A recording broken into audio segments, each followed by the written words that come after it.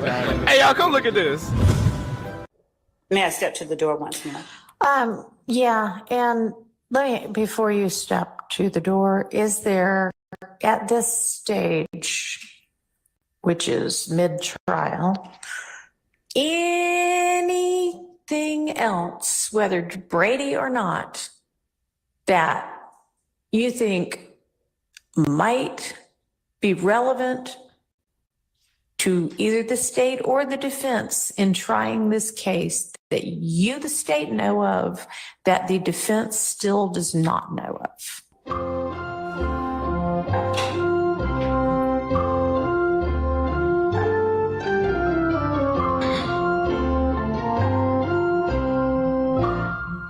And you may want to huddle with whomever comprises your team, and y'all all put heads together and really, really, really think about that, and then get me an answer after lunch, okay?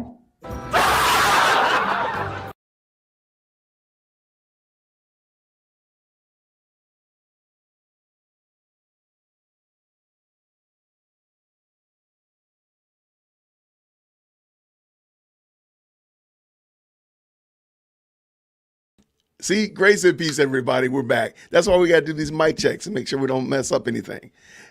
You saw the thumbnail, you saw the title, so you know what we're about to do. We are about to talk about the YSL trial, day 108. How in the world are we still here? I have no idea. Wow. Yesterday was wild. Yesterday was really wild. I think we saw a side of Judge Whitaker that we thought we wouldn't see. I think we thought rather that we would see Judge Whitaker being very stern and very straightforward and extremely putting her, thumb on the prosecution to get them to get this trial moving. And she acquiesced and gave as much latitude. I mean, many people were actually saying they want Glanville back. It was so bad yesterday. So I have no idea what we're to expect today. There are still a slew of motions that are out there in the motion ocean. I don't know. And given the fact that she's been shooting down the other motions as if we're playing a game of a duck hunt from the 1980s, 90s, I don't have high expectations that those other motions are going to get heard or going to come back favorably. It's just crazy. So I didn't even look to see if there were any new motions filed last night. That's how discouraged I was. I don't even know what's going on anymore. But I appreciate y'all so much jumping back in. Hopefully, we are all good to go. I see some, I don't know what's up. Shout out to the Australians up in the building. Barry starting the morning off becoming a new member. Thank you so much, Barry, for joining the team, the family, if you will. I appreciate it. I just saw somebody else from Australia, though. Okay, so Barry is from Australia. Yeah, that's what I was thinking. New South Wales, Australia. I want to take a cruise around Australia so bad. Shout out to Lady Dear Woke Christian. Hopefully she hear me. Australia's in the building. And I see Dave in the house. Good to see you, sir. As well as Rose. Thank you. Home Office. I'd love to know the genesis of that name, by the way. Home Office. I got a feeling, but I would love to hear what the story is one day. All right. Bartholomew up in the building. Good morning, everybody from Louisiana. Now, that's not Australia, but we'll absolutely take it. No question about it. There goes Mr. Hodges with the best first name on the planet. Good to see you, Jason. Always good to see you, sir. Transplanted Texan. Grace and peace. Y'all, thank you so much for stopping by this morning. Paris is in the building. Good to see you. Hi, y'all. I love that y'all jump in. Y'all hit that like button. Then y'all jump up in here and say, what's up to everybody? I love it. Discernment Files is here. Good to see you. Good morning to you. Patrice, I'm sorry I didn't say hi to you. Good to see you. Good morning from Flowertown, Pennsylvania. Flowertown, Pennsylvania, really? Prentice, okay. Sasa's in the building. What's going on? And the Londoners are here. Y'all, this is the part that kind of makes you like shudder, is the fact that this trial is legitimately international. There are so many people who chime in and clock in, tap in every day from abroad. They're not just United States. They're not just Georgia. They're not just Fulton County. There are people all over the place that are interested in this trial. And we are demonstrating and showing, I'm sorry, I mean, Everybody else sees it. Maybe there's something legally that we just don't understand, but it just seems like the great unwashed, the goyim, all see this as being a sham, a sham. It doesn't say it like it is. We see it as being a sham. Now, somebody challenged that I'm going to say this again. I guess I'm going to say this every morning. I am not supporting criminals. I'm not saying that. I am not saying, and I think I've said this enough, I'm not saying that Young Thug is innocent. What I am saying, however, is that the state has not proven what they're trying to get done. And therein is the problem. And given the fact that they're doing so much to be, I dare say, underhanded in their approach, that's why I'm not siding with them. Somebody said that I'm siding with the defense at every turn. I am, because I'm watching the other team cheat or try to use underhanded tactics. I don't see the defense doing that. So therefore, I'm trying to be as equal and as just as possible. And dare I also say, even if I thought Young Thug was guilty, if you can't prove it, I don't want you to send somebody to jail because I think they're guilty, because I don't like them, because I don't like their music, or I don't like whatever about them. You got to put that in the proper perspective, because that's a slippery slope I don't think anybody wants to go down. I'm going to just say that. I guess I'm going to say that every morning. Good to see you, Nuru. Good to see you, Serrano. Always good. Thank you so much for stopping by.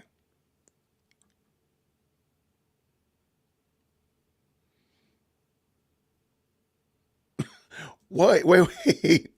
Went back to day one. Love got in trouble during opening statements that caused Steele to ask for mistrial during her opening. Her opening was such a hot fire. We need to go back and look at that. That's something we need to go do. I need to do that. Yo, lady is over here in the UK. That's what I'm talking about.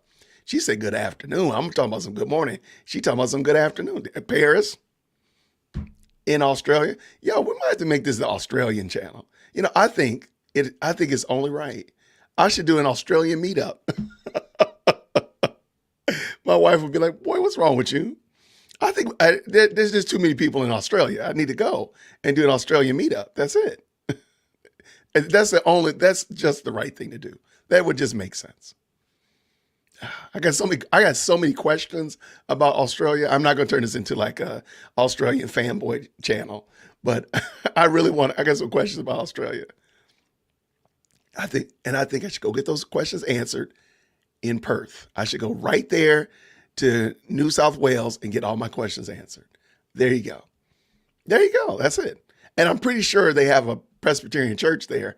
I can go be like trade a deacon or something like that. That's it. I can get my church to sponsor me to go to Australia, saying we're going to do like a deacon swap or something. I need to work on that. Shout out to him. I'm not working out. Good to see you. Good to see you. Red Jazz in the building. There she is, Miss Mandy in the house. I am keeping an eye on the Law and Crime this morning. They haven't started the stream yet. It is listed as upcoming though. All right, let me just bring it in so y'all know I'm not. All right, it is listed as coming, so we're there. I see you, Lisa. Good morning. Woke in Nashville. I love it. What is Leon say? He says, top of the morning, everybody. ATL. Good to see you. Yo, what time is it? So it's 1:30 here in the afternoon. A couple days off. I love it. Well, thank you so much for hanging out with us. Good morning. Good morning, JC. All right, we got a lot. Hey, Nurse Janice is in the building. Okay, yeah, we got to do like a UK Australia meetup. I don't think that's going to work that easily, but I'm going to put it out there in the ether, see what happens. Good to see you, Nurse Janice. Good morning to you. I think, or yours is probably like good afternoon. I think it's good afternoon to you too. All right, good to see you. Thank you so much. Craig is in the house. What's up, sir? Good morning from Mississippi. Now that's a little bit closer. That's a little bit closer for a meetup. Absolutely. SM says good morning to everybody. Thank y'all so much for jumping in. And thank you for shouting out, Donna, all of the mods. If you could, just give the mods a shout out. Just say mods. Let them know we appreciate them holding it down. They do such a fantastic job behind the scenes, keeping this ship running. Because let me let you know, your captain is doing the best he can sometimes. And definitely the mods keep us moving. Thank you so much, Craig. I'm trying to do some good work. I'm glad and encouraged that you all find value in this, that 378 of y'all have already jumped into the chat already. That just tells me that y'all like what we're doing over here, and it means a lot. So definitely thank you so much. Whoa. Okay, come on, y'all. Y'all might need to type Lady Dear Woe Christian in the chat. We got to look, my wife has got to let me go to Australia. We got to, look, it's just the right thing to do. I need to work on this. I need to work on this for the rest of the day. Babe, we're going to Australia. I'm going to do a meetup. I'm going to meet some people in Australia. That conversation is going to sound so bad. That conversation is going to end with, boy, what's wrong with you? Or start with, boy, what's wrong with you? Or something of that flavor. Man, another CB is in Australia, the land down under.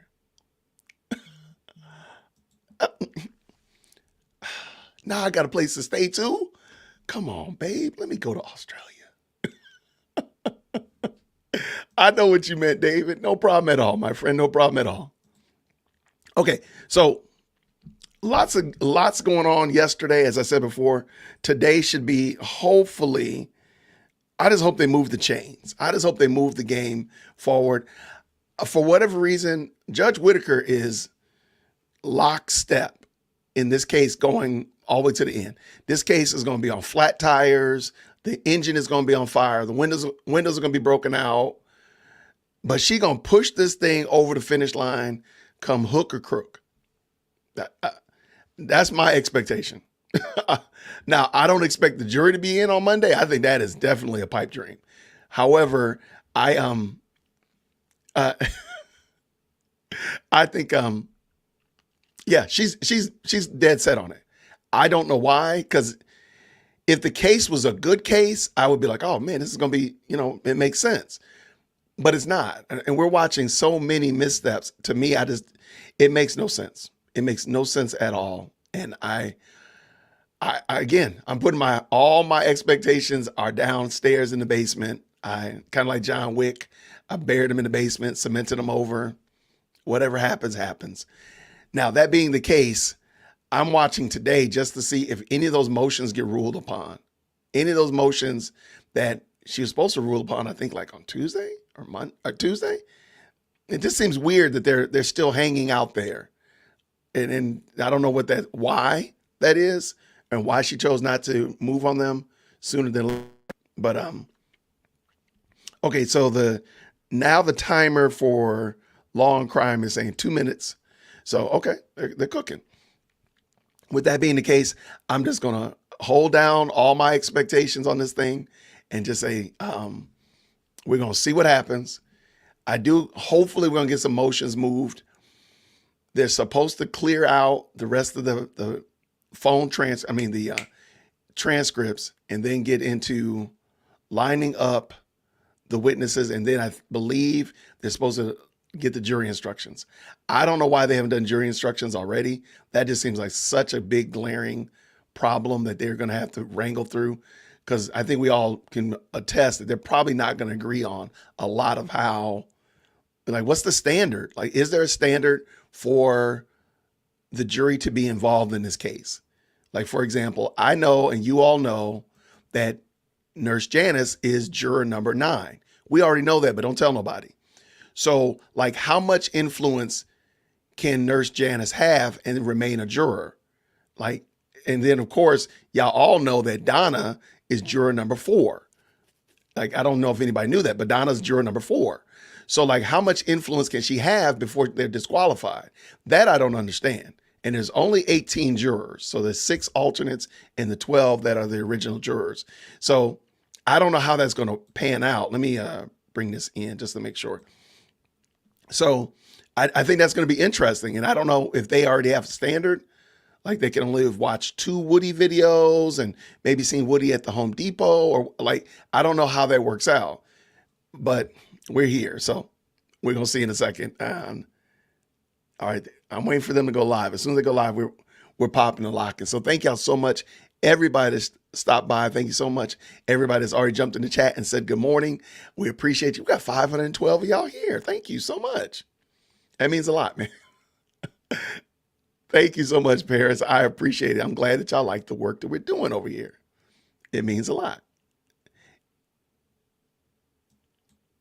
It's already there. I love it. Good to see. I'm just searching through real quick, making sure. There's a lot of y'all jumped in. If I didn't say good morning to you, please accept a big hearty hello from hey y'all, if you will, from Atlanta. We do say y'all, and y'all is a professional term, by the way. Somebody did ask me that earlier. Is y'all professional speak? Yeah, we in the South. Y'all is professional speech. Just like sweet tea comes out of our water fountain sometimes. This is how we do it in the South. That's how we do it. Absolutely, y'all. Absolutely. Good to see y'all so much. Man, see, there goes Mandy. Mandy's fessing up. She's juror number 3. And I don't know if y'all knew that, but I'm juror number 3.14. So, I mean, that's how we get down, man. Say it again, Mandy. I hope y'all all the time. I say y'all all the time. Now, I have to admit, though, my Georgia accent, my Southern hospitality is fairly new. I didn't used to speak in a full Southern drawl. However, my daughters, man, sometimes I'm like, man, y'all Georgia. Lady Dear Woke Christian is fighting it tooth and nail. She is not going to submit to becoming Southern. I guess it is what it is. But I said, I've embraced it all the way, babe. I'm Southern. But at the current second, let me just refresh this again. They have not kicked this off yet. And I hate that, man, because they don't give you like a little run up or anything, man. You just jump in, they already talking. But that's one thing I will give Judge Whitaker. Usually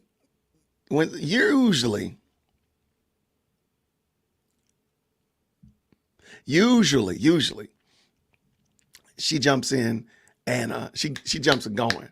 So I wish they kind of gave us a second to catch up, let the TV audience chime in, but I don't think she cares like that. She's like, look, y'all ain't running the show. I said, okay. Yeah, I'm not. Wow, wait. Where are you? 5:47 in the morning. That means you're West Coast somewhere.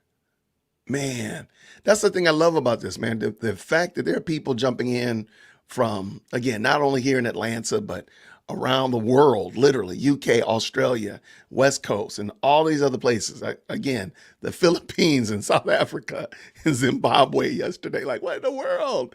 And Zambia, my goodness, in the morning. That stuff right there is amazing that people want to jump in and jump into this conversation. At the moment, it looks like we're hot. Let's go.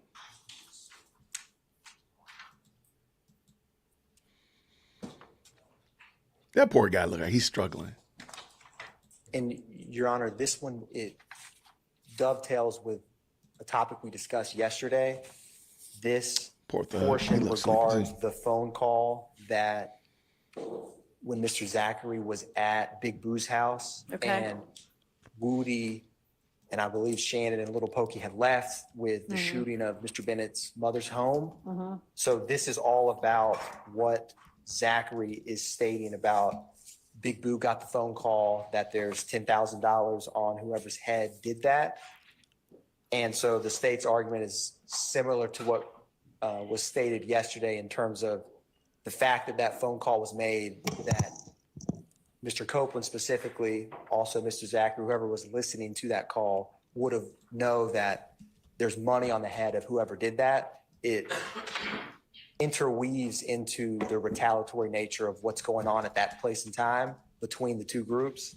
So the state feels that this topic, because Zachary's right there when the phone call's made, it's not as much about what the individual who made the call, if they, what they meant, if they actually had $10,000 on someone's head, but the fact that that's made gives credence to the retaliatory nature, and also their knowledge that obviously putting money on someone's head is a thinly veiled threat of violence to action that. So that's why the state feels Zachary hearing that call is relevant. Okay. Any argument? Mr. Short.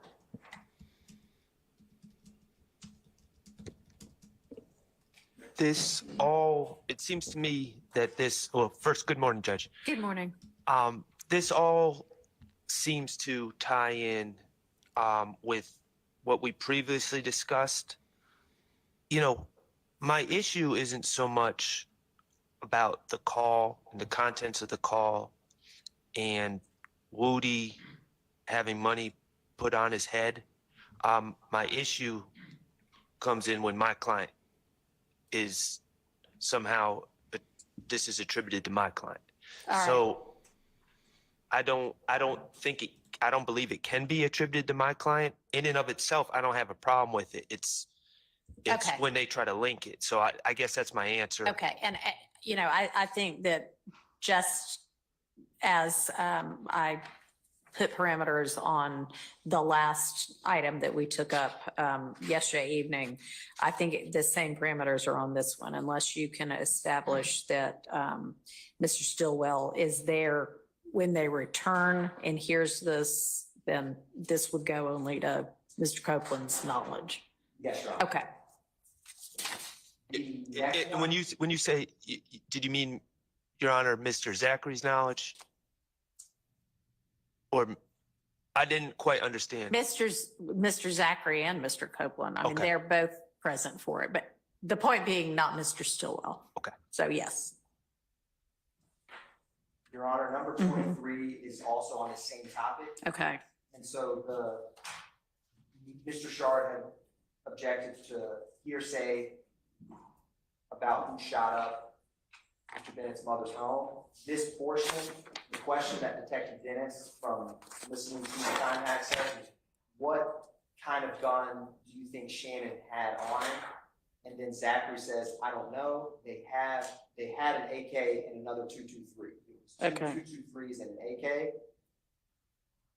There's not much more other than kind of the portions we have discussed. Uh-huh. It's not like Mr. Zachary goes into much additional detail about that night at the home of Big Boo when Mr. Copeland and then leave and come back and here's the phone call. My reading of it, or listening to Detective Dennis and Zachary's conversation, is Zachary stating, he's saying this by my listening and reading, that he's like, they had an AK and 223s. He's saying, because he's not in the car, he doesn't Yeah. know, because he makes a comment shortly thereafter where he's like, I don't know how many guns they had in the car. But to me, When they got in the car, yeah. yes, Your Honor. So yes, to me as well, that sounds like at the point in time when they all leave out, which seems to include Mr. Stillwell, here's what they had on them in the way of guns. And Your Honor, here's my concern, Yeah. and I get that this session, this interview, the police are just trying to get Mr. Zachary to dump knowledge or dump information on them and just get as much information as possible. I get that. Obviously, the detective's job is a little different than an attorney's job. I don't know, as I sit here right now, what Mr. Zachary is basing any of this on. Does he know, for instance, is he saying he saw my client go into a car holding a 223? Or is he saying, well, I just know Shannon to carry a 223? See, and those are the type of things, if I was prepping a witness, I would clarify. I think we need to clarify exactly what he means, because if he just knows my client to carry a 223, if that's what he's saying, then that is something very different than seeing my client get Yeah. into a car with Woody with a 223. Agreed. So on page 113, lines 11 and 12, there's some unintelligible. Do we know what that I don't actually have, said, or can we listen to that? Because that may shed some light on it. I believe my review of this, it was unintelligible to me. I don't know if other Okay. people may find it intelligible, but Okay. I don't have anything written there. Well, maybe if we just listen to this part of it. Yes, Your Honor.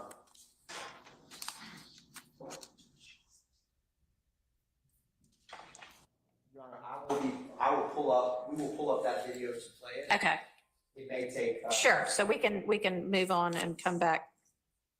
when it's queued up. Yes, Your Honor. All right, so the next item is on page 122.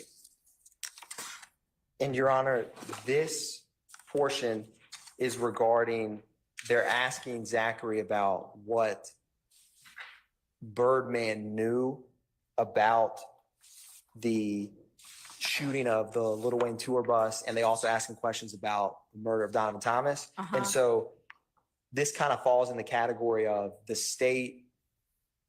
If we discuss this topic or ask Mr. Zachary questions while he's on the stand, we would lay out and either meet foundation or not meet foundation for, how does he know Birdman? Has he been around him? Like the foundation for this, because it's not clear from just this interview how he's forming this opinion about Birdman's beliefs on or feelings towards these events. And so this is one that I still think it's fruitful to do what we're doing and going ahead of time, but some of it is contingent on Mr. Zachary's Okay. on the stand questions. Your Honor, for instance, just to let you know what the unintelligible is, on 122 line 12, Mr. Zachary says, nah, Birdman, they asked, did he order that murder? Talking about Birdman, Mr. Brian Williams. Nah, Birdman, like he mad at, when he thought Thug had something to do with the tour bus, he mad at him. Like, I don't know how Mr. Zachary can convey Mr. Williams, not Jeffrey Williams, Brian Williams' thoughts Knowledge about, well, not even knowledge, is speculation, what his feelings are about an event that neither of them were present for. That just strikes me as a whole lot of speculation on Zachary is speculating about what Brian Williams is speculating about. And I just can't see a world where that would be coming in. Okay, well, I think that Mr. Adkins is essentially conceding that unless the state is able to establish a foundation for how Zachary can testify to what Birdman is feeling, that they wouldn't be able to use this. Right? Correct, Your Honor. Okay. Your Honor, Yes, sir. the state of Georgia had Mr. Brian Williams on their short list. They did not call him. Same with Rich Homie Kwan or Mr. Lamar. I specifically asked the very first witness in the case. He testified several times. I can't remember his name. Belknap, Belknap. He's with City of Atlanta Police Department. Whether he is alleging that Mr. Brian Williams was part of any type of conspiracy, any type of gang. And he said, no, it's entertainment for show. He has no information. He was not making that claim. So it's total hearsay. There's no co-conspirator link. This would be just, I heard him say something or I didn't hear him say something. So I would object on that basis. Okay. Besides, reading someone's mind and what your court said. Okay. Well, I'd like to cross-examine Mr. Brian Williams. What he's saying is, no, I don't think he had anything to do with it anyway, but. Your Honor, if I thought Detective Belknap had discussed some of that Mr. Birdman was a blood, but we're not saying this is a co-conspirator statement Right. for one, and who the state calls or doesn't call is irrelevant to the evidentiary considerations for today. Sure. Is the state's position. I mean, I agree. I disagree because being a blood, quote unquote, I'm not saying that the gentleman is, I'm not trying to tarnish him or maybe say something accurately, but that's come out in this trial. That's not illegal. Agreed. Okay. Agreed. I just think as to this issue, if and when it potentially arises at trial, we take it up then. But at this point, the state understands that they don't have a foundation to be able to use this. Correct. Okay.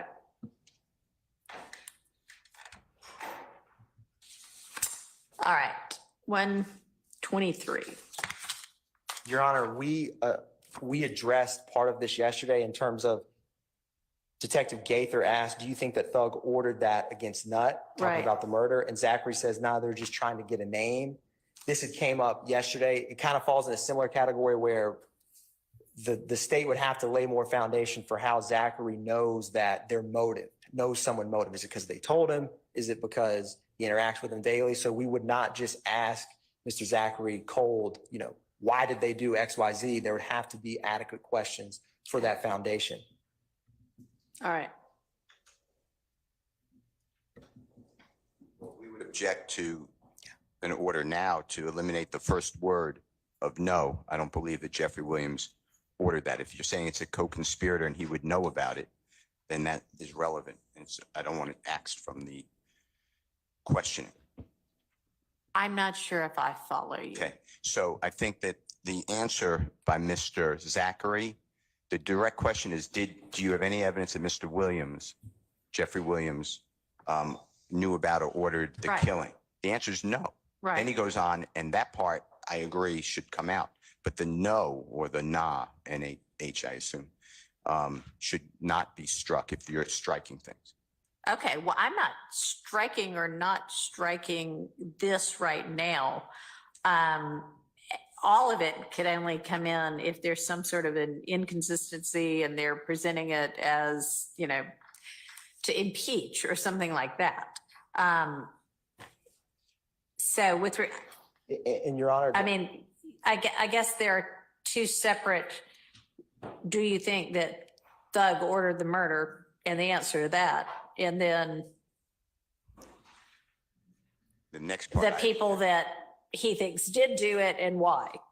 Understood. And I just don't, the first part to be part of the equation of that potentially is not going to be played. Okay, so yeah, they would be two separate items. Yes, Your Honor. And the way I could potentially see some of this coming out is if Mr. Zachary was asked questions about, because in this interview, he describes, and he tells Detective Dennis YSL is a gang, and he talks about who he interacts with. And so if we asked him questions about, how does that work? People making a name for themselves or going up in rank, some of these could become relevant if he says, I don't know what you're talking about, things like that. The same ruling that I made with regard to there are a couple of other comments. Yes, you would be able to use that part of it. They're just trying to make a name to show, okay, yeah, this is how it works. And you have told us this before. Correct, Your Honor. Yeah. So that's kind of separate as well. And you could use it for that. And then there's, if you are using it to show what he knew or didn't know about who ordered it, then you need a foundation for his knowledge of that. Yes, Your Honor. Okay. Um, That clear for everybody? yes, Your Honor. All right. Your Honor, could I just add one, a 24B to my list? And Yeah, it doesn't sure. even show up. Okay. It doesn't show up in the transcript, but I think it affects Mr. Williams, frankly. Off the transcript where, well, you see it, but the transcript's not accurate. On 123 line 12, the woman who's investigator Gaither is asking about the rank of who's the leader. And she's suggesting that Mr. Jeffrey Williams may be the leader of YSL. And Quindarius says, who said Thug's the higher up, essentially. I think that's pretty accurate quote. And, Okay. and investigator Gaither, and it shows up at the end where after it says unintelligible, she's actually interrupted by Quindarius. Okay. And she says, that's just what I heard. I do believe that it would be improper to play investigator Gaither basically an out-of-court statement suggesting that she's heard from other people that Mr. Jeffrey Williams is the higher up of YSL. It's confrontation clause and hearsay. So, Your Honor, Detective Gaither she's testified previously in this trial, but this portion, when she says, who said Thug is hired, Detective Dennis is like, who's the boss, who runs YSL? Zachary says, he was not right there when they started YSL. And they're like, who started it? And he says, my brother and Slug, who is Trontavious Stevens, also known as Tick. And so the state's not going to ask Zachary, did Detective Gaither tell you that she believes Thug was hired? That is not what a question that the state would ask. But however, this portion could become relevant in terms of he's acknowledging YSL's a gang. When she says, when she says, isn't Thug the highest, or however she phrases it, he's like, who said Thug was higher, which acknowledges there's a gang with some kind of hierarchy, or because he would have been like, what do you mean higher over what? You know, so Okay. so the state, if Mr. Sharp's objection is to Detective Gaither's, words saying, I heard Thug was higher, the state does not intend to be asking Zachary about Detective Gaither's opinion on Defendant Williams or the YSL gang. But this portions of it in relation to Zachary saying who he believes started YSL and his own brother, that kind of stuff, he has adequate foundation. We'd have to ask him on the stand to explain that. That's kind of the state's. And I don't have a problem with anything that Mr. Atkins just said. All I'm saying is, and they could ask about that, and quite honestly, I think the defense likes Mr. Zachary's answers. All we're objecting to is if it's played, there's a prior inconsistent played to the part that Investigator Gaither says, that's just what I heard, referencing that Mr. Williams is the leader. Okay, so you're saying if for whatever reason it does end up getting played, strike that's just what I heard part. Correct. Any problem with that? No, I agree with Mr. Shard on that. All Or right, the state does. sounds good.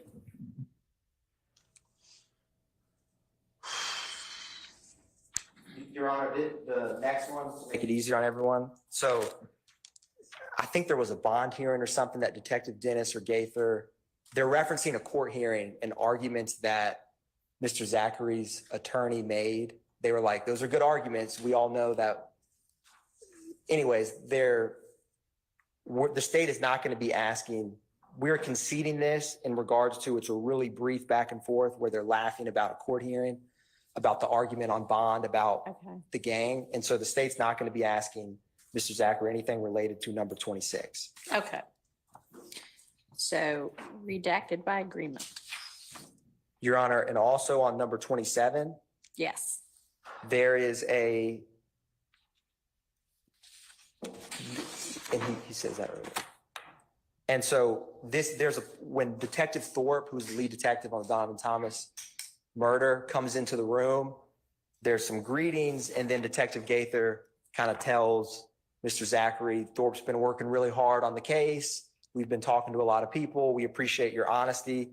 The state's not going to be, I don't think this will come up. So the state's conceding this portion in terms of, I'm not going to be asking Mr. Zachary about if Detective Dennis and Gaither thought he was truthful or doing a good job. Okay. Thank you. Was that all that one needed to cover? Correct. It's just them bolstering, All right. basically, Yeah. on the tape. Okay. All right. 135. So, Your Honor, this one, Mr. Zachary says, I think Nard was driving them, and then Thorpe just kind of repeats, okay, Nard was driving. This is when they're speaking about, because Zachary at the beginning of this interview talks to Detective Gaither and Dennis some about Donovan Thomas's murder, and then they get Detective Thorpe to come over because he's the lead homicide detective. And so he goes into more detail at that part.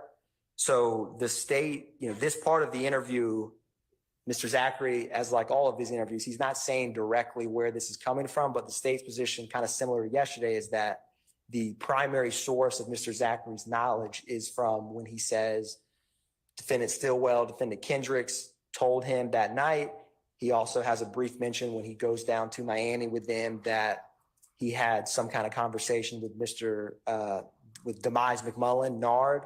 And so he does say, I think Nard was driving them. The state's position, and again, this may depend on the foundation of the questions he's asked, but the pool of information that the state's aware of from Zachary's statements is other co-conspirators telling him about either their own involvement in the murder. Okay. And Your Honor, my stance as previously stated, is that if Mr. Zachary is claiming the source is anyone other than my client, Mr. Stillwell, I would object. However, if the source, I understand the court's prior rulings, and if the source falls under the court's prior rulings, I understand All right. what your ruling is. Okay. But I don't, as I sit here now, I have no idea what his source is with some of these statements that he's making. Okay, well, I think we have to take the entirety of the statement into consideration, but that would fall under my prior rulings with regard to the co-conspirator exception, so that'll be permitted. Your Honor, I believe next is number 29, which is 136, line 18 to 137, line 11. Okay. In this portion, Detective Thorpe says, after the shooting, do you know what happened to the cars and the guns? And Zachary says, yeah, they dropped it off at OG Bentley's spot, who's Mr. Treadwell. And he asked them, do you know if the guns are still around? Did they get rid of them? And Zachary says, most likely got rid of them. He's supposed to have gotten rid of them. And then they have a conversation about, Detective Gaither's like, how do they usually get rid of guns? And Zachary's like, well, this is the first time. Usually we keep the guns.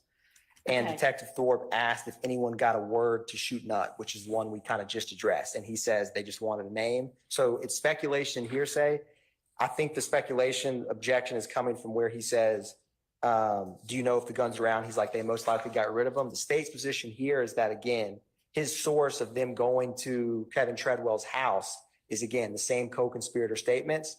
And he is not definitively at the house or see them bury the guns in the backyard or throw them in a river. But I think it's reasonable to think that from his conversations with them that they went there to get the car and the guns so that they couldn't be caught. So the speculation is Zachary's not physically present at Mr. I have no information that he physically saw these guns being hidden. But I think because he spoke with co-conspirators about it, it is not as speculative as that question Right, seems. he has a basis for knowing from his other co-conspirators that they were dropped off. Yes, Your Honor. What happened to them after that? That is what he's speculating. He knows the purpose was to get rid of them, but whether they were actually gotten rid of past OG Bentley's place, he doesn't know. Correct, Your Honor. But that they were dropped off, he does know. Correct. And because he kind of answers, like, it's clear that he doesn't exactly know if this particular portion through impeachment came in, it's, he's kind of telling, like, I don't know exactly, I think they did, but it makes sense in the context of the conversation he has a couple hours after the murder. Right. that All they right. Well, wouldn't, so. with those parameters. And it just goes, I've stated my objection. I understand the court's ruling. However, I do believe that 9 and 11, lines 9 and 11 on 137 are a little different because, again, that is just, from my understanding, just pure speculation about motive.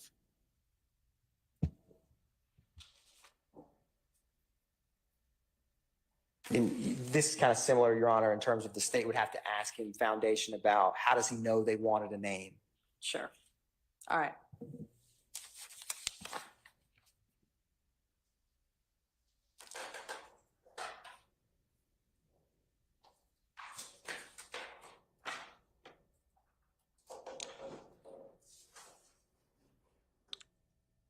Okay, on this one, Your Honor, Hang on just a second. I need to actually figure out where we are because so that actually, even though 130. I wrote it. So that went past what is notated on your number. It was supposed to say 136.18 to 137, Okay. line 11. All right. That's I looked down and I'm like, well, we're talking about 137. Okay. All right. Now I'm back with y'all. Okay. 138. So number 30 on my list. This transcript is really rough here, so I'm just gonna, if the court allows me, just Sure. on 138, line 6. Mr. Zachary is talking about Shannon. So Shannon's the topic. Okay. Gaither says, right.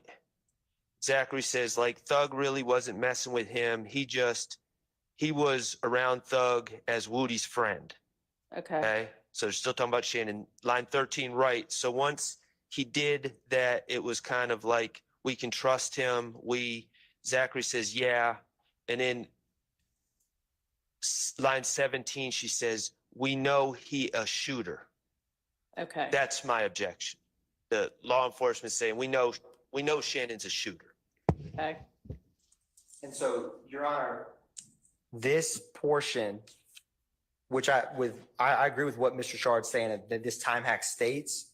And so they're talking about, it starts with Zachary has a comment where he's like, usually Woody and Moontunk are doing all the shooting. And then Gaither's like, well, did Mr. Copeland slow down with his BS? And he says, when he's around a lot of folks, he gets pumped up. And they're kind of asking, how did Shannon Finnett Stillwell get into the picture? And so he's like, well, he was friends with Copeland, comes around. And Zachary says, no one really knew Mr. Stillwell that well. And then, the way that what they're talking about is after the murder of Donovan Thomas, Gaither's like, well, once he did that, and that is the murder of Donovan Thomas, that we could trust him, know he's a shooter. And Zachary's response is, he started messing with Shannon hard. I take the he being defendant Williams. And so the state feels that Detective Gaither's question to get Zachary's response, if the right questions are asked on the stand, could be relevant because, for one, Zachary on some level confirms what she's saying, because he's like, after she says, they can trust him, they know he's a shooter, Zachary says he started messing with Shannon hard, kind of confirming that, yeah, he started messing with him or hanging out with him or being closer with him because he was a shooter in the context of what Zachary's saying happened on January 10th, 2015. So the state feels that it's not just Gaither in a vacuum saying, we know Shannon's a shooter. I'm not going to ask Zachary what's Detective Gaither's opinion, but yes, my apologies, Madam Court Reporter. But it could become relevant because of asking Zachary in the context of his relationship with Mr. Copeland, how defendant Stillwell came into the picture, that this exact clip, if the right questions are asked, could become relevant to get Mr. Zachary's response. Okay. But if this clip is played, line 13 says, right. So once he did that, it was kind of like, we can trust him. And Zachary says, yeah. And then we could easily go to line 19. He started messing with Shannon and then they go into Woody becoming a new Slug and Shannon becoming a new Woody. But none of that requires line 17, law enforcement saying, we know he's a shooter. That's my objection, specifically that line. I understand. Right. So up above on line 6, what gets said then? They already knew Shannon liked something. I just have it say that until. Like that until. It doesn't make a lot of sense, but that's what they're kind of interrupting each other. Yeah. My note, Your Honor, is Zachary says, nah, so lines like 2 or 3, Detective Gaither says, did Woody slow down with his BS? And Zachary says, nah, when he's seen that there's a lot of folks around Woody, they pumped him back up. No one knew Shannon like that until Thug, not really messing with him. He was around Thug because he's Woody's friend. I agree. Yeah, that's on the prior page, right? That's 138, line 10. Right, Mr. Atkins? That's where you're at? I believe so. The transcript lines I'm looking at, I went back through and added, from listening to it. So my line and page is a little off, but. Well, I see did Woody slow down with all his BS once Nut got killed? Or was he still? Right. That was on 137. Right. And And then then this is the no, he'd get, the answers, no, he'd get pumped back up, or what? Yes, Your Honor. It's, Zachary says, nah, when he's seeing that there's a lot of folks around Woody, then he pumps back up. And then he says, no one knew Shannon like that until Thug, not really messing with him. He was around Thug because he was Woody's friend. And then Gaither says, right. So once he did that, it was kind of like, we can trust him. Quindarius Zachary says, yeah. And then Gaither says, we know he's a shooter, or we know he a shooter. Right. And I don't know why the Gaither would be allowed to make a declaratory statement, whether she's talking generally that law enforcement has generally his determined that he's a role. shooter, Right. or if he's the shooter in this case, Right. that's a question for the jury. Right. But I mean, assuming that he started messing with him hard after that is actually in response to the statement, we know he's a shooter. Well, And maybe I just need to listen to this part. I view it more of a response to line 13, where she says, so once Once he he did did that, that, it was kind of like, we can trust him. And he's like, yeah. And then you could easily go, he started messing with Shannon he started messing with Shannon. He repeats himself. I don't know why. And then they don't really, there's no real meat to what Zachary says, because then they move on to Woody. But my concern is specifically with, we know he a shooter. I understand. I'm going to listen to it. It may not elucidate anything, but where is this timestamp? So, Your Honor, I have a little bit before this is at 3:25:44. Okay, I'll just start there. And you did send this video or no? I can't remember. I will double check, Your Honor. Okay, just make sure y'all do so that I can That's listen right, to we it. did give a thumb drive, so it should be. Oh, so it was on the same thumb drive that the other one was? Okay, I know there were like 4 items on there. Yes, Your Honor. Okay, all right, well, I'll listen. Y'all can remind me to circle back on it. Do we have that other thing queued up? Yes, and I wanted to make certain that I got the exact time, because I just pulled it over to this time right when you want to listen to this. Yeah, we're going over. And I mean, maybe we can just listen to them both while it's up. I don't know.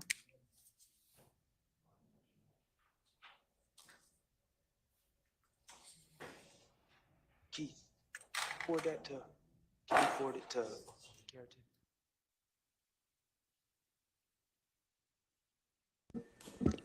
Your Honor, for the record purposes, we're pulling up, we're going to start at 3:08:50. All right, and this is, we're going back to item number which? We are going back to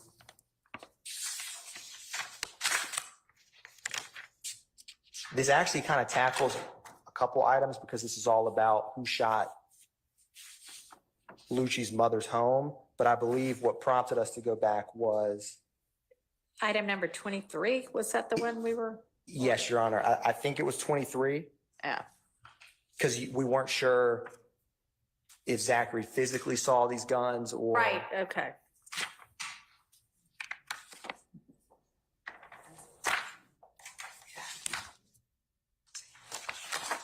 Right.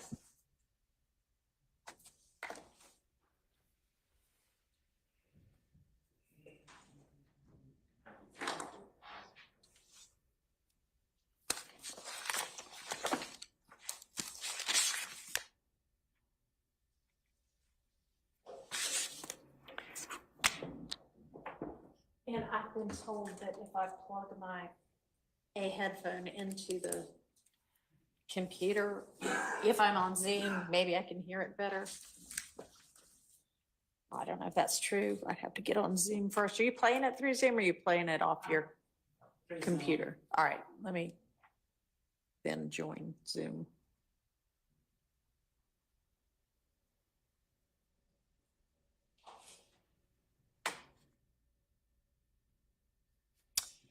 And figure out where this might plug in.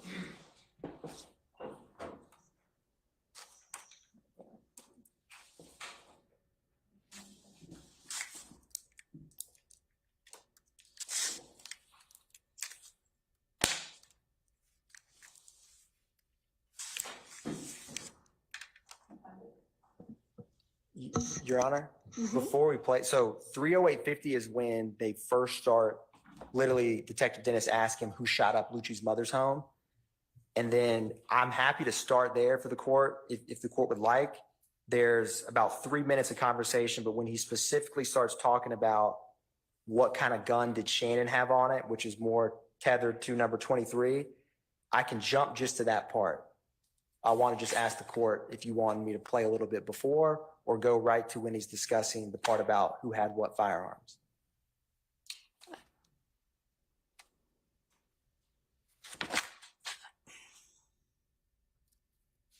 If you think the context will help, that's fine. Okay. We'll start at 30850, Your Honor. All right.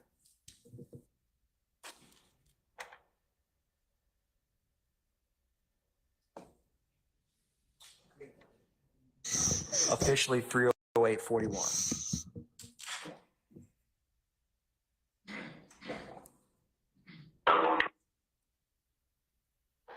I told back in April or something. Like in April. Yeah. So let's get to this. Who shot up Lucci Mama? Shout out to Mama. I'm telling y'all, y'all work with me. We got it, bro.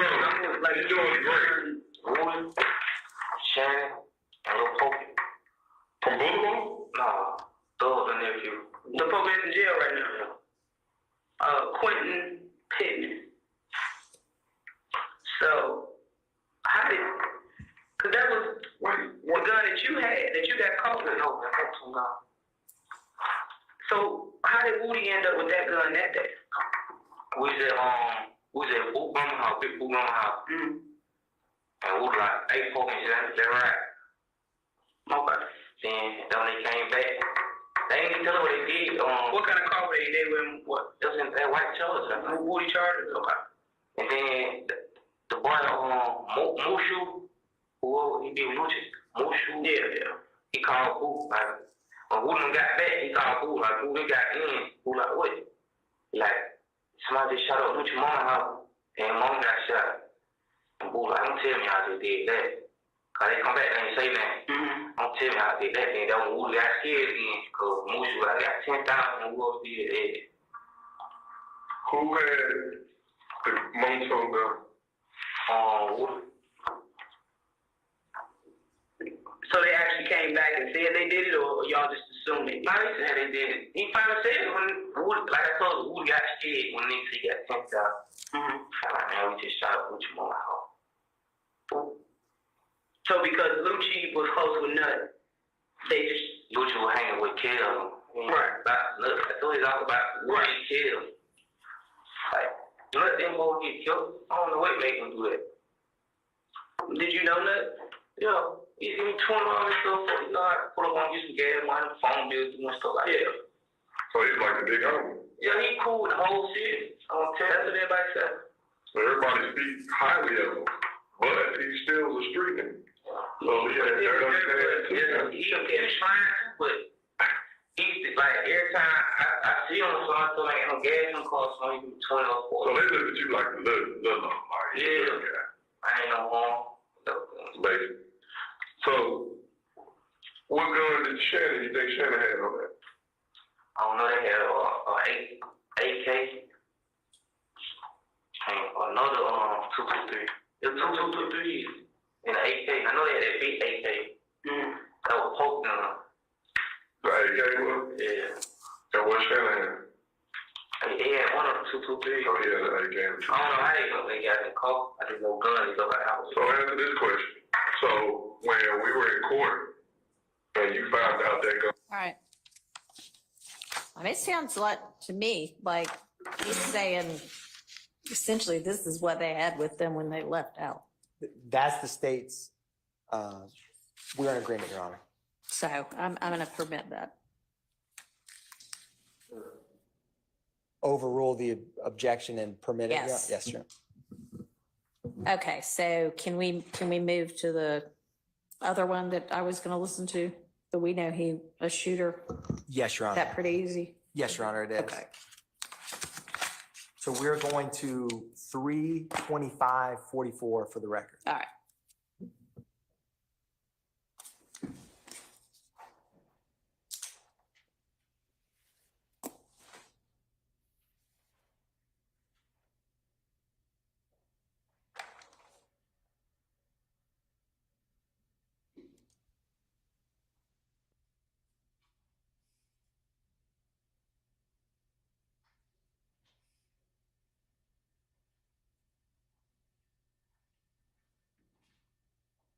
3/25/29. You know her last name? No.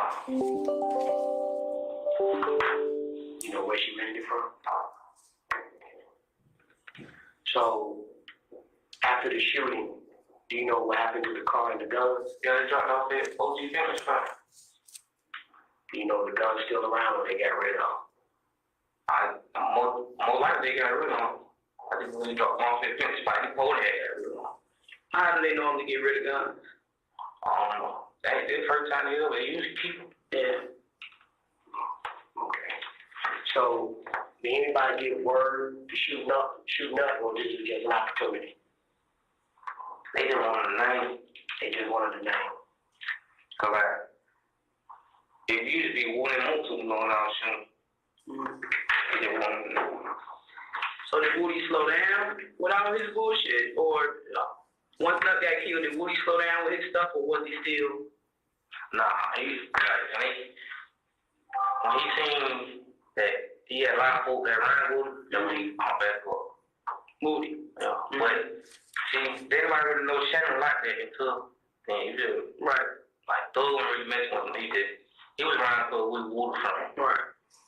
So once he did that, it was kinda like we can trust and we know he can shoot. He started mixing with Shannon for he started mixing with Shannon. So he put Woody to the side and Shannon back to the Woody spot. Yeah.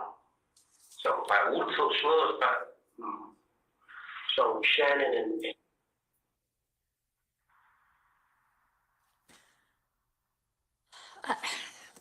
It is really, I don't know that it can be determined that he started messing hard with him is in response to him being a shooter, to him doing that, to him coming around with Woody and it being okay because he's Woody's friend. I mean, I just think that I don't think you can base that Thug started messing hard with Shannon on him having been a shooter.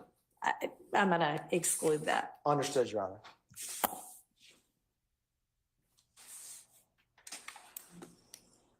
Okay. So moving to 144.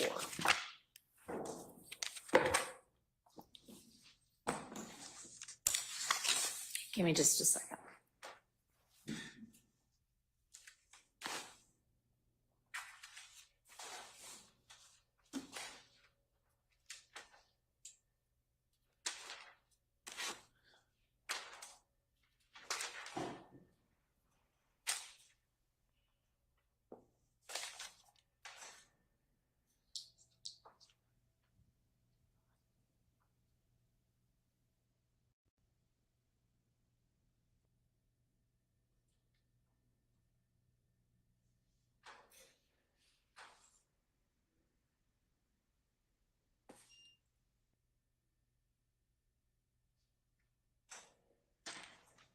All right.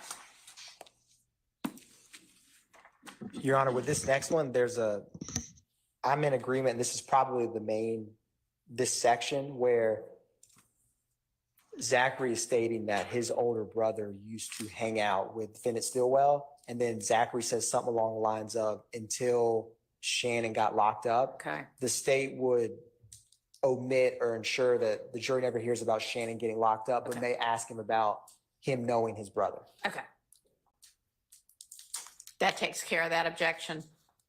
Yes, Your Honor. All right. Thank you.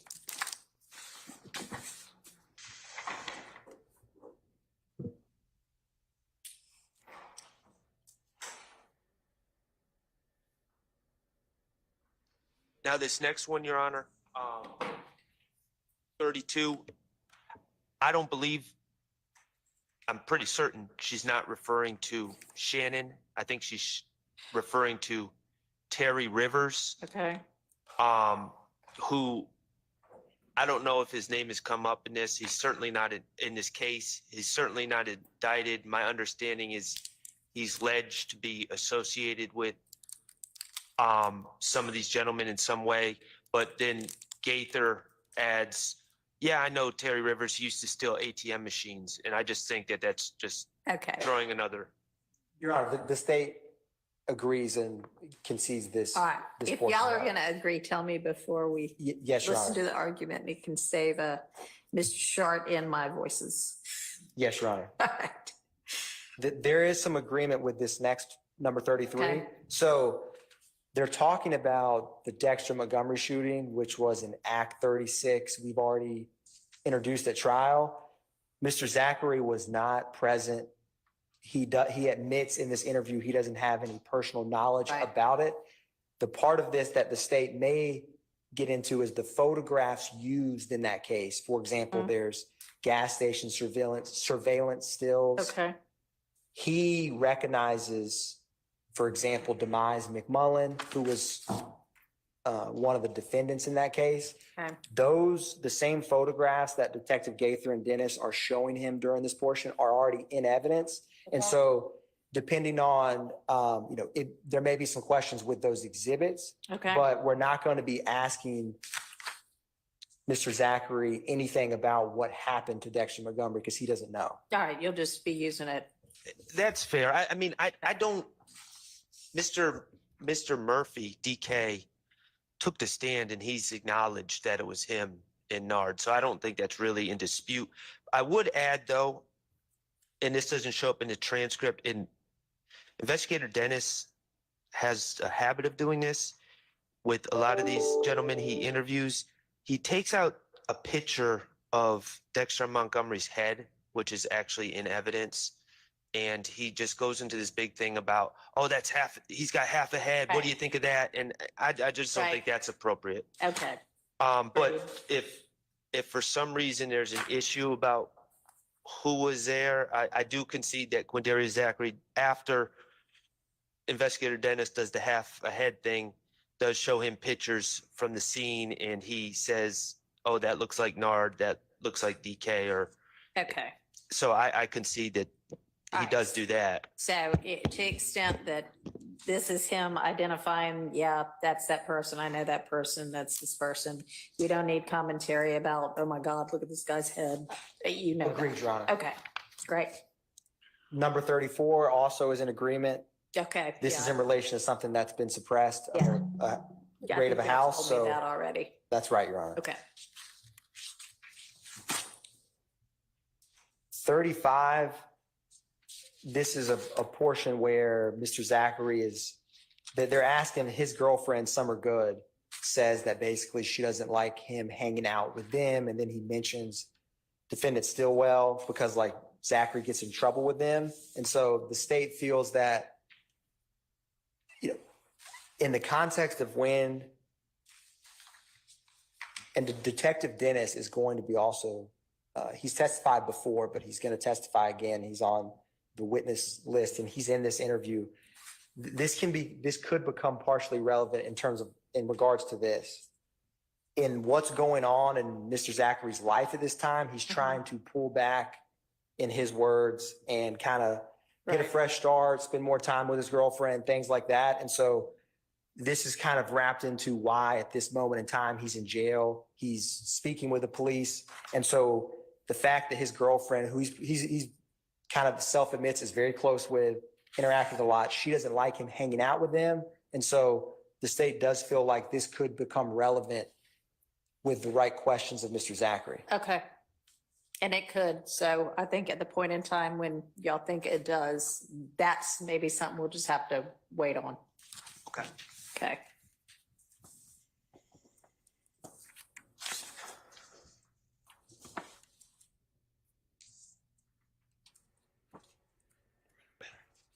Your Honor, the next one, number 36.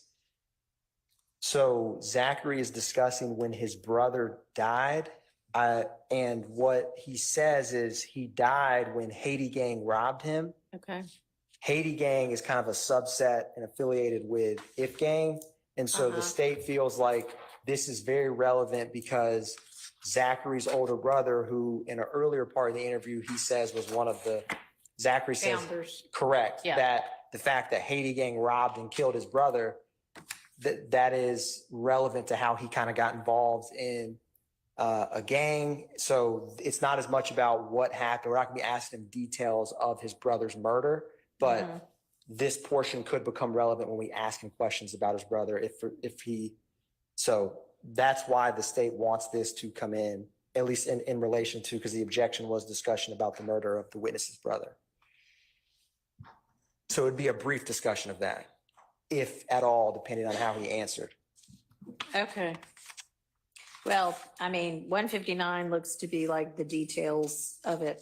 So even based on what you're talking about, this part may not come in. Yes, Your Honor, like we won't be asking him like what street his brother that happened on, or Okay. we would just be asking him, or we may never get to a part where we have to play this to discuss this part, but it's just about the fact that Haiti gang robbed and killed his brother. Okay. That's the part the state wants is relevant. All right.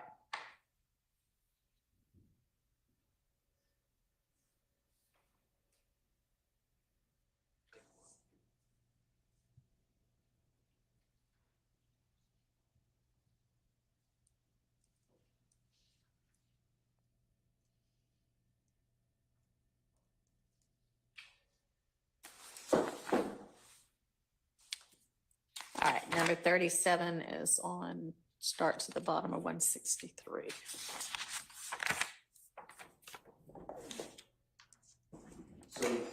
Your Honor, this portion is when he's discussing the shooting of Dwayne Carter's tour bus.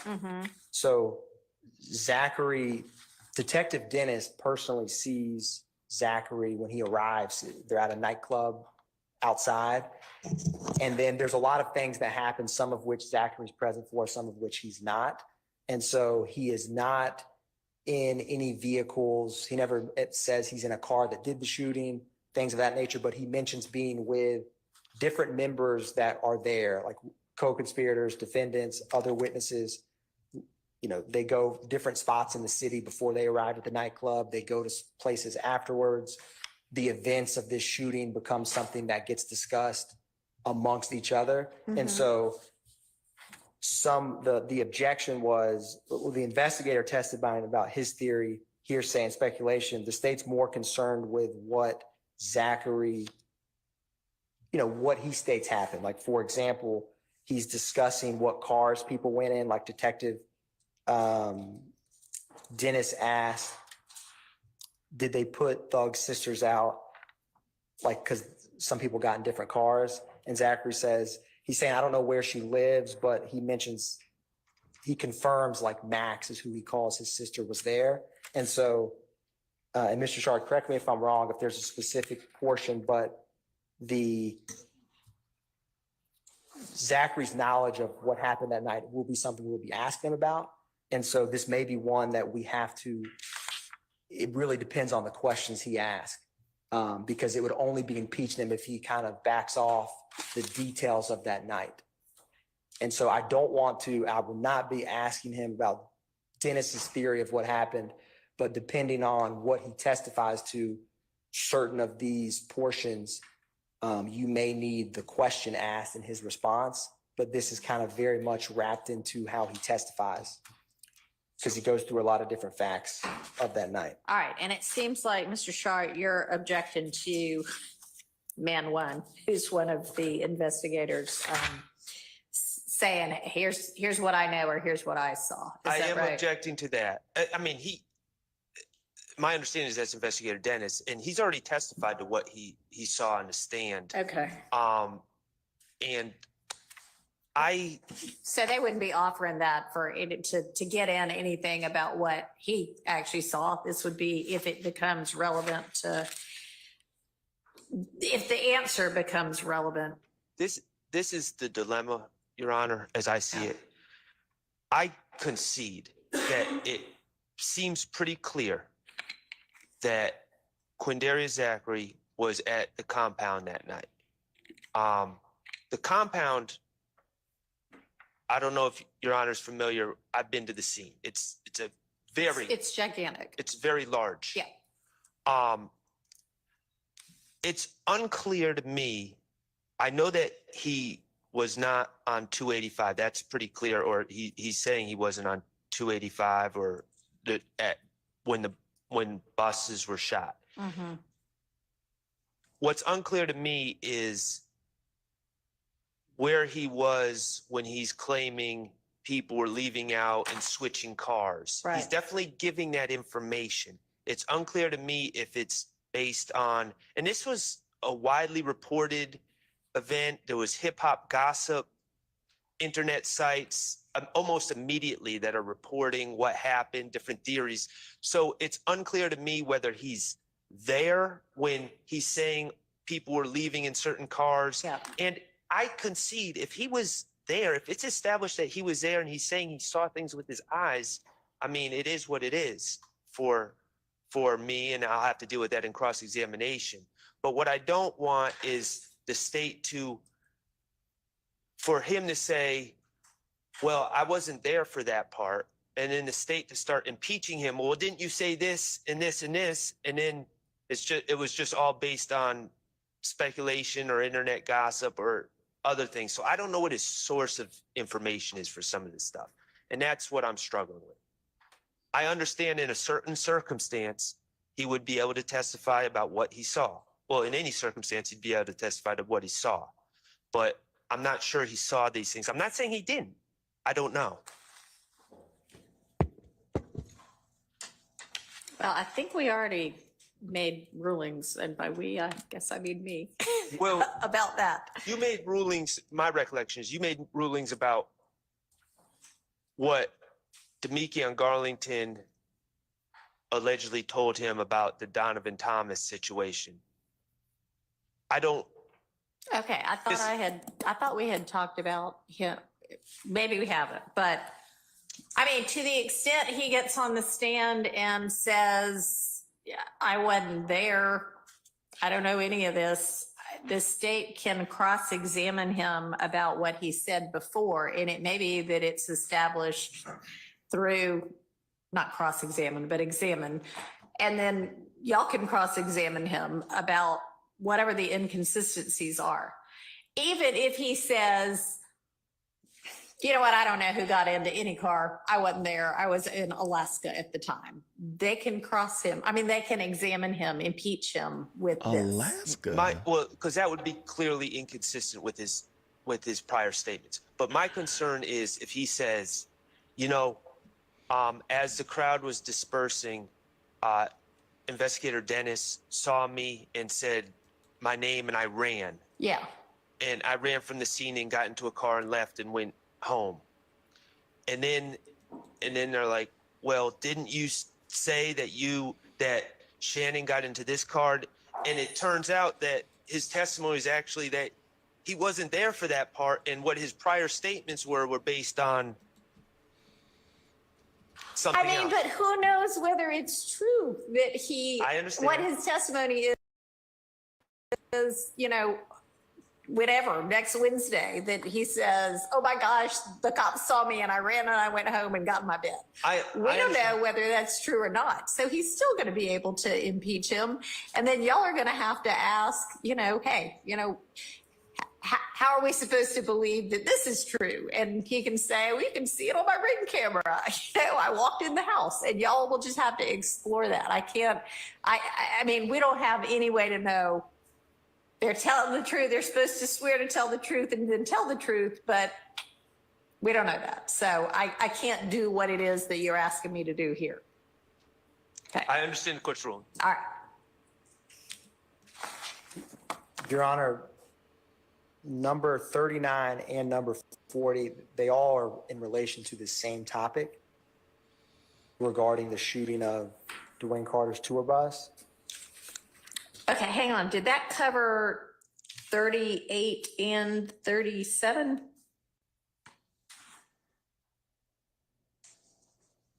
It definitely covered 37. Okay, because I thought we were on 37. So My apologies, Your Honor. So Okay. for 38, really 38 through 40, and we can take them one at a Okay. time. They all talk about this same event. I would agree with 38 that what your ruling was just covered. okay.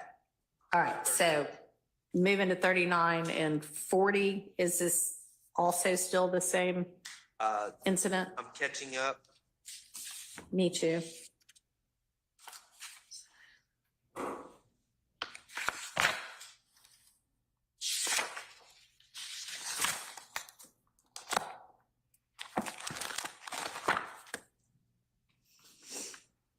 Okay, so on 39, excuse me, 30, we're on 39. He is saying that someone said we shot up the tour bus, but there's a pronoun we, and it's unclear who the declarant is or where that's coming from.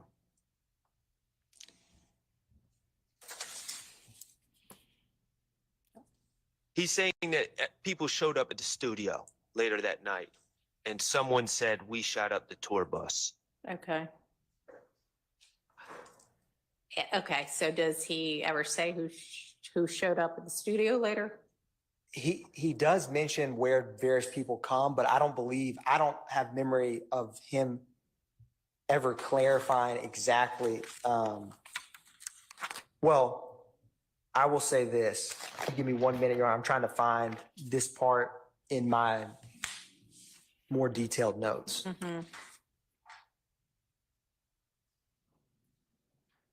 I mean, it says after they shot up the bus, what happened? We met up at the studio. What were they saying? They're basically saying we shot up the bus. But we don't know who the we is from here, but we may know who the we is from if he somewhere else says, here are the people that showed up at the studio. And Your Honor, there is a portion where he's discussing who switched cars. Okay. And Zachary, so Detective Dennis says, so Max, referring to one of Defendant Williams' sisters, and Shannon switched spots. And Zachary says, told everyone they were going to watch him, call him, meet at the studio, say we're going to go shoot up the tour bus. And Detective Dennis is like, they said this? And Zachary says, I don't know what the hell made him shoot up the tour bus anyways. Oh, my apologies. Yes. They were at the studio. Say, we're going to go shoot up the tour bus.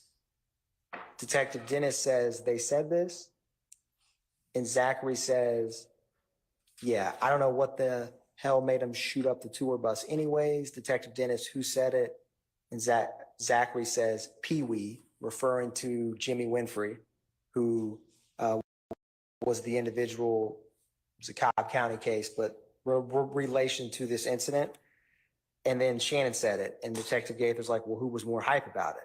And he says Shannon. Now, I believe this context is before the shooting, whereas what we're talking about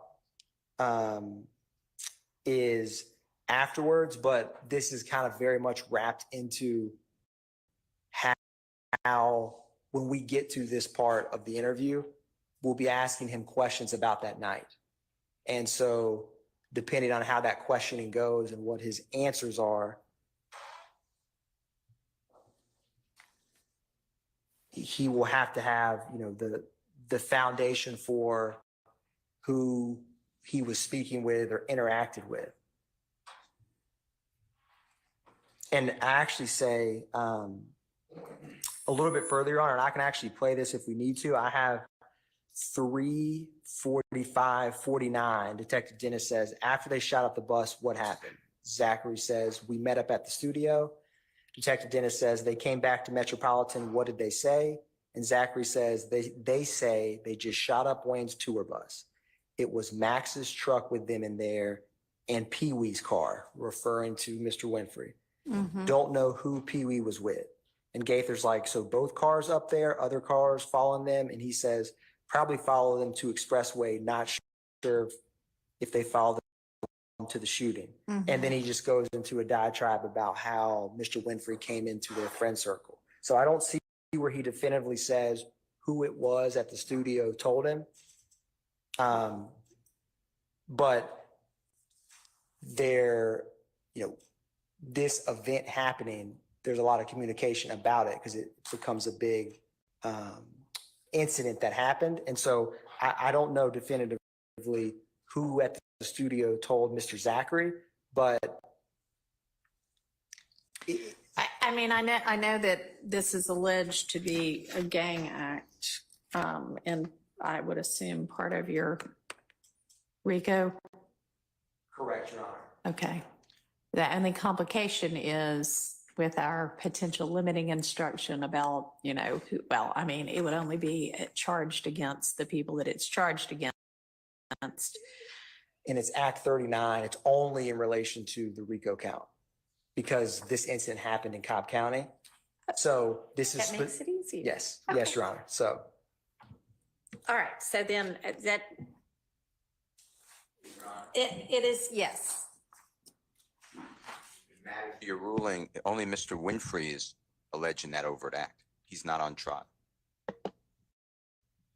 Okay, but it is alleged to be an overt act in furtherance of the RICO conspiracy, right? It is an act in relation to count one, which every defendant's charged with count one. Right, okay. That's true.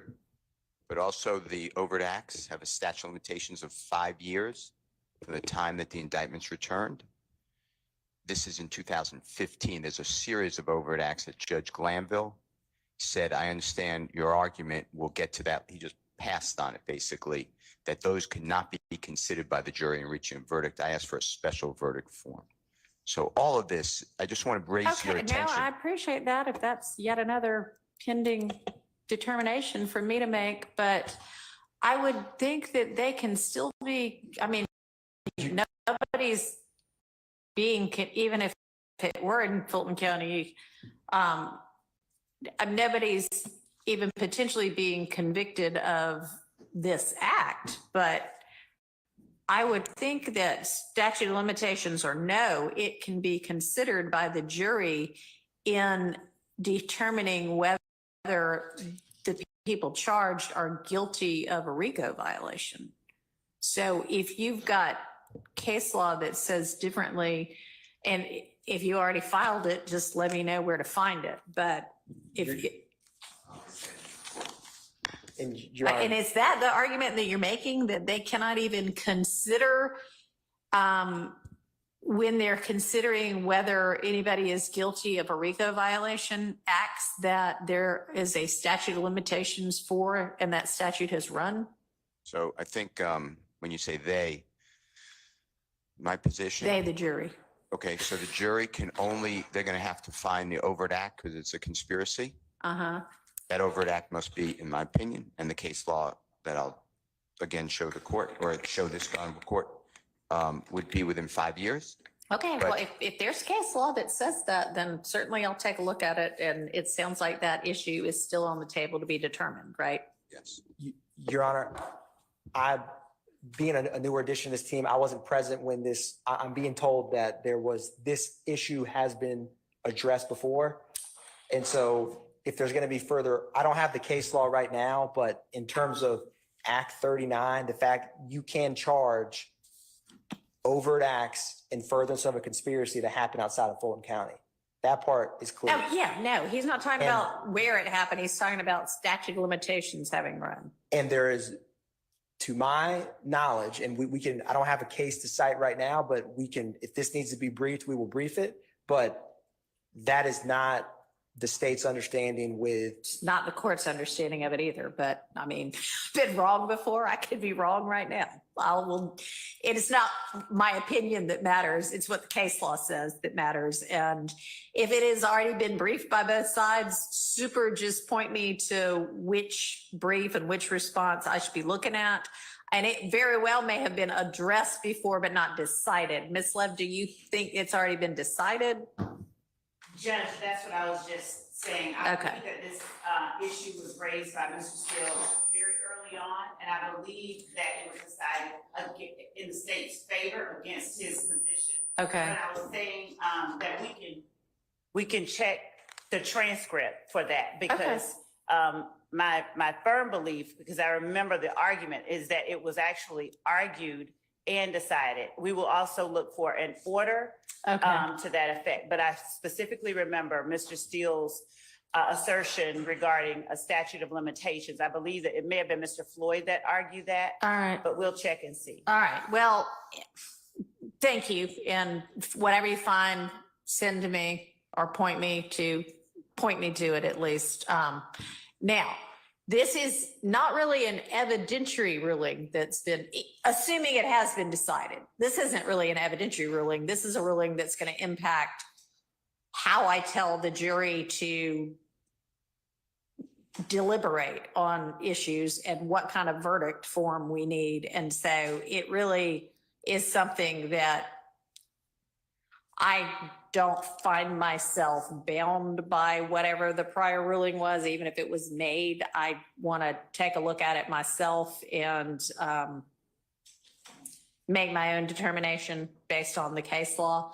So y'all just, again, point me to what I ought to be looking at, and I'll look at that and then make a ruling. And Your Honor, so that I'm making certain that we are speaking apples to apples, Mr. Steele's assertion is that because the statute of limitations on the overt acts have run, that the jury is not allowed to consider the overt acts? That's what I think he's saying. No. I'm just saying to deliberate for the actual verdict. Let's say that we're asking for a special verdict form. There's 191 overt acts in count one. Let's say the Honorable Court grants a special verdict form, and every one of any overt act within the statute of limitations within 5 years of the return of the indictment says not proven.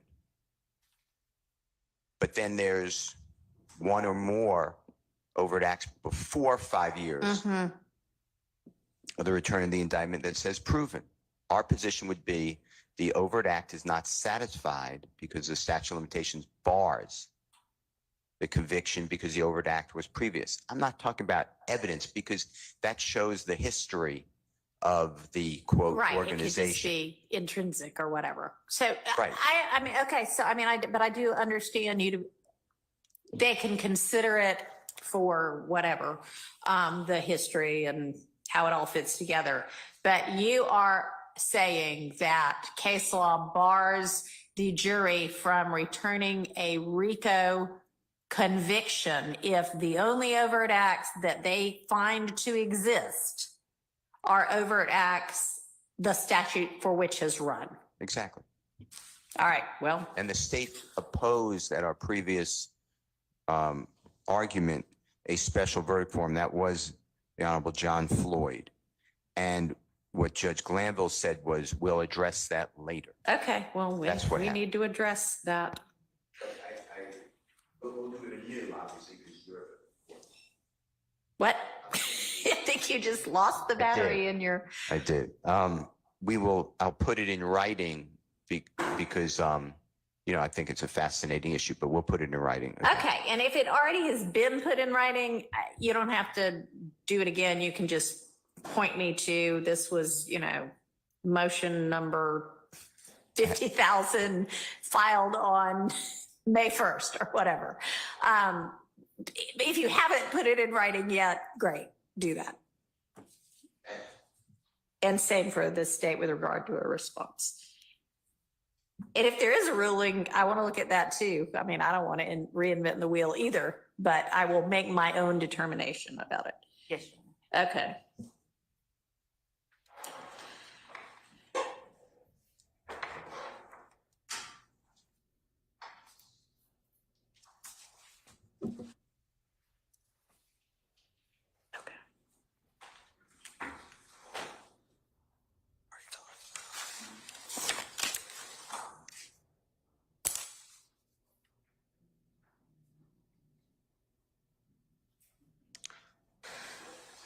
All right, so where were we?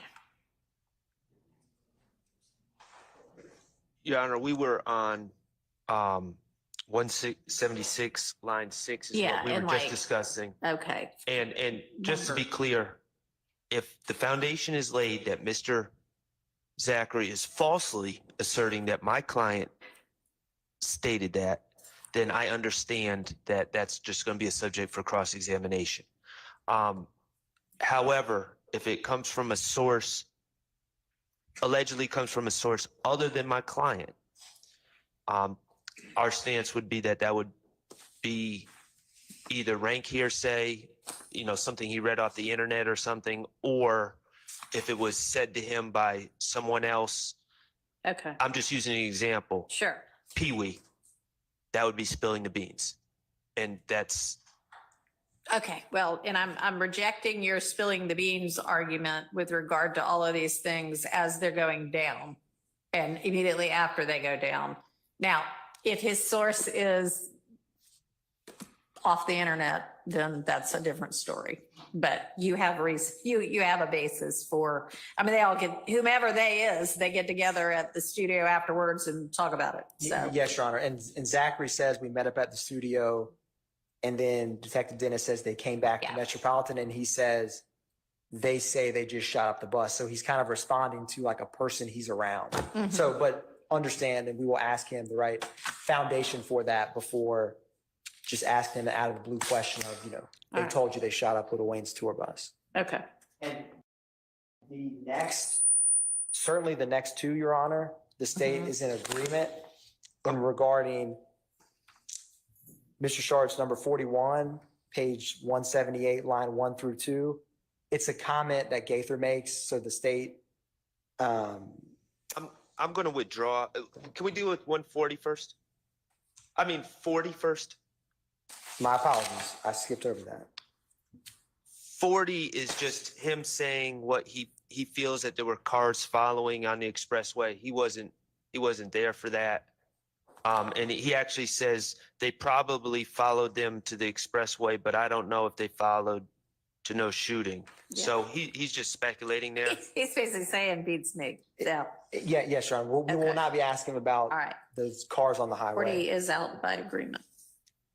41, I'm going to withdraw. And, Okay. and I just think it's needed to add context. All right, I think it would be improper in some ways, but quite honestly, it involves Mr. Steele's client and Mr. Adams' client, and Mr. Zachary says no. So I think it's needed to provide context to the no that Mr. Zachary gives. all right, thanks. And Your Honor, number 42, the state's in agreement of. Okay.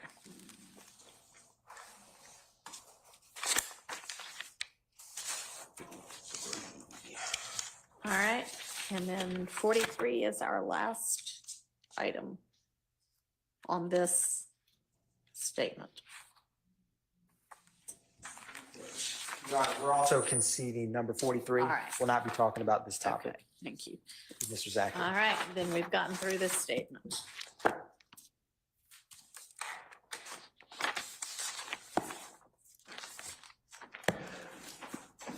All right, we'll take a break in just a second.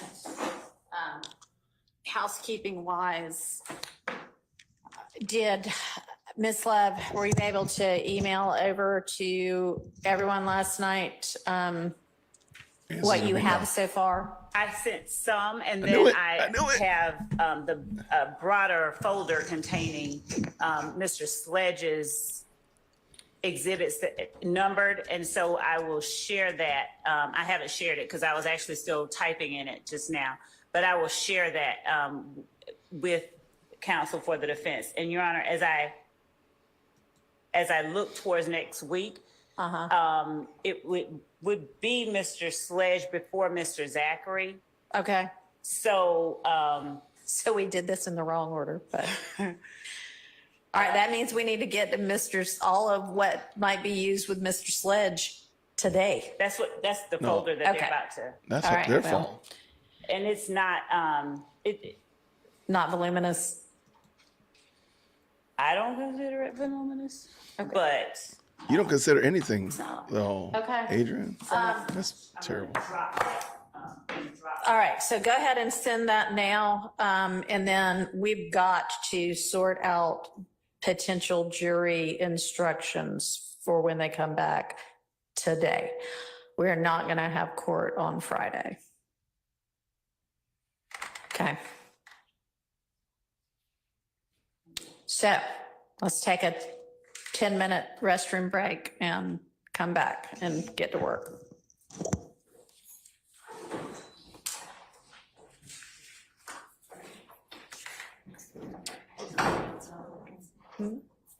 No.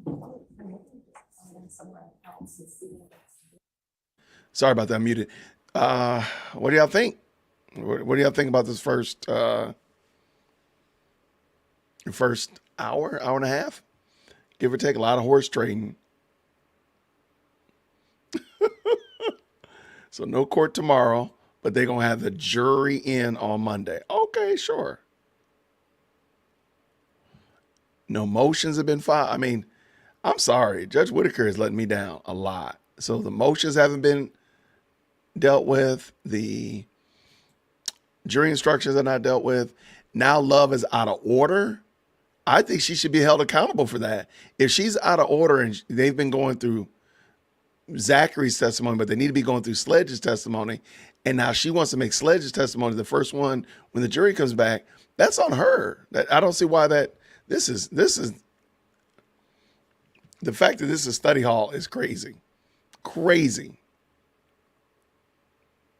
I have no idea at this point. How is it, Kelly? Why the judge lets Love stonewall? Like that's a stall tactic. Oh, we got the wrong person. Y'all been spending almost 2 days going through Zachary's testimony. Now all of a sudden you want to go through the other person's testimony because that's going to be the first one. Whose fault is that? That's not our fault. That's not the prosecution. I'm sorry. That's not the state. The defense's fault. That's not this live chat's fault. There's nobody's fault at all but Adrian Love. If you agree, make sure you hit that like button. Thank you. Good gracious, man. This is so embarrassing. I don't think so. I don't think the jury has to be seated to declare mistrial, but I'm giving up that Judge Whitaker is going to declare mistrial. Every day, and dare I say twice on Sunday, Adrian Love gives at least 3 reasons why you should declare mistrial. And we're still here. I don't even know. At this point, I don't know.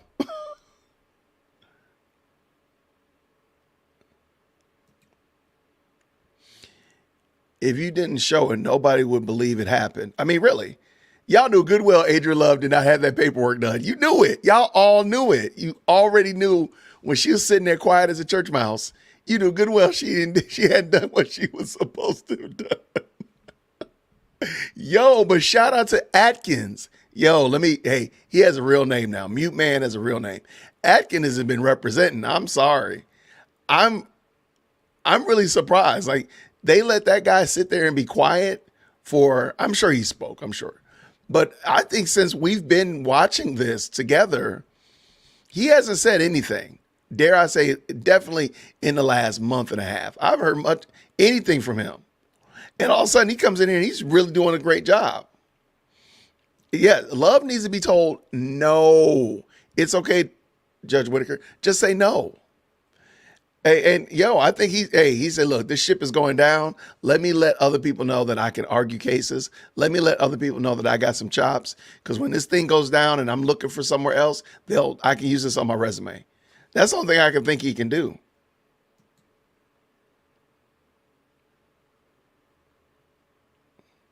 Right. Love needs to be failed. I don't understand how many more times. And I'm just thinking about what Sis Witt said. If you're not going to hold these people to the rules are just, she called them, I call it performative, but I don't remember what she called them. But yeah, like the rules are subject if you're not going to hold people to them. So we got 627 people watching this. Thank you so much for hanging out with us today. I know lots of people are watching this and streaming it on different channels and whatnot. I appreciate you hanging out with me, or at least peeping in, checking out what we're doing.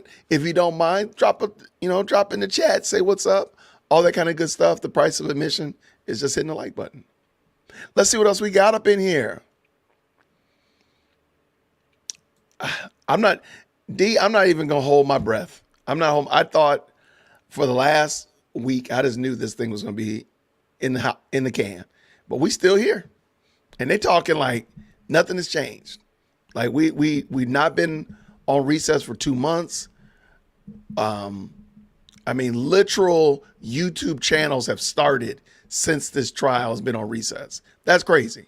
Like literal YouTube channels are 2 months old, almost 90 days old since this trial has been on recess. That's what I'm talking about. This is craziness.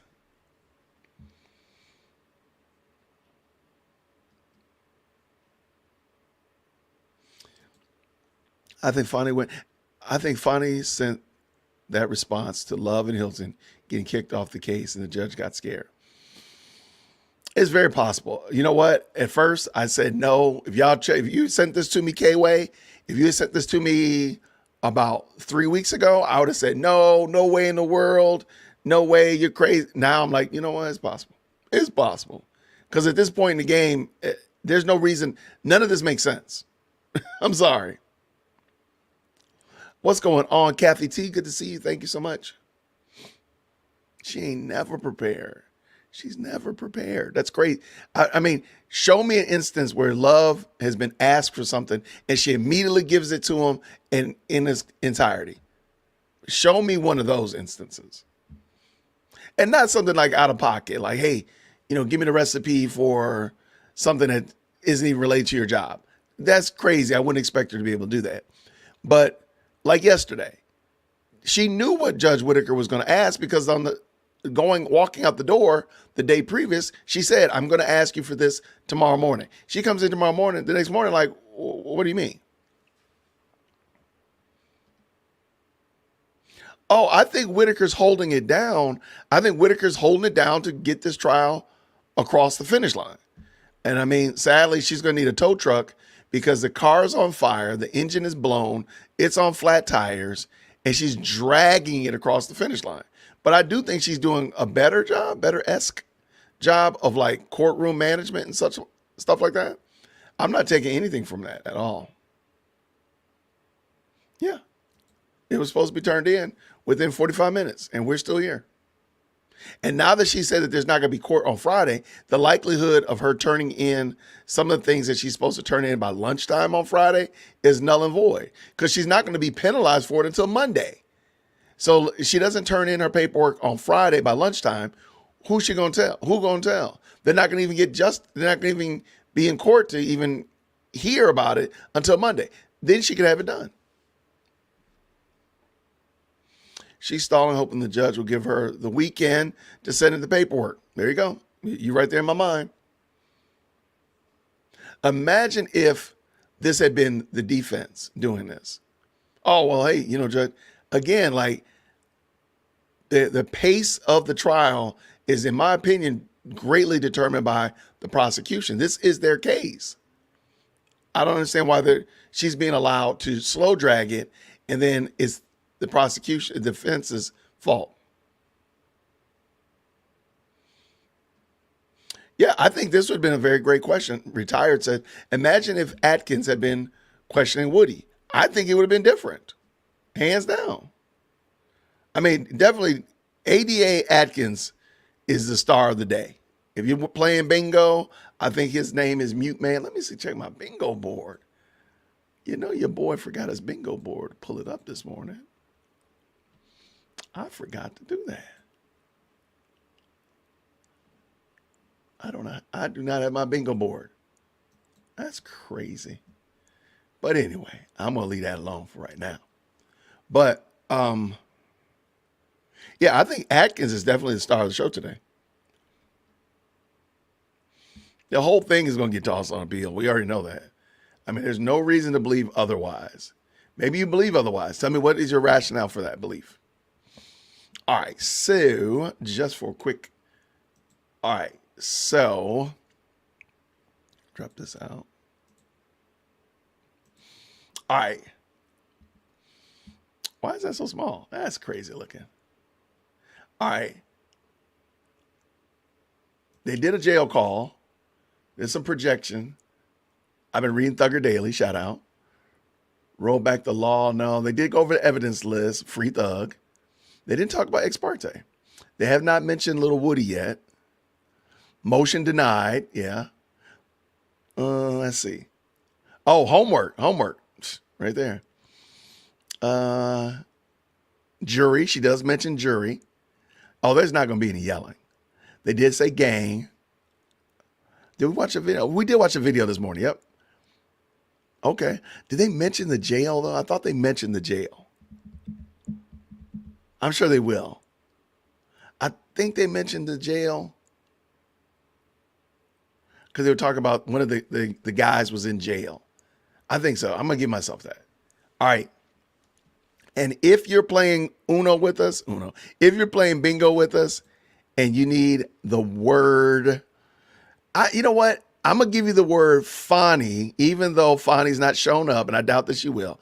I'll give you the word Fonny if you like this video. So if you like the video, you can have Fonny. All right, let's jump back over here because I think they're back. They're getting ready to get back. Oh, no, it's not. It's just moving. The camera, somebody must have bumped the camera. All right, what we got? Yeah, my hope in the judge, grandma, ended yesterday. That was my last day with the judge. This is more like detention hall. I got you. There you go. I like it. Yeah, I mean, the guy's cooking. I think he's doing a pretty good job. I also think that the defense likes him. You can tell, from the word go that the defense does not like Adrian Love. They might be a little toss up about Hilton. That's yet to be determined when she comes back. But, and I say yet to be determined because I think some perceptions of Hilton have changed since she's been gone. And then, of course, since some things came out in that ex parte meeting, the first and the second, the sequel ex parte. That being the case, I think Atkins, for the most part, why has he been quiet all this time?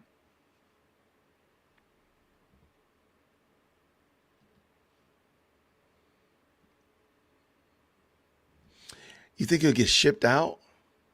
Interesting.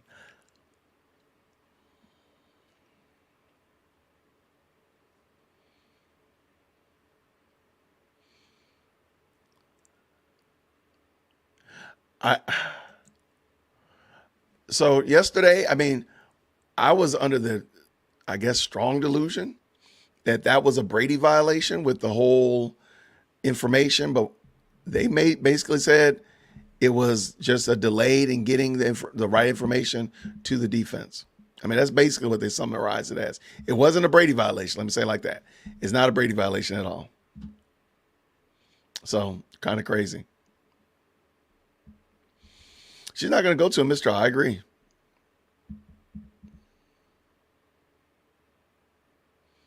Yeah, this is, I thought she was trying to like collect data and try to get her story together. Now, nah, it's not going to go to mistrial.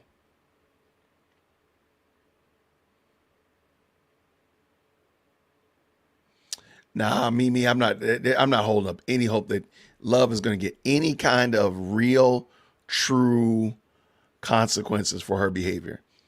I don't believe that. I just don't believe I don't think it's going to happen.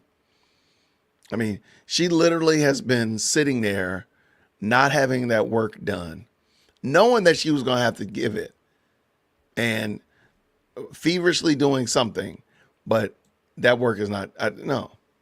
I don't think she does, and I think she knows it. She knows that she's not going to get held accountable. So therefore she just, chili mows.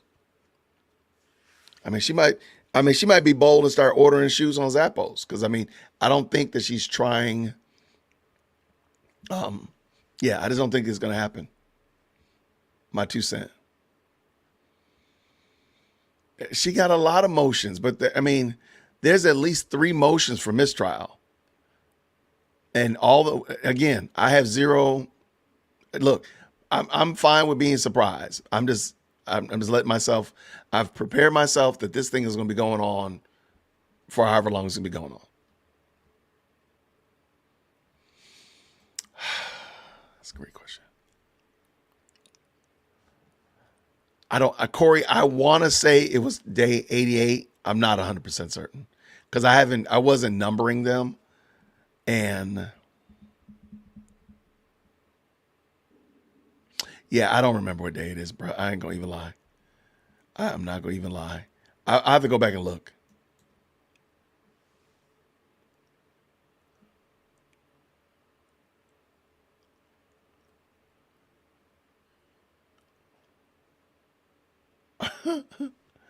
All right. Let's see what we got. Yeah. Oh no, love language. The love language. No, being prepared is not part of love's love language. Come on. I don't think Fonnie's going to say a thing. So I have a theory. And again, just, let me make sure this thing is caught up. Is it? They're back. They're back. They're back. Okay, they're on mute. Let's see.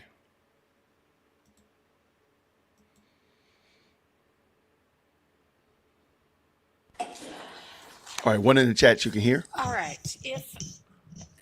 If y'all have just now gotten the evidence that is gonna go with witness Sledge, I don't know if y'all are ready to tackle that right now or.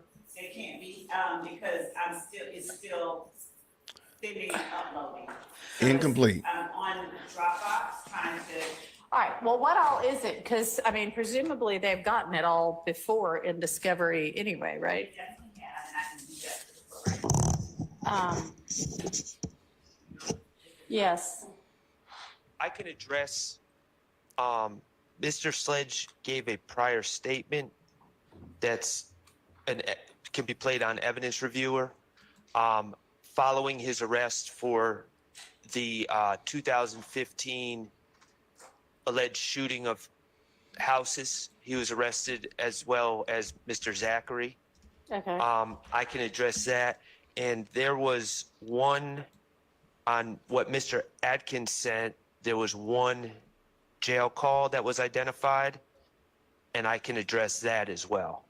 I don't know if there's more, but his statement I can address, the jail call I can address. So those two, he's correct, identified those and given them to those. The statement is the statement we mentioned earlier. And the jail call is that Mr. Shard is correct in those. And if we are ready to respond to whatever it is that they bring up while we're sending the rest of it. Okay. The prior statement he made in 2015, he's brought in regarding the ag assaults, and he is questioned, he's Mirandized, he gives a statement, he denies any involvement. He later pleads guilty. Okay. Or offered, I'm not sure. He pleads somehow. He resolves it short of trial. He's just denying being there. So I don't know under what circumstances that statement would be used to impeach any testimony. I suppose he acknowledges that he knows Mr. Zachary. So I guess if he said he doesn't know Mr. Zachary, I guess that could be used to impeach him. But it doesn't seem to be a statement that would be used to impeach him or would necessarily be played.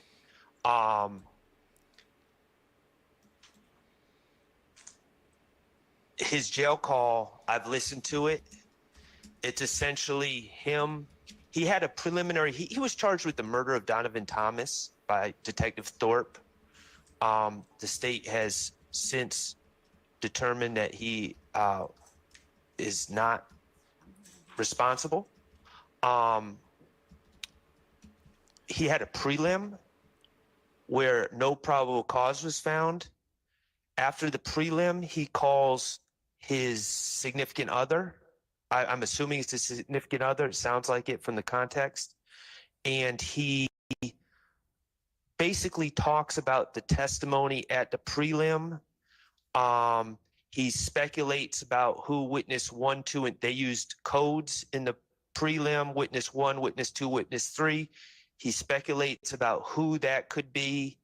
and he basically says, it sounds like witnesses 1, 2, or 3, and, or some combination of within those 3 people really threw Shannon under the bus.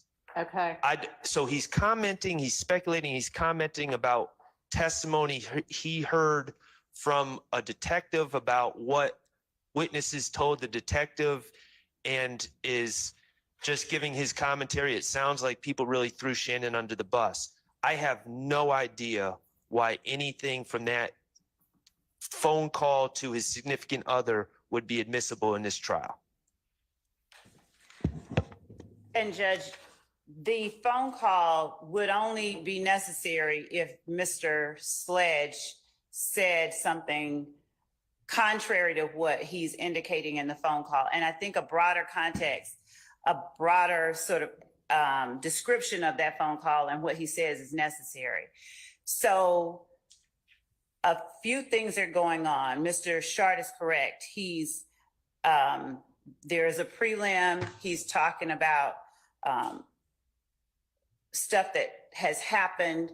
What is most important in terms of the preliminary hearings are that Mr. Sledge is, he's privy to information that is given in other preliminary hearings of other YSL members. And he's aware that during his own, they are talking in terms of witness 1, witness 2, witness 3, rather than giving names. Right. What he says is, Lil D told, and Lil D is the witness that we've just finished listening to, Mr. Zachary. And he said, I can tell Lil D told because of, and he gives the information that was given by witness 1 or Lil D. He said, I can tell witness 1 is Lil D because he says this. So the fact that as he's discussing with his significant other, the information that he has learned while he's been in jail with other YSL members and in court, and he is not asserting that so-and-so lied or on Shannon. He is saying he threw Shannon on the bus, or they told on this particular person. That in conjunction with his factual acknowledgments in his plea agreement that he made when he entered a guilty plea in this case, we believe it establishes, 1, the nature of you do not tell. 2, he has knowledge that people did tell, and he is not saying this didn't happen. He's not saying this person just flat out lied. There's no way. And it also explains indirectly why certain things may have happened. By certain things, this part is just an argument that would be made later. But if I were to make a statement in closing arguments that, of course, Mr. Zachary changed his story, everybody learned that he told, and he knew that everybody learned that he told, and now he's being looked at as a rat. So the call that Mr. Sledge makes and the content of that call are necessary for a number of reasons, and they become very relevant when put in the context of other evidence that we will be introducing at trial. Okay. So we can play the call for the court. We have it. It's a single 15-minute call.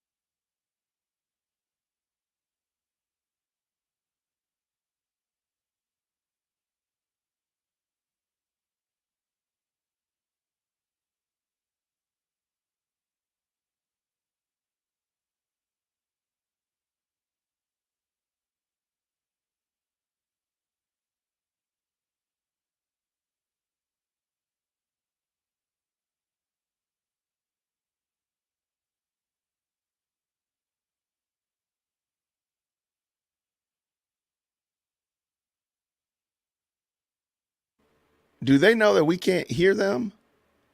Are we supposed to sit here for 15 minutes? Y'all, this case is crazy. Oh my gosh. Hey, I asked, what are some serious first. Let's do all the serious first. What are some serious questions that you would ask for the jury? There've been some great ones so far. Hamilton County Jail. This now call is we're back. subject to recording and monitoring, and your location information may be collected and used by corrections and law enforcement. Tablet.com. During special moments as .net to learn more. What should be telling Quanah for her to be doing how she be doing that? Man, I ain't even talked to Quanah. I seen Quanah in the courtroom with Tip today. I swear to God, I ain't even talked to Quanah. I seen in the courtroom today with Tip. I was shocked when I looked back. Only thing what made me look back, cause when they first started calling the charge out, that nigga Peanut them dad punched the damn thing and got up and walked out. The folks did miss you today, man. You know, Derek called me and told me everything. What did he say about the bond, though? He said, Yeah, I'm he's sorry, gonna turn around at the mall, that is so they entirely like that. too muffled for me to understand what they're saying. I'm happy to listen to it at lunch if I need to, but until I can figure out how to hear it through Zoom, or, you know, if y'all want to, sometimes attorneys will bring another speaker, but if I need to hear what's being said, I can't from there.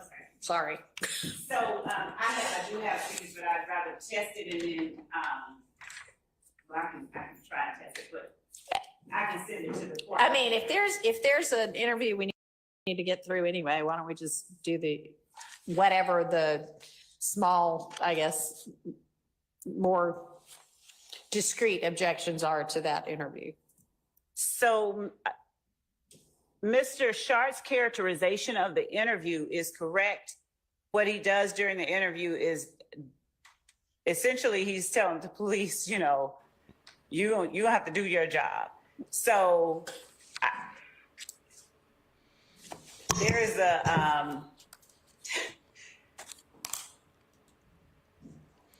is no particular reason at this point that I see that we will be playing it. Okay. It is not, it's a statement that a witness has previously given, and if a reason arises, I just don't see a reason beyond, you know, you didn't want to tell him until you, I don't see a reason that I'll be playing it, but it's his statement that he gave, and he's denying it. He's saying to them, do your work. All right. Well, Mr. Short, do you know what the discrete portion of that is? And then maybe we can just see whether, even if she does maybe want to use it for some reason, she can say, oh, I'm definitely not going to use that. I didn't identify any. Okay. Speaking for Mr. Still, Mr. Still was not mentioned in it. Okay. All right. Okay. So anybody else have issues with Mr. Sledge's 2015 statement that the state's probably not going to use anyway?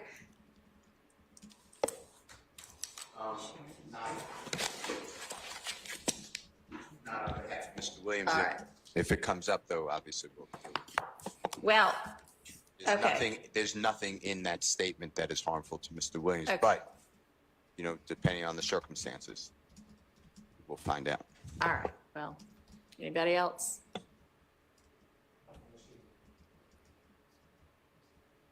Silence from everybody else. Okay. All right. So as to the telephone call, is there anything in particular y'all want to direct my attention to? Y'all know what it says, even though I haven't been able to distinguish it yet. Or you just want me to listen for the whole? I just object. I mean, it's Mr. Sledge reporting to his significant other what happened in his hearing that day. And I don't know this for a fact. I believe that he had the prelim. I believe it was him and Mr. Stillwell together Okay. I don't know that for a fact. I could be wrong about that. But he's just commenting. The investigator Dennis, I believe, is the person. It may have been Thorpe, and I wasn't at the prelim. I didn't represent Mr. Stillwell back in 2015. 2015. And he's just commenting on witness 1, witness 2, and witness 3, and who he thinks they are, and his significant others commenting back. I don't know why the state would think, because Mr. Sledge, who they're saying wasn't even at the shooting of Donovan Thomas. Okay, they haven't charged him with that. Right. I don't know why they think that the fact that Mr. Sledge isn't saying that's a lie about something he wasn't even at is somehow a tacit admission against Mr. Stillwell. It makes no sense to me. And Okay, no, I mean, that I can see the logic of it. It may be that on that issue, it is inadmissible and not relevant, but in terms of him being able to tell from what witness 1 says and doesn't say versus witness 2 or witness 3, that he knows who that is, it may be relevant to their whole concept of everything that goes on within this YSL gang. Everybody shares the information for, and, you know, I'm tight with him and I know what's going on. So, which is one of the issues that they thought it might potentially be relevant for. Now, they'd have to have a reason to play it.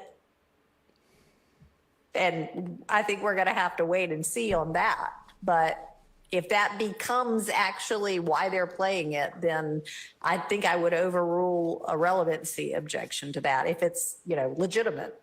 I don't foresee any situation where Mr.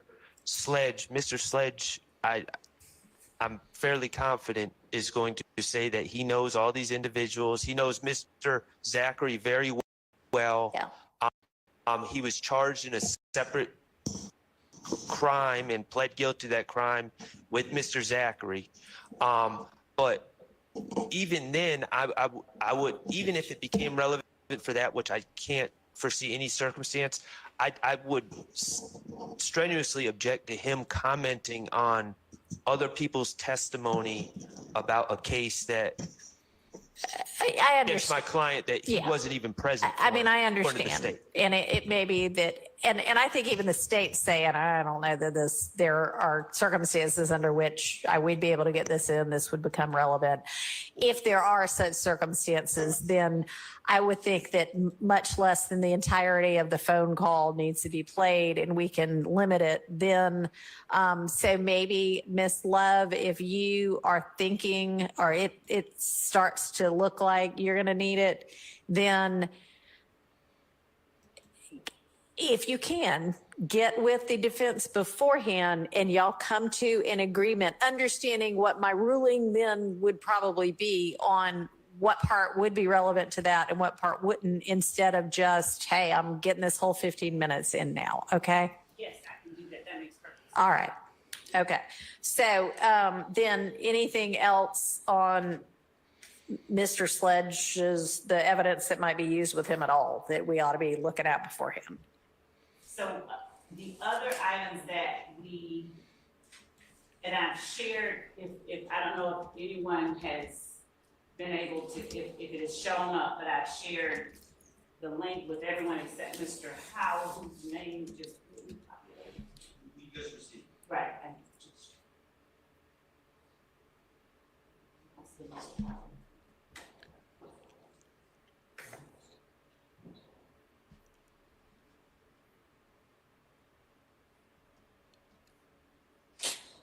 She brought it up and doesn't have an All right. answer. So what other That's evidence crazy. is there? There's the phone call. There's this interview. What else? So there are also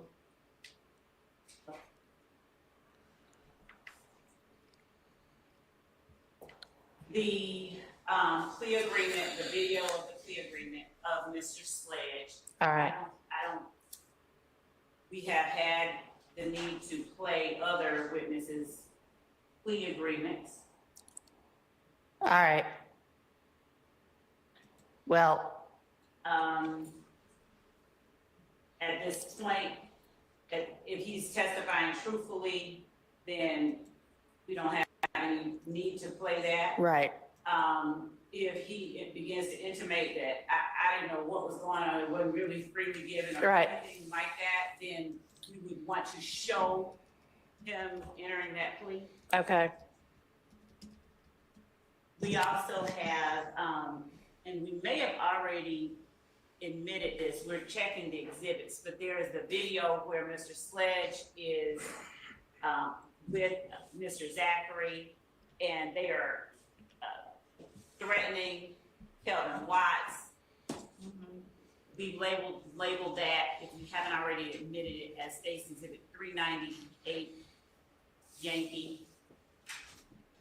There is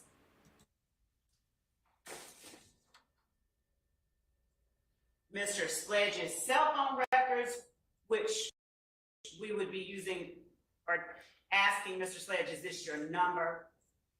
Was this your number at that time? All right, and would that be the only purpose of the cell phone records? Well, Or are you planning to be using the cell phone records to show some things? to ask him about numbers within them. to Okay. the extent That he remembers. Okay, If he doesn't, to ask him about specific sure. persons and numbers. All right, And of course, we have, Agent Bernie later on, who is going to be able to say whose number is whose, I guess, right? will be able to apply it. Now, Okay, we have Detective Dennis, who would be able to say, and ADA Sprinkle, who would be able to say what we determined was the owner of the okay, accounts for each, the numbers that are all relevant. right. Do y'all anticipate, did the defense anticipate objection to that?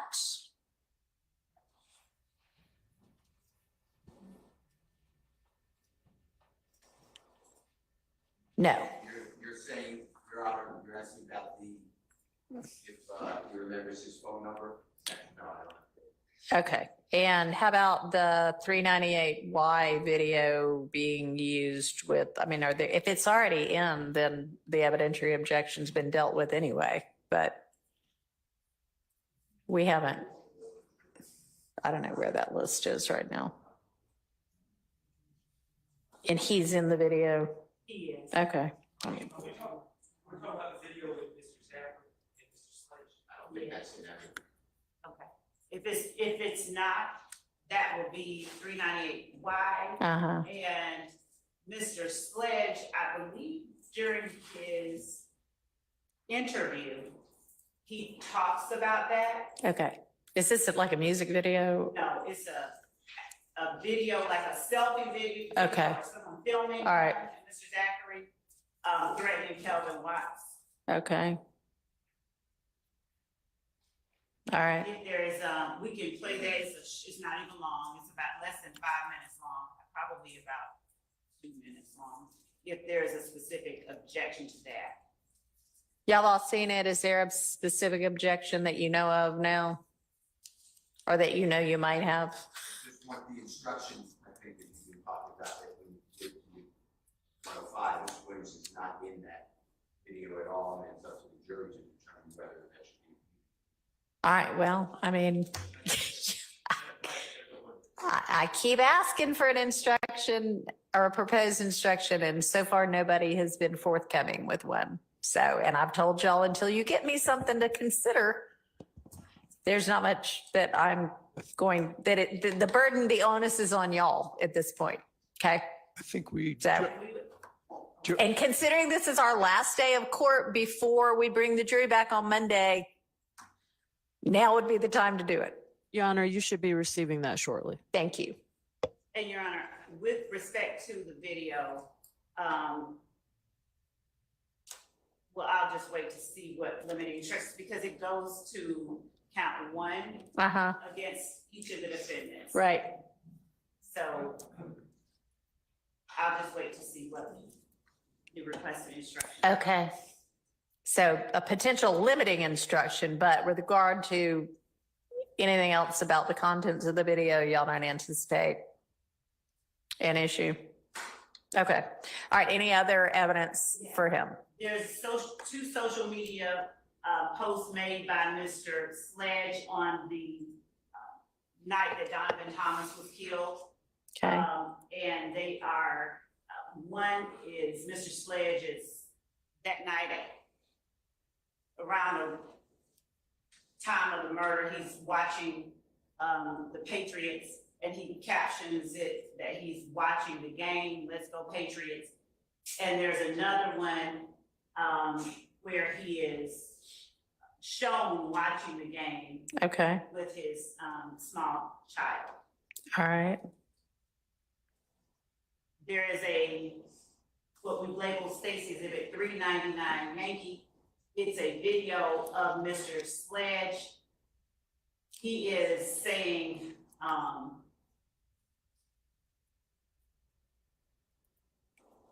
if you go in the courtroom and tell, if you testify, it's not great. Basically, it's how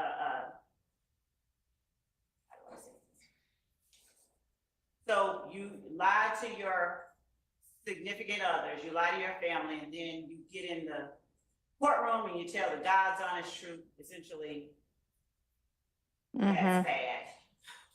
I can play it.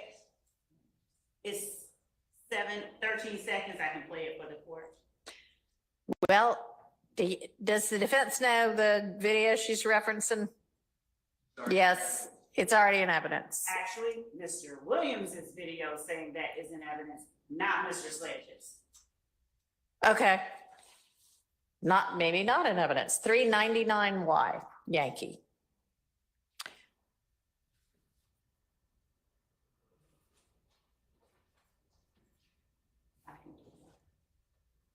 And I'll just All right. share it so that we can. Okay. Share it via Zoom. All right. A sec to get Zoom opened. All right. You nigga lie to your kids, you lie to your mama, but you get in the courtroom and in the investigation room and tell them punk ass people the God honest motherfucking truth. Puss ass.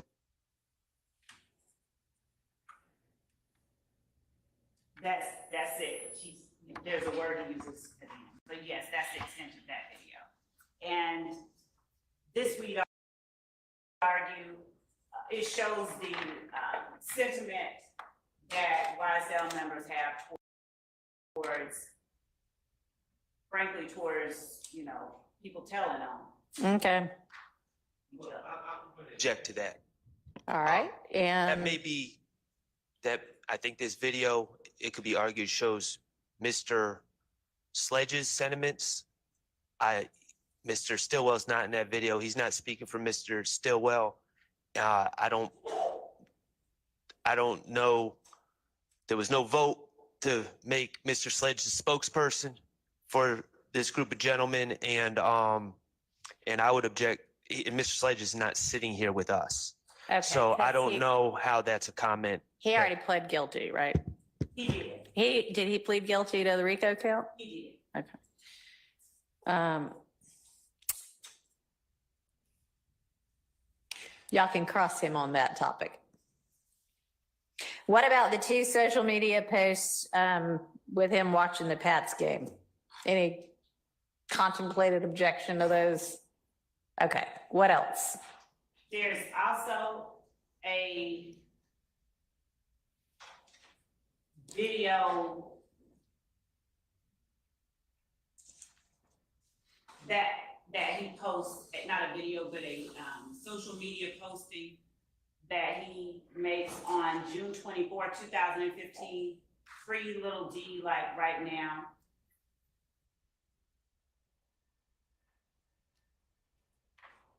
And that is, looking to share it.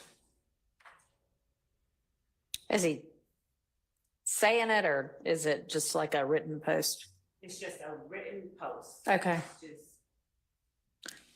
Okay. Anybody anticipate objection to that we need to deal with now? I don't know specifically what she's Is that it? On the screen is the post. Oh. and I can do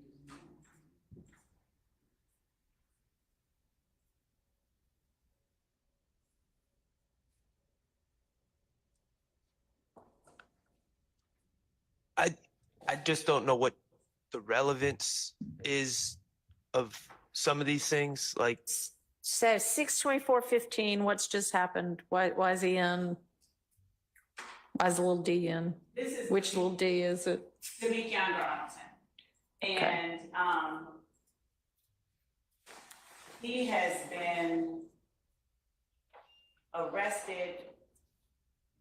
I can tell you the reason that we're wanting the relevance of it. Okay, what's that? Is the urging of each member. We don't have just him. We have him saying free little D, free the other little D, free various members of YSL, as we have with other defendants that are currently on trial, where, for instance, when Mr. Winfrey was arrested, Mr. Williams had free Roscoe shirts, they're wearing it. So they're advocating for the release of their fellow gang members, and it shows their solidarity, their support for, and the existence of the organization. All right. I would more accurately, in my mind, say that he's posting free his friend, and to the extent that Mr. Sledge says he doesn't know Lil D from Mechanicsville, that's Demikian. That picture is of the Demikian Garlington, Your Honor. Okay. To the extent he says he doesn't know him, or he's not friendly with him, or I mean that maybe that would become relevant, but Yeah, I'm going to permit it over a relevance objection to show or potentially show the issues that Ms. Love has said she would offer it for. And of course, y'all can argue that all this shows is he's concerned about his friend, but that's a topic for argument. I think it is relevant, though. I disagree. Your Honor, there's one issue that I failed to bring up earlier. Okay. Regarding a video of a plea, and we dealt with this earlier in the trial, and I know that we did some redactions. I would object if they're bringing it in to show that if it becomes an issue and that a plea was freely and voluntarily entered, going through the Boykin rights and things of that nature, I would understand. Going through the state's factual rendition and their of the plea and just their testimony and their story, we would object. The factual rendition, unless you have him then affirm, yep, that's what happened. And unless he's now saying, nope, that's not what happened. That part is It all just depends on. That's exactly. Okay. Yes. So yes, I mean, depending upon the reason that the plea might end up being potentially used. Yes, I agree with you. If it's to show voluntariness, then the factual rendition is not relevant, and I would not expect y'all to try to play that. If it is to say, dude, when you took your plea, you agreed that all of this is what happened, and he has in fact agreed, yep, that's what happened, then and that's what I'm pleading guilty to, and it's not an Alfred plea, then the facts would be relevant. Right. And so we've heard creative ways to sort of distance witnesses from prior acknowledgments that they've made. So some may have expressed a lack of an understanding, or some may have expressed feeling pressured. And then during their plea colloquy, they actually shut it down and Okay, so yes, but understood. It's not necessarily all in. It is just going to depend upon the reason it's being offered. And just as with whatever the, reasoning for the phone call, and I'm not going to say this as to every little piece of evidence. This just needs to be how y'all operate going forward. At the point in time when you anticipate, oh, I actually am going to use this. I didn't think so before, but now I am, or whatever. You tell them so that they can so that all of us don't have to be scrambling, okay? Okay. Advance notice to the other side about things that you know are likely to be evidentiary issues so we can deal with them at an appropriate time and not be sending the jury out every 10 minutes. And so, Judge, when we can we will definitely abide by that instruction. And I guess we'll ask for more granularity, a little bit more clarification if in the middle of questioning. Obviously. And I mean, that's why we're kind of going through all of this now, is so that most of it you're already going to know in the middle of questioning. Here's how I can use this. Here's the part that needs to be redacted out, whatever. But, you know, like for one of them, you said, I just really don't anticipate in any way using that.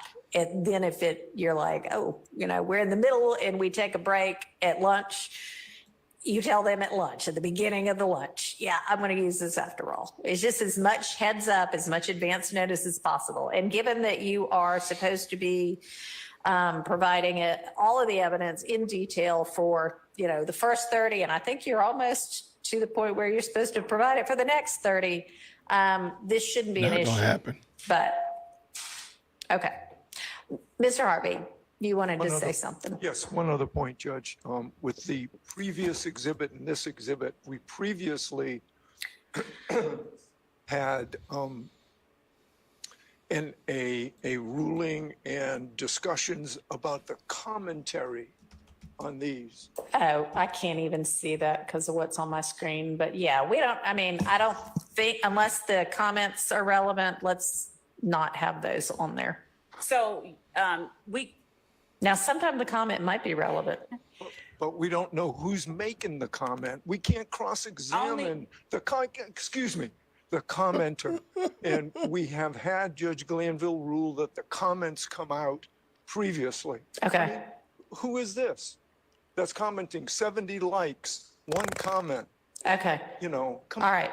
So I agree with the prior ruling, and I don't know that this is how you were going to present it on the stand when you use it. This just may be how you got it now. But make sure before it shows up on a screen with a jury that whatever limits have been placed on this, you abide by them. I mean, I saw the slide from the opening that had something on it that had been specifically talked about and ruled that you had better not in any way put that before the jury. And lo and behold, it's up there on the screen. Not going to get back into it, but that should not happen again. If you know that comments aren't supposed to be on here, you need to make sure before you throw any slide up. And I'm not saying that this was how you were going to use it. I know you're just giving this to us right now, but just make sure everything is clean to the way that it is supposed to be. Okay. And to be very specific, so there's no misunderstanding, the comments, what the court has just said about unless there is a relevant portion in the comments, for instance, the witness on the stand comments about something else. Okay. And for those instances, I would do as the court has instructed and say, hey, these are social media posts. This one right here, I am going to attempt to keep in, and I'll share it as I'm going to present it. Right now, it doesn't have. Nope, you're not going to share it as you're going to present it. You're going to share it with each tranche of 30 witnesses, okay? If you know oh, somebody has this incredibly, damaging, I want to use this comment, I'm going to use it with this witness. Tell them as you're going through your tranches of each 30 witnesses. Okay, yes. Okay. But the comment that is made by the witness, which is on the left side, that we would do on the screen. Yeah. Mr. Harvey agrees that, yes, he's talking about the likes and comments and what have you on the other side. Those don't need to be included. I was in agreement with him. All right, super, thank you. Everybody's in agreement. So the next one, Your Honor, is the post on June 15th, 2015, where Mr. Sledge is saying free Jimmy Winfrey, and FUXK12 and KANT, hold the real one down. And he tags Mr. Williams on the left side. Right. So this is absent the comments on the right. This is the post that we would. All right, and do you already, if you already have that as an exhibit number, you can tell us now, otherwise. It states exhibit 401 Yankee. Okay. And the exhibit number, as we have it listed, is up in the upper left corner, almost imperceptibly. Oh, all right. Okay.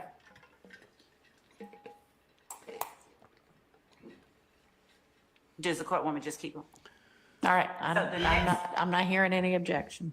The next one is State's Exhibit 402 Yankee. All right, we don't, if you've got a series of free XYZ, free ABC, and they're all pretty much the same, then I don't need to see them all right now. They're all going to be the same issue, and you can do that. Okay. This is not saying free anybody, but Oh it's my saying gosh. happy Yeah. birthday. Okay. Mr. Now, happy Stillman. birthday is RICO. Okay. Stop putting me on fucking fake pages. Cause I don't give a fuck, man. What y'all say, what y'all do. Anybody want to see Monto? I'm here. I don't hide. And I do not run for fuck niggas. You did. Your Honor, this is relevant and we would seek its submission for you hear the comment, but then at the bottom underneath the photograph, it has FR, for real, 100, 100. And then the two little green snake emoji. Yeah, What is that? which are We, alleged to be a YSL gang symbol. Okay. yes. Yep. We've already admitted the content, the group photo that is Snake now emoji. labeled states 405 Yankee, but because of what Mr. Harvey pointed out, that we had taken out comments, I was not certain without looking back at it whether the YSL, FUXK, the rest love had been admitted. And for that reason, I sought to admit the whole post since this is the witness that made the Okay. post. All right, well, you can go back and look and see. Let me ask y'all, with regard to these things that are electronic as we look at them. This is embarrassing. Are y'all printing out a hard copy and using that? No, so we are in fact giving to the court reporter and showing to the defense contemporaneously with publishing just showing to it the on the jury screen. digitally. Yes. Okay. There, And so I guess the reason I'm asking is, so whenever you used 405Y before, how do you now know whether it contained the comment at the bottom or not? we have given the court reporter hard copies. Okay. That is not the case with all of the exhibits that have been tendered. We have, but that's how we know what. So y'all can go back, well, you can go ask Ms. Weaver on 405Y, does it contain the comments or not? Right, we can go back and it won't be labeled 405Y. We have the list of the exhibits and we have the description. Okay, well, whatever it was labeled at, let me ask you this. If it was labeled 205Z before, and now and we find out that it does in fact contain those comments, you're not going to re-tender it as 405Y, right? No. That's only if it doesn't contain the comments. Correct. Okay. And definitely to the extent my colleague is expressing that the court may not understand me to be saying explicitly that we are printing our exhibits that we have tendered and shown digitally. And we have given to the court reporter the physical printout of any digital exhibits. Okay, that the we physical have. printout as well as the digital exhibit, right? Or by the end of trial, you will. Right. Right, For the okay, digital. that's fine. And I know that Ms. Weaver, and whenever we get probably in a couple of weeks that the jury's gone, we'll take up, let's figure out what evidence is actually in and out. Maybe that's what we'll do that week.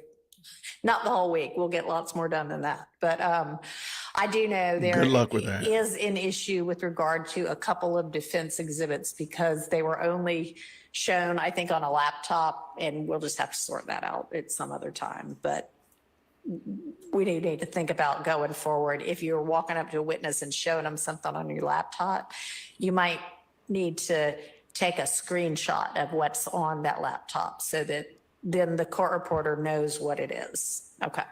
All right. What else? This is a similar All right. social media post? All right, so I'm going to basically rule generally, unless you think that there is something particularly, oh gosh, I think that there's going to be some other kind of relevancy or 403 objection to something. The posts that are just seeming to show his posting about gang life or indicating gang insignias or anything like that, those would be relevant. And if you think there's some kind of 403 thing as to something, then pull that up. But I don't need to go through every little bit of evidence. I want to be hitting the evidence that you think the defense is going to have an objection to that we need to hash out beforehand.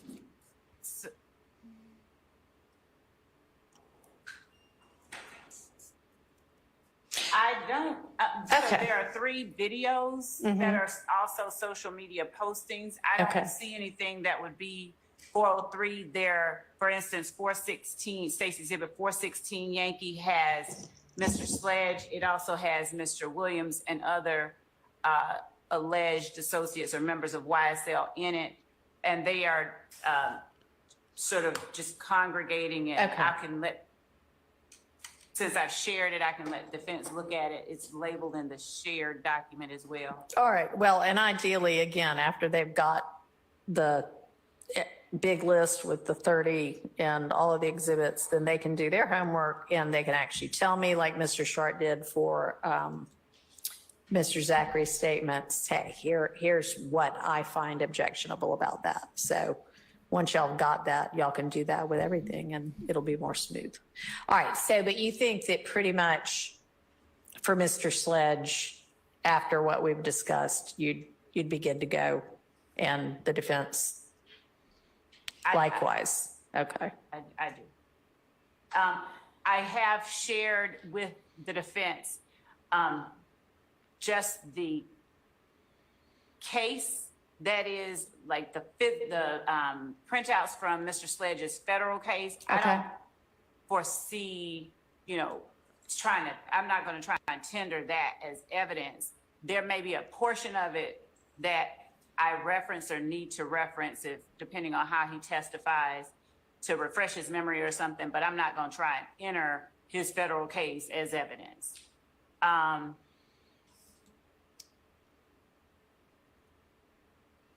And I think that's it. Okay. Mr. Sledge. And his certified copies of the conviction, his proffer, his factual acknowledgement, the physical documents, those we have labeled as states 394. Okay. All right. I've gotten the proposed limiting instruction now. And Mr. Matthews, you are requested in my other courtroom for the trial calendar. You know what that issue is? So can you run up there to the judge handling that case real fast? We'll recess I'm probably just going to stay here, but we'll recess for 10 minutes. It shouldn't take longer than that. And I'll take a look at this proposed limiting instruction. All right. And then we'll come back.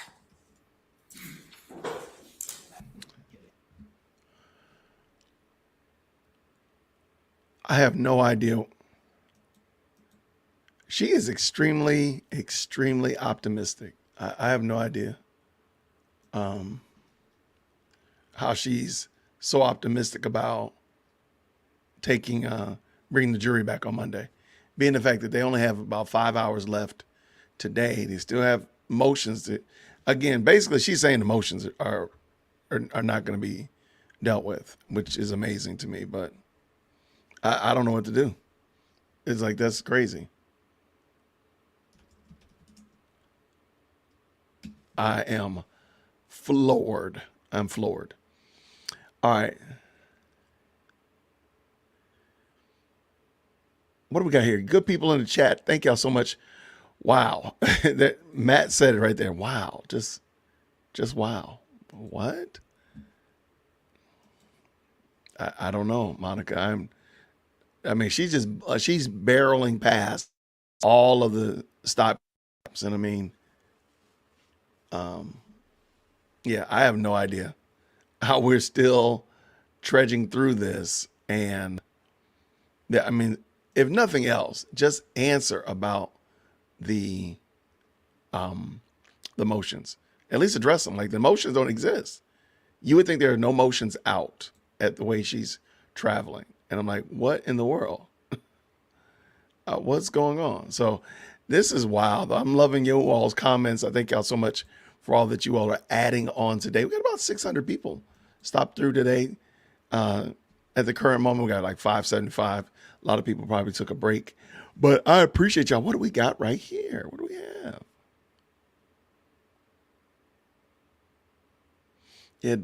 Again, the motions are DOA, man. They're dead in the water. Motions are sinking fast. It's a no-brainer at this point. Thank you, Monica. If your job is to rule on motions before you, how can you not rule on them? I don't know. I don't understand. Yo, we need like a RICO list. We might have to do RICO bingo. Like, if you have these things on, you are probably going to get RICO charges. You know, if you hang out with your friends and send social media posts and talk trash, like, you're probably going to be on RICO. Maybe that's what we'll do next week. This is bananas. And I think that's probably what's going to happen. Why the defense, they realize that she's not going to rule in their favor for a mistrial. So they're like, you know what? We're going to have to be here. We might as well save our energy. And so they're letting the judge and the state play volleyball and volley back and forth and tire each other out until they bring in the evidence, and they're going to probably wake up during the jury. They're going to probably use some energy during that jury, the jury questions. But after that, if the jury comes, let's say the jury does come in on Monday. If the jury was able to come in on Monday, that's when they're going to really go off. Because, I mean, that's all they got.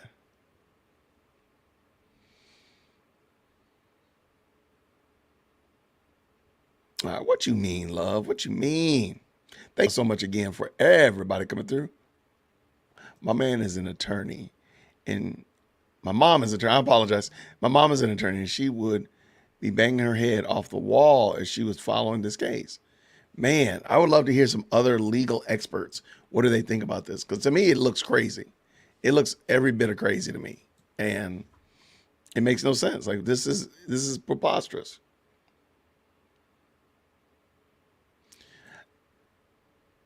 But when is she supposed to, though, Teresa? Like, I thought she was supposed to rule on those. She's literally pretending like they're not there. And again, I don't know. Maybe I hadn't checked. I just gave up yesterday. I don't know. Did Brian still file any more?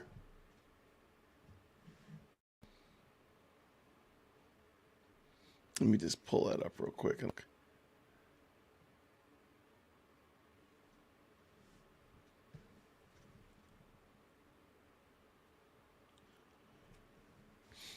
All right. So Black Law Student is reporting that Judge Whitaker is expecting there to be court on Monday. I still don't know how. That is weird, but okay. But jury instructions are not as serious as we thought they are, as tumultuous as we thought they are. Maybe they're not as bad. Though it seems bad to us. Maybe it seems like, oh, it's going to be hard to do it. Maybe it's not. Maybe it's just going to be easy peasy. I don't know. All right, let me see here.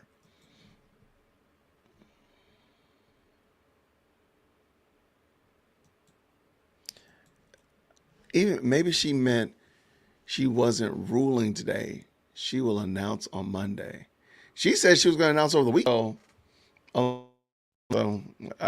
At this point in the game, I'm just like, she's just ignoring them. But I'm also wondering if the defense realizes that she's skipped over their motions, she's not replied, why are they not raising Cain about it? Why are they not upset about it? Why are they not making a big fuss about it? So something must be up. Or maybe we're missing something, because I would expect Brian Steele to have made a point about, hey, you haven't ruled on my motions and whatnot like that. So that's why I'm wondering, is it possible maybe something we don't understand? All right, what do we have here? Let's see here. I don't see anything in the folder.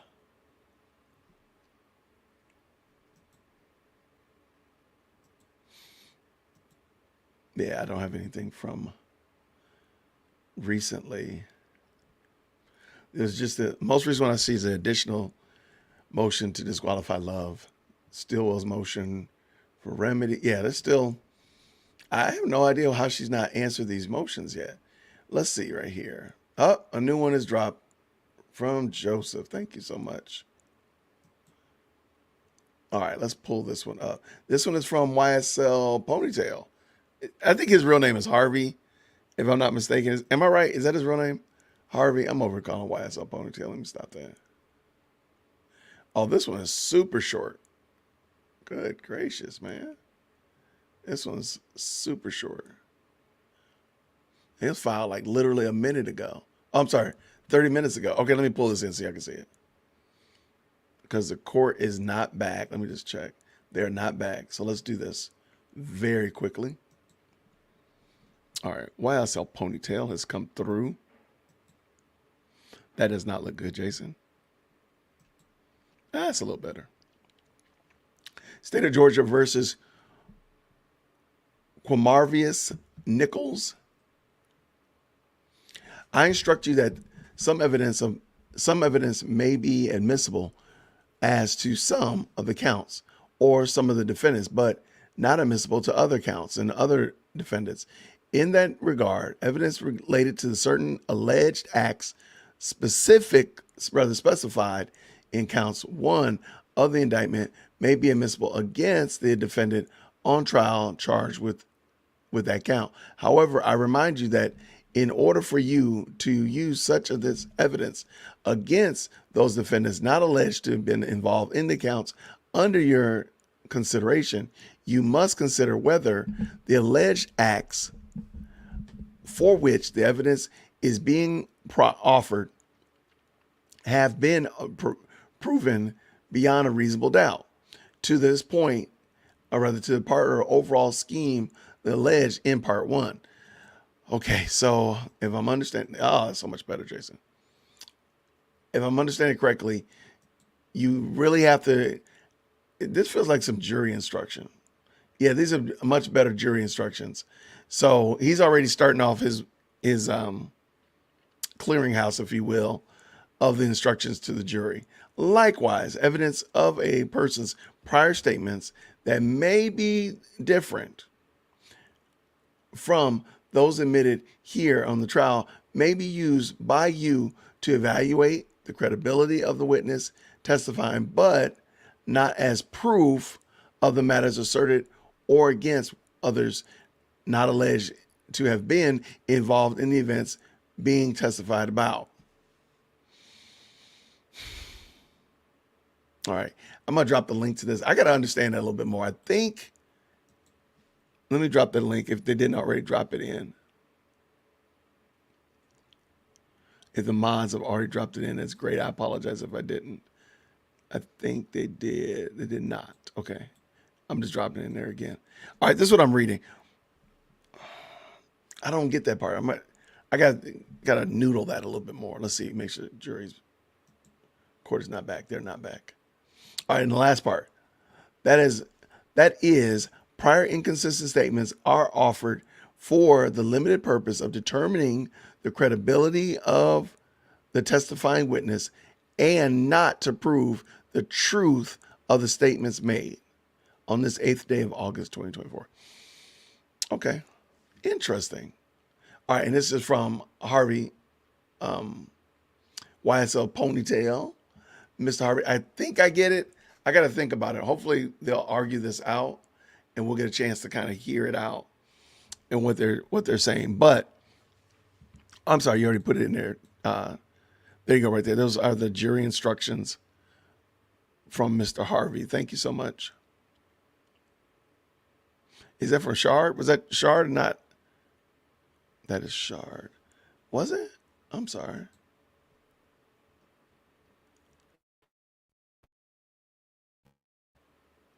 All right, I'm looking to make sure I got that right. So I apologize about that. I'll make sure that I make that correction.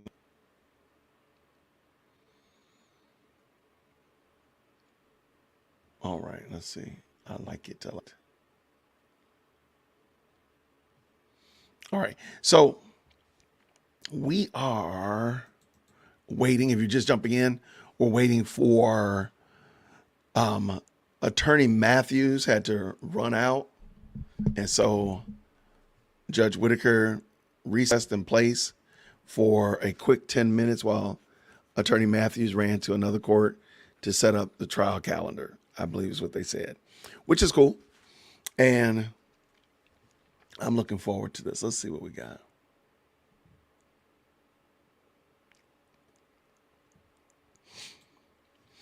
Monica's a legal professional. And if Monica's confused, either A, I messed up, or B, we are in deep, deep soup. Maybe I missed, I guess, are you talking about the motion or not the motion, I apologize, the jury instructions? Because I was kind of confused too. That's why I want to wait to hear how it goes.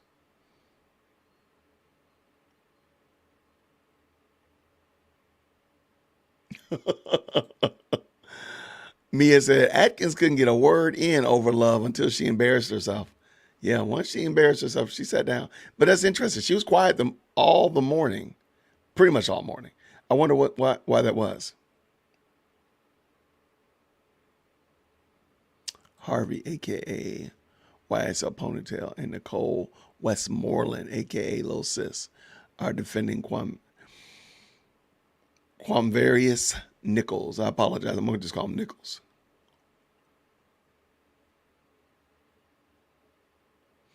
Yeah, there's a lot of motions. Weinstein apparently had something. He had another court case that he's tending to, another client rather, that he's tending to. That's how I understood it.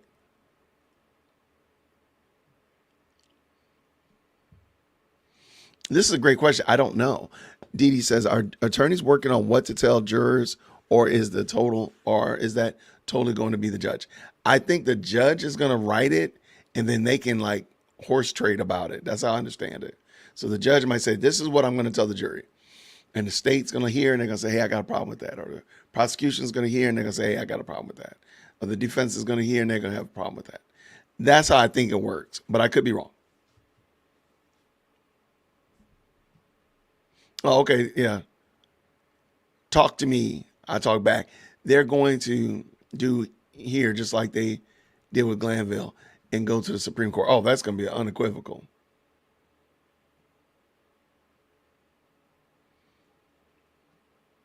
The jury instructions. Yeah, I don't get what they're trying to say either. And if you as a smart legal mind don't get it, then I'm in deep. I don't stand a chance. I don't stand a chance.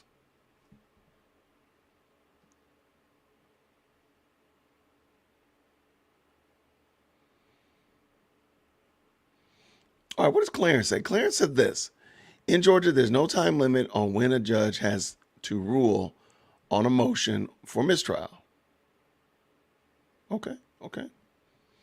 The main thing is for the defense to promptly offer it so it preserves their objection for appeal purposes. Okay, that makes sense. That makes sense. Well, clearly, because Judge Whitaker's not doing anything with it, so that would make sense.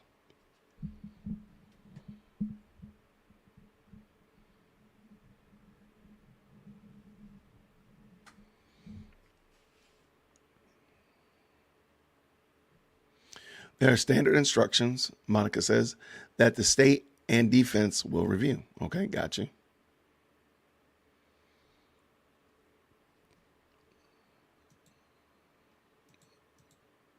All right.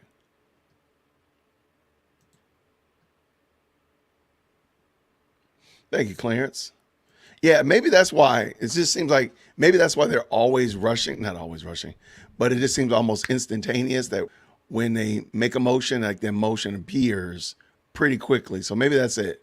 So they're making sure they do their part so they're not disqualified for not turning in fast enough. That makes sense.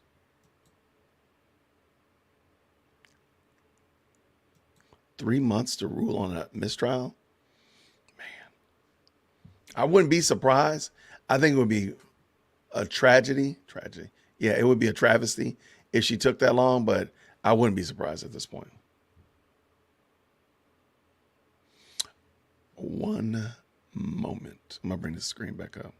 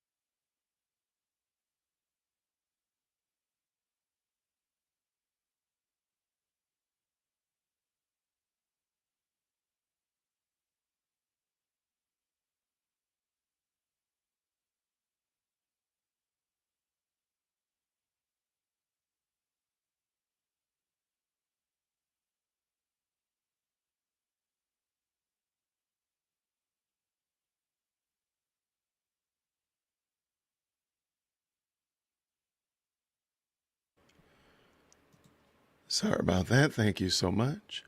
What do we have here? So that 10 minutes, Judge Whitaker's already just doing whatever. 10 minutes just means whatever she says it means. No, I don't think Woody will testify on Monday. I don't think Woody will testify on Monday. I think they're going to say that dumpster fire. I don't think the jury's going to be back on Monday, Eric. I still just don't believe that.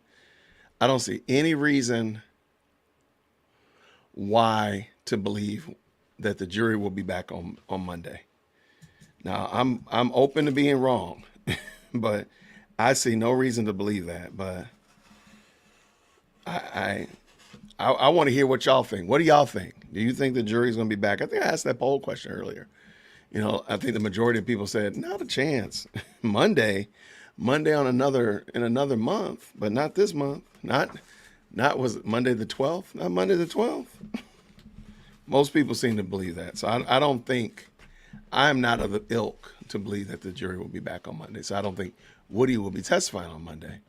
And even if he was, like, I think they would need the clearing of the jury and getting the jury back up to speed is going to be much longer than just a day with them. I'm sorry. I think that's extremely hopeful to say, oh, we're going to have the jury back in and ready to dance on Monday. I think that's very hopeful. Oh, hey, shout out. Okay. That's extremely hopeful, in my opinion. What did Carrie say? Some people are saying shout out to Carrie. What did Carrie say? Carrie said something profound. Let's see. I want to know what you said, Carrie. Did I miss it? I might zip past it. Sorry about that. I don't see it. But I see some people commenting to Carrie, so clearly. Monday of what year? In what year? Absolutely. I'm sorry. That's very, very optimistic. I'll give you by the end of the month, but I just can't believe you're going to get through and make sure all these jurors are not tainted and whatnot like that. Like, why would you want to rush through that? But at this point, it seemed like they're just breakneck speed. They got to get through this. I'm like, okay, where was the veracity to get done with it before? But it is what it is. Yeah, I'm looking right here. I see some people even commenting in Discord that, you know, the case went south when Love came back. Like, that's crazy. I mean, I think Atkins was doing a really good job. I was understanding what he was doing. Didn't agree with everything, but I'm like, okay, yeah, I can get down with that.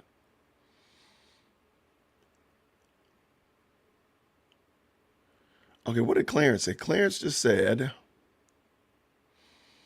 further research, and it was Georgia. Judge has 90 days to rule on all motions. If under 100,000, they have 30 days. Apologize. Really? Okay. Well, there we go. 3 months. In the year of the snake. Hey, don't be saying snake, because apparently snake emojis are a bad thing. Yeah, at this point, they probably be like, look, they probably have Woody on the stand. Like, oh yeah, I'm Woody's cousin. He'd probably still be on the stand. I don't get it anymore. At this point, I wouldn't be surprised at all. I saw the camera move, so clearly somebody got back in the booth.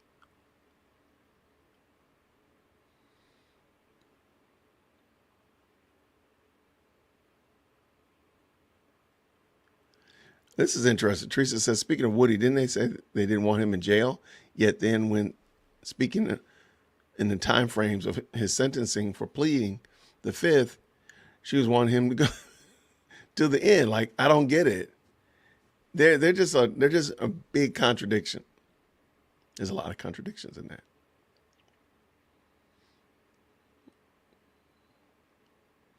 All right, let's get this. All right, state. All right, judge, let's get this party going. Let's go. We're back. We're ready to roll. The best live chat on the planet is here. Present for. We're ready.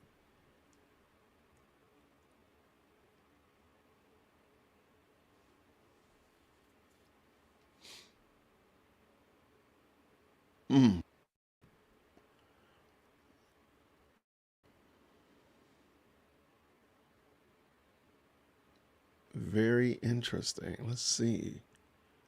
Oh, well, thank you, Love Bug. Thank you so much. Y'all, thank you so much, Mandy. Supporting the RICO Defense Fund. Thank you so much. I appreciate you. Thank you so very much for the very kind super chat. Clearly, we're going to need it because your boy's over here doing RICO stuff, you know. Snake emojis, you know. Free thug t-shirts. Free hugs. I guess if you have a free hug shirt, you really a gangster. I don't know.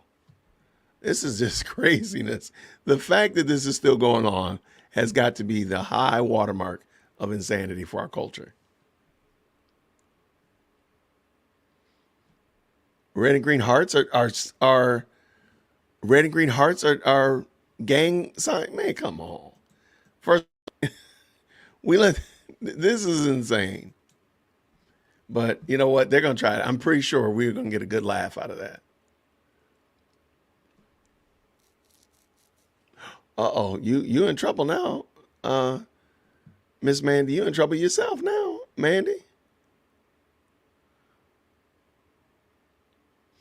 What is Amethyst Angel? Good to see you, by the way. Question, do you think that Witt will extend her docs request to Monday and bring the jury back on Tuesday? I think at this current moment, I'm not surprised. She could very well. I've given up all hope on this trial. So the jury's going to be back on Monday. That's it. Because, I mean, she just blazing through like there is nothing wrong. So the jury going to be back on Monday. That's what she said. The jury back on Monday. Now, I think we all have some reasons to believe otherwise. I'm just saying what she's saying until she tells me something different. And then now that they're not going to be there tomorrow, never mind.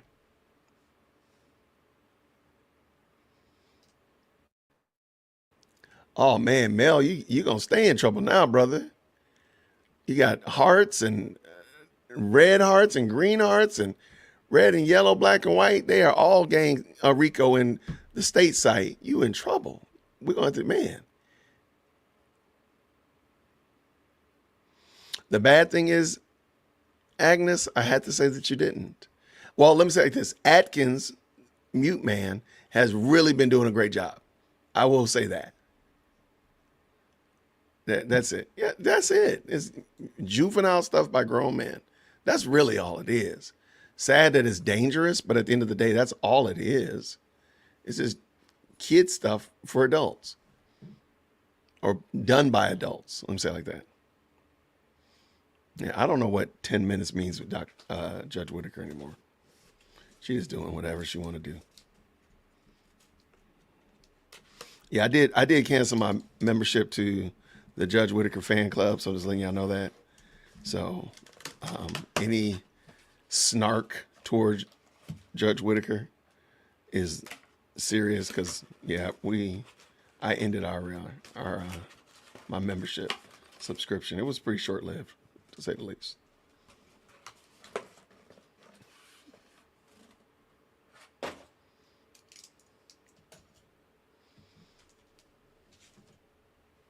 Well, we got university can use the trial decades to come teach on. That's what I'm thinking. But apparently people told me that they don't, law schools and such like that don't study what made cases bad. So apparently they don't actually study those, because it made sense to me. Like, maybe you want to go back and study, like, how did this case go south? What could they have done better? What could they have done differently? But apparently they don't do that. Most of these guys are in their 20s and less than 36-ish. I have to look that up, Graham. I see that you asked that question. Yeah, but most of them are not very old. Oh my gosh. Saturday Night Live could use this forever. Saturday Night Live could use this forever. Yeah, Young Thug is 32. And he seems like the oldest one of them all. So if he's 32, and I think Little Woody was like 34, but he's not actually on trial. So let's keep going. Wow. Little Rod is 19 doing life. Wow. What did he do? Wow. Okay. Man. The defense should query jurors asking, have you been exposed to while out of court? Instead of, have you been, Austin should be open-ended. Oh, instead of, have you been questions? I got you. What have you been exposed to while out of court? Thank you, Jason. Instead of, have you been? Questions should be open-ended. I got you. Yes, I agree with you 100%, Amethyst. Yes. Some of this stuff happened when they were kids. Yeah, some of this stuff happened, right. I mean, we're talking about some of them, if they're in their 20s and 30s, they were like 15 and sub, teenagers by then. I mean, tweenagers. That's crazy.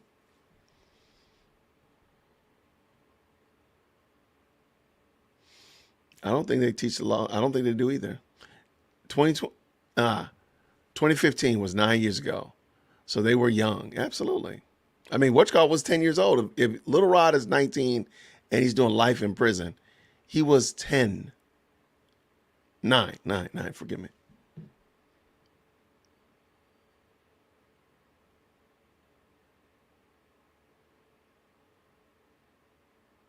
And look, I'm not, if he did that activity, Cammy 216, absolutely. But I'm just saying, personally, I think they should untether everybody from each other and stop with the RICO and just charge them for whatever they're charged for and get this over with. That would be, in my opinion, that makes much more sense.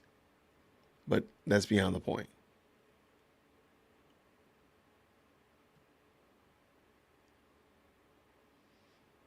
Okay, Lil Rod is 21. It's still, I mean, he was 12 when most of this, what we're talking about, started. So, wow.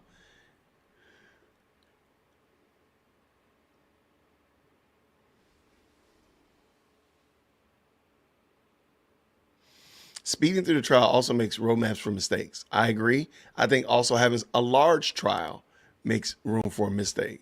Like riding a bike down the road fast is different than driving an 18-wheeler down the road fast. And what I mean by that is there's a lot more pieces that can break or pieces that can cause problems with an 18-wheeler than with a bicycle. Now, you might not get as much done and it might not be as grandiose, but if you took a bike down the road, you're going to get there. I'm just saying, if they took this RICO and severed it apart and just took everybody to the finish line, it'd be a whole lot better than trying to get this big old giant 18-wheeler down the road.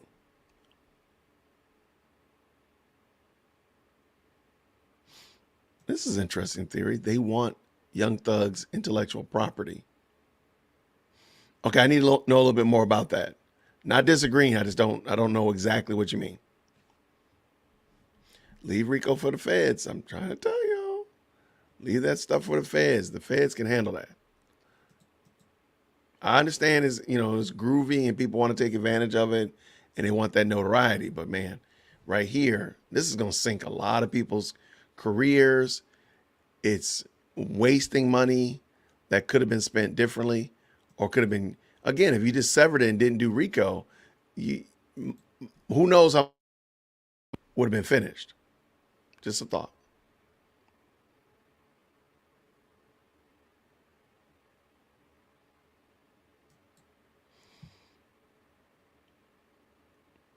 All right. I'm just looking in here. All right. Camera's moving. Let's go. Oh, wait. It moved, but then they didn't do anything. They tricked me. Let's see. Okay. Nah, they're just holding tight. Holding in space. All right.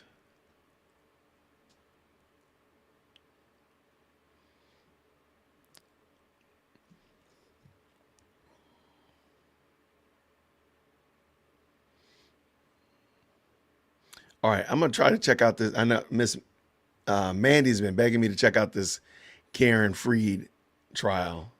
Karen Reed, please forgive me. I'm gonna have to look into that. I will make sure at the second my bandwidth is getting stretched, aka my mental capacity. But we will make sure that we check it out since we don't have court tomorrow. Yeah, we don't have court tomorrow. Karen Reed, yes, I will check it out, Mandy.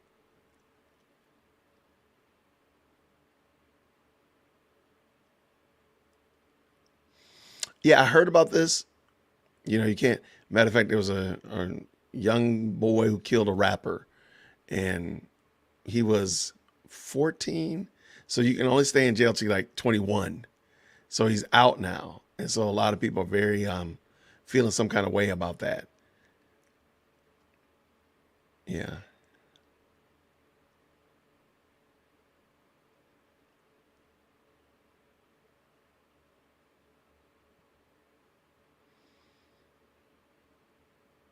We've been on break way longer than 15 minutes. I'm sorry, 10 minutes. Absolutely. Because, I mean, we're cruising up toward lunchtime. So I'm pretty sure we're going to come back and say soon they're going to be talking about lunch.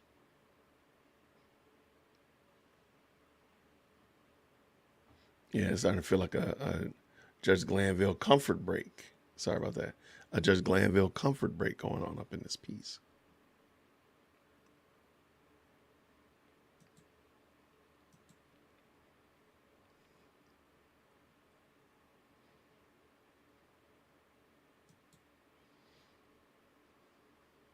Monica, could you shoot me an email, please?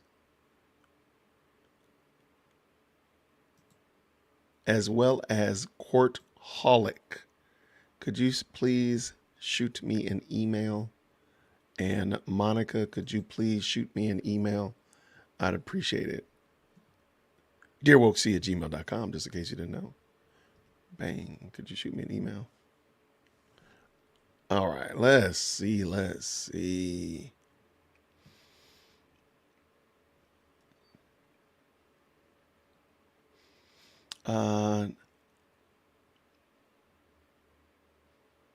You think Karen Reed trial is actually messier than this? Really? Okay.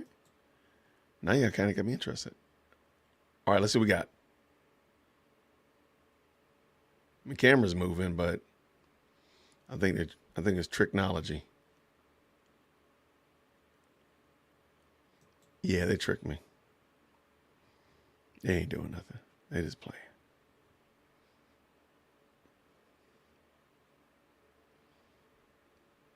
All right.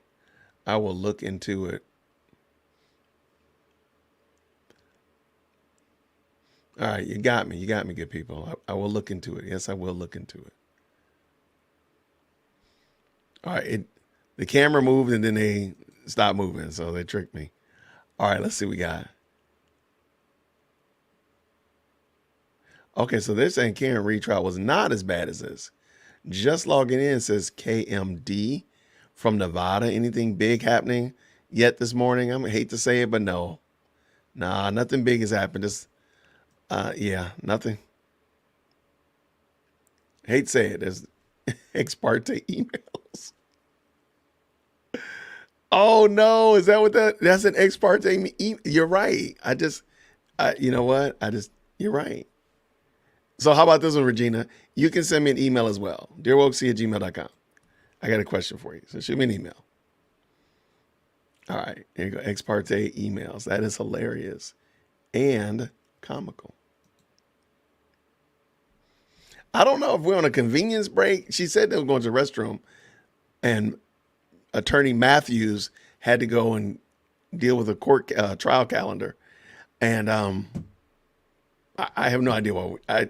At this point in the game, I've given up on this trial because there's just too many things that are wrong. Like, how are we still, the engine is on fire. Why are we not pulling over and stopping? Why are we still, we're still driving. Engine's on fire. Okay. Wheels are blown out. Why are we not pulling over and stopping? Okay, fine. I guess it's just what we're doing.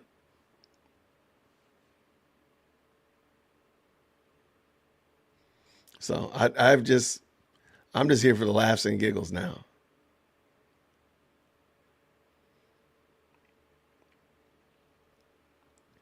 Yeah, I don't know how long. I mean, because they're going to have lunchtime. Maybe they went to lunch. Maybe they said, look, we are on lunch and didn't tell us.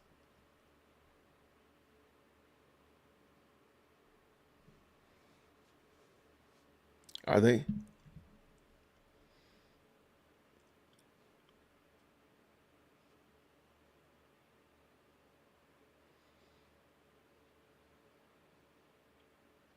I don't know. I don't know.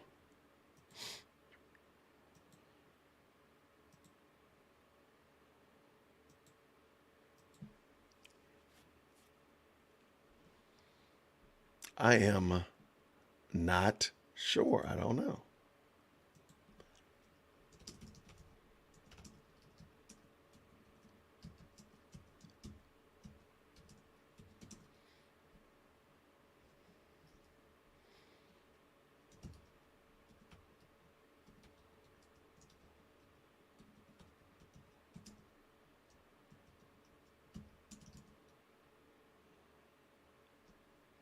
Yeah, this is crazy.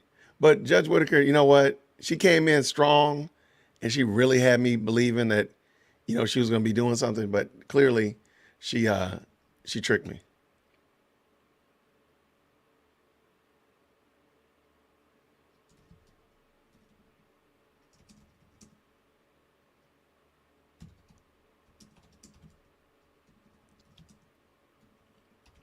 All right, just sending off a non-ex parte email. See, not everything's ex parte.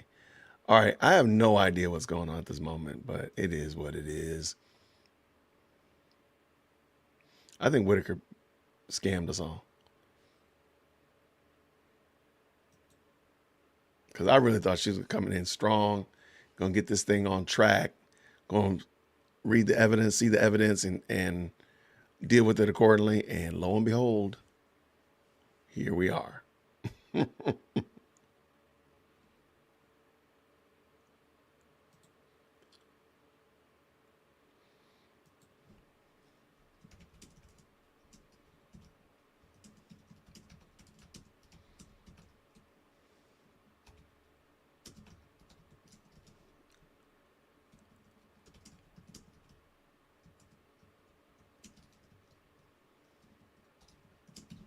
All right, let's see what we got here.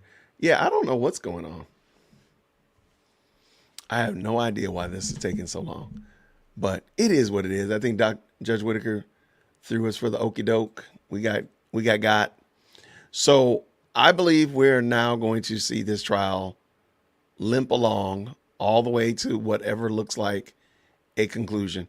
I think they're going to, at this point in the game, I think they would probably try to do this trial with 10 jurors. I don't even care.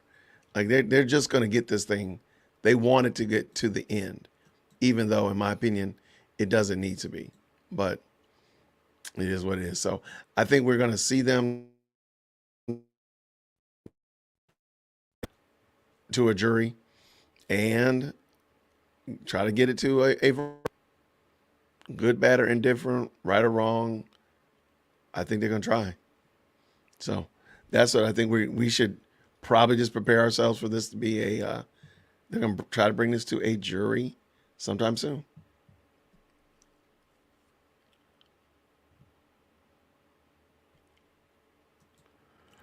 The judge and the prosecutor both work for the same people in the state. That's true.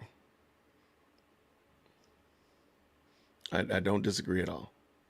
Let me hit refresh, make sure I'm not getting tricked.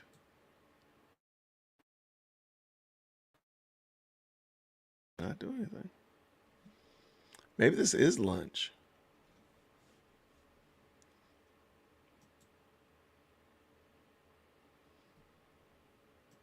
It came in with that new sheriff in town energy, but eventually fell into the handling love with kid and gloves. I agree. I mean, I really thought she was going to lay down the law. That's a good analogy. That's a good one. New sheriff in town energy. I like that. That was a very good point. And they're in the same building. Maybe they're in, because they're in Glanville's courtroom. It maybe is rubbing off. I don't know.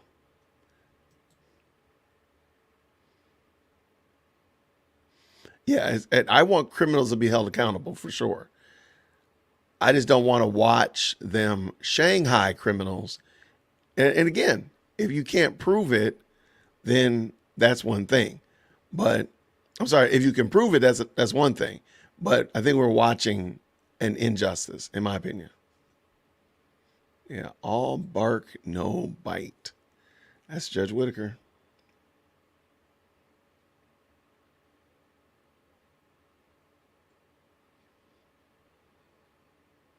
It is about justice. We want justice. If you can prove to me that this is a just trial, then that's a different game. But I think we all can agree, just leaving a little something to be desired in the justice category. You know what I'm saying? Just a little something. Not all sunshine and rainbows. All right, let's see here.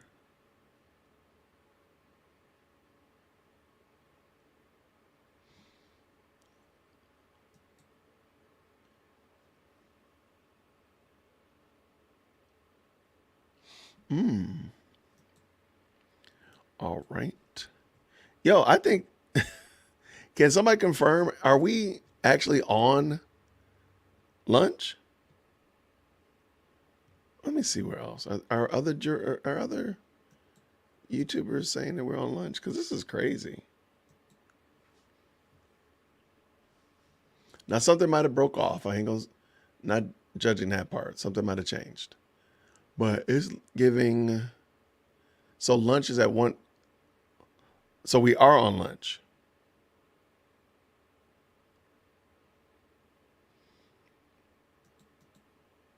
Did I miss that?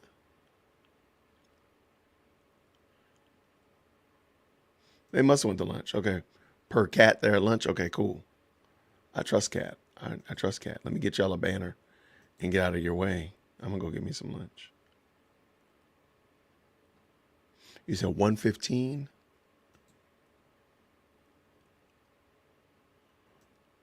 I get to my ex parte meetings.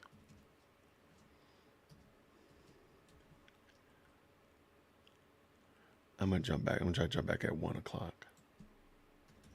All right, y'all, let's do this. Let's do this.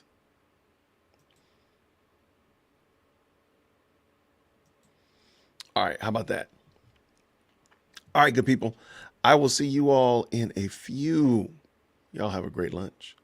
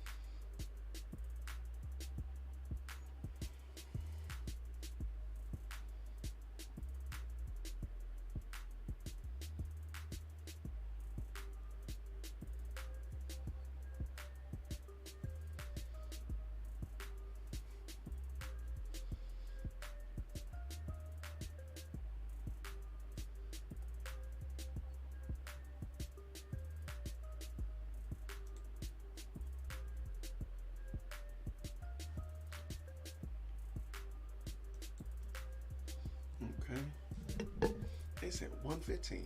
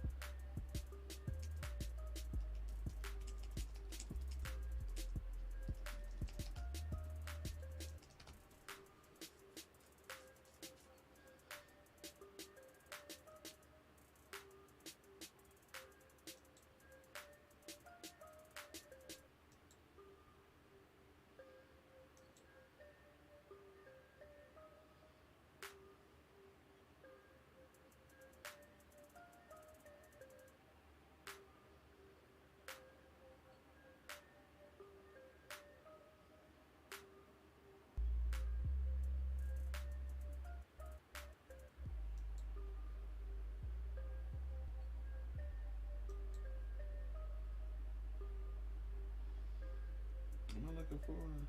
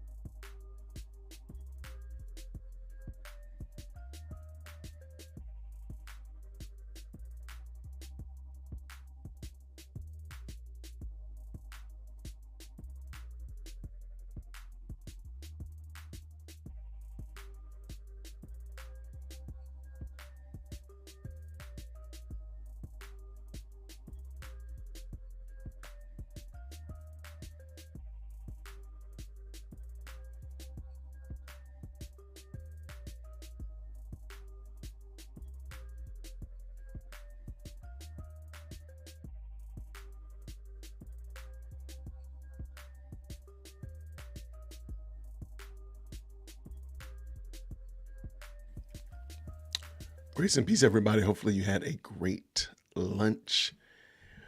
We're back. This is the afternoon session of this trial, or horse trading, as I like to call it.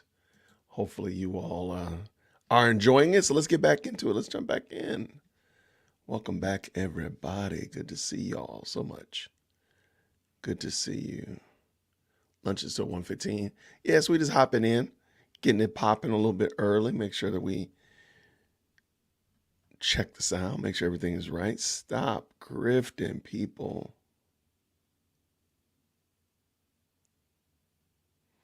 What does that mean? Okay. All right, let's go. Let's go. It has been pretty, shall I say, uneventful morning. Uneventful.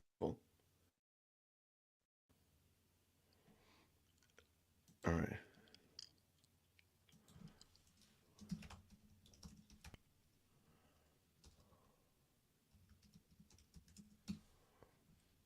All right.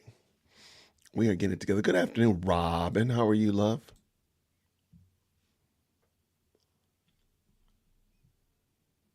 All right, let's see what we got.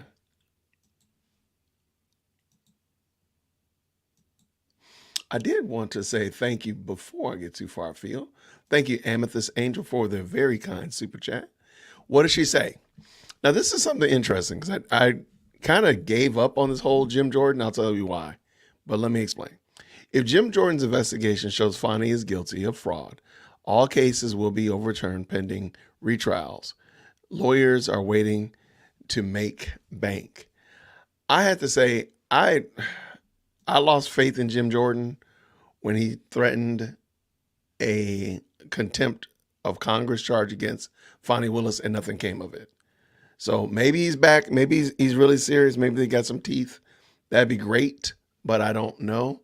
So I'm at this point, I've been let down so much with this trial. I'm not putting up any hope in anybody until they actually do what they say they're going to do. So when you do it, Jim Jordan, when you put it under contempt of Chris, when that happens, then I'll have a different perspective. That's all I'm going to say. All right, let me do this real quick. All right, got it. Yeah, but thank you so much. Hopefully, again, had a good lunch. Hopefully, everybody's ready to jump into this. Yeah, I don't know if he's a good faith actor. I'm right there with you, Cammie. I don't know. So I'll just wait. As soon as he does something, then we'll know. Everybody will know when he does something. So, but thank you so much again for the very kind super chat. Thank you very much. All right. All right. In the chat, real quick, just tell me, how have y'all felt so far about the first part of the morning? What did you think about it? What have been your opinions about the morning session or this horse trading thing, whatever's going on? How do you feel about it? What are you thinking? What's your thoughts? What's on your mind about it? Give me a quick one sentence assertion. I'm going to write mine in real quick.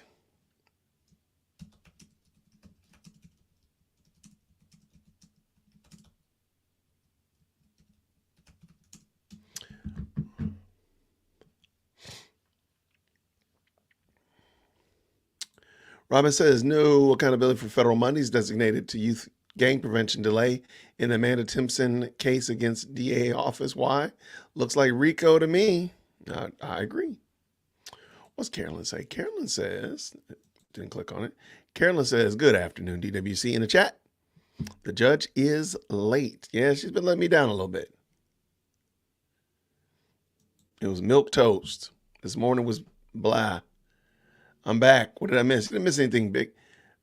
Big Bot 33. We're just asking, what is your morning? What do you think about the morning session? What did you think about it so far? Study hall court is in session. I agree. That's it. I think mute man, Atkins, let's give him his proper, put some respect on his name. I think Atkins did a good job. He definitely is. It's befuddling to me that he has been quiet this long when he clearly understands what he's doing and is able to articulate it in a very calm demeanor. I don't get it. I don't get it. So while we're getting settled in, everybody's getting back in. We got 302 people already in the chat. Thank you so much. I was thinking about it. I said, you know what? Adrian Love reminds me of a teacher that I used to know. I'm not telling the story about myself, who in their first year teaching, they got in a lot of trouble. They were not keeping records. They were not keeping kids' work. And what ended up happening was this teacher got called into the principal's office. And not only was the principal there, it was the assistant principal, I think it was like the academic or reading coach, and the parents. And parents were upset about grades that their student had gotten. And the teacher had zero answers, no answers whatsoever. Why did the kid get this grade? How did you come up with this grade? Where's the score come from? So on and so forth. Because the teacher was not sending work home. The teacher would just get it allegedly and record the grade in the grade book and then throw the work away. I can't say anything about that. But one of the things that stood out to me was that when I talked to the teacher after the fact, because again, it really wasn't me. Trust me, it really wasn't me. One of the things that they talked about was that the principal didn't interject and didn't stand up for them. They said the principal didn't stand up for them. The principal let them get excoriated by the associate principal, the assistant principal, and the parents. They were just coming off the top rope on them. And they finally made it through, and they survived. But by the skin of their teeth, right? They got beat up pretty bad by the parents and the assistant principal as well as the coach, because they had not been doing all their due diligence to keep records of what they've been doing. And the principal never stepped in. And the teacher was feeling some kind of way about the principal not kind of defending them because they were very new in their career. They didn't really know what they were doing. They clearly made a lot of mistakes. There's no question about that. But the principal never stepped in. And so after that was all over with, they made it through. The parents, the parents were eased, and the assistant principal, everybody else had parted ways. The principal and the teacher talked. And the principal said, the reason I did not step in for you is because you need to learn to never do this again. Never do this again. Your records have to be on point all the time. Never a question, never a doubt. I didn't step in is because you needed to know how to do this. And you've got to be able to do this all the time. Now, the teacher that this story happened to was the teacher that I student taught in their classroom one of my semesters in school. And they told me that story. And it sat with me. And when I was student, first year teacher as well. But I think my mistake level was significantly lower because I was told that story. And I think when we're looking here at Adrian Love is not being held accountable. Adrian Love is not being, the work is not being put for her to basically have her feet held to the fire, have to answer. And Judge Whitaker, sadly, is giving her a pass. Judge Whitaker is giving her, easing her through, walking her through what to say, telling her how to answer a question. Is this what you mean? So on and so forth. When Adrian Love really, truly needs to fall on her face. I'm not saying that she's right or wrong. I'm not arguing whether or not her argumentation is right. What she's doing, however, is not being held accountable, because when she comes up, now notice Judge Whitaker is not helping Atkins. You know why? Because Atkins actually knows what he's talking about.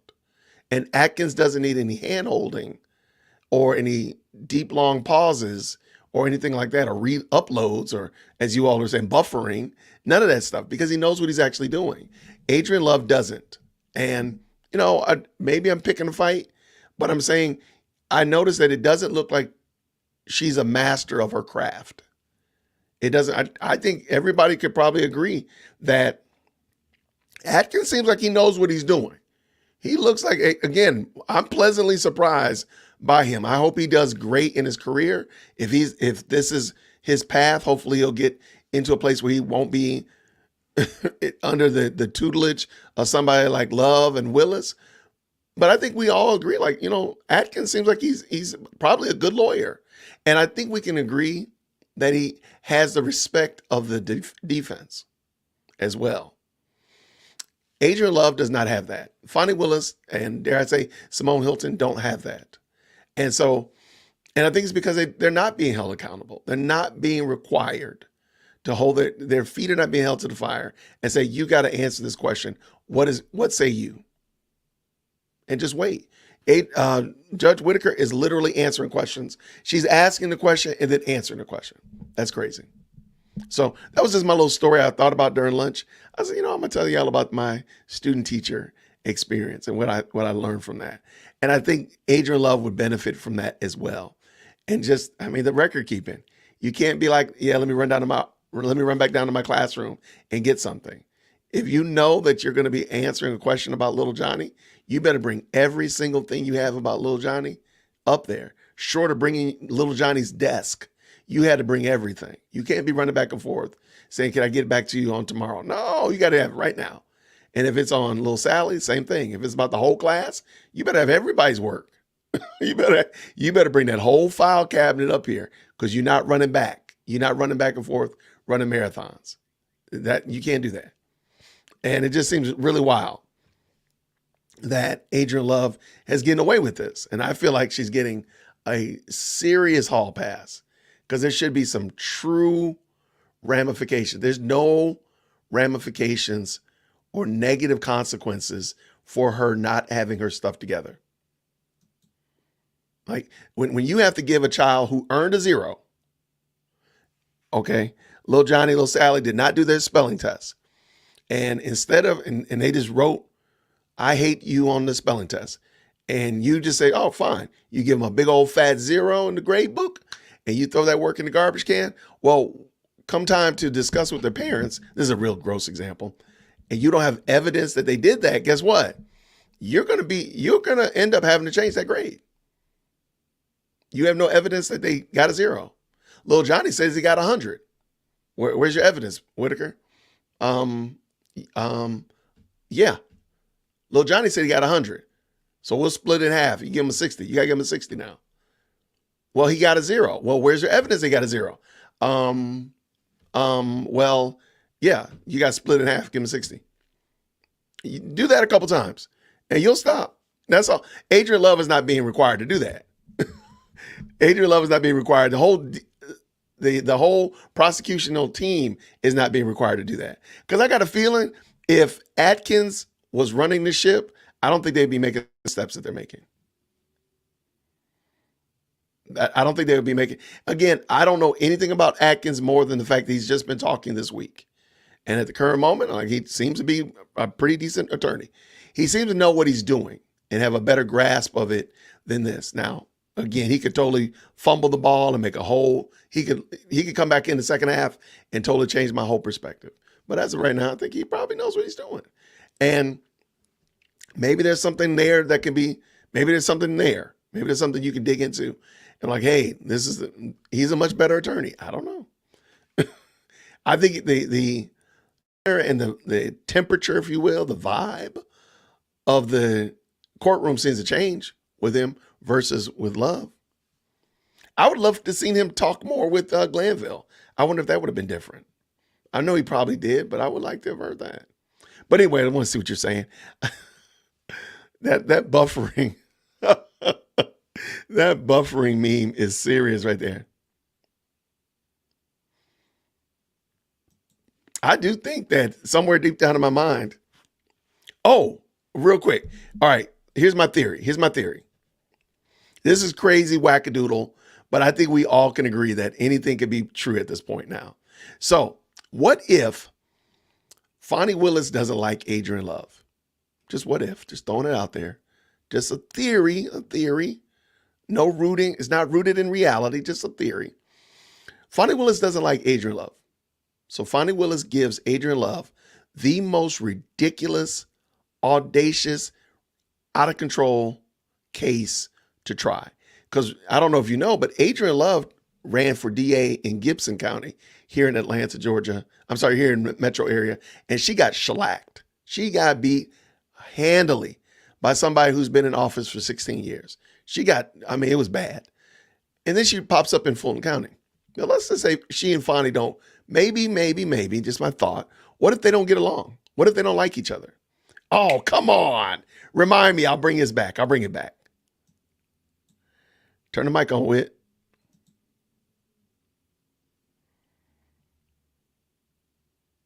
Emailed over the lunch break. Drop a 1 in the chat proposed that you can jury hear. Instructions, which I've been able to see on my mobile phone, but because we're having internet issues, hopefully IT can work some magic and let me see on my actual computer. You can move the. Thank y'all so much.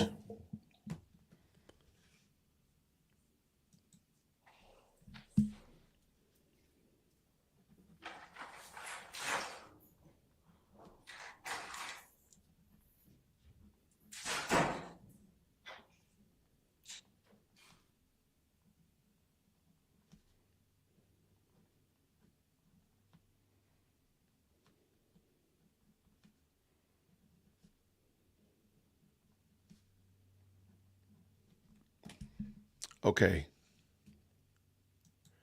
I'll make sure I start my tinfoil hat story a little bit sooner, though. I'll make sure I do it. Welcome back, everybody who's jumping back from lunch. They just got in. They're having some tech issues over there in the courthouse, but I think we're back on. I think that's the tech support guy right there. Some reason they're having a problem. Thank you again also to Claudia for the very kind super sticker. Thank you so much, Lovebug. I appreciate you. Thank you so much. And we are popping. Okay, so while they're doing that, let me try my theory again. She messed me up. Never mind. I think had sent over something. Then there were two things, I guess, like an initial and then a revised suggestion from the state. Has anybody else sent anything? And Judge, Oh, wait, no, that's not.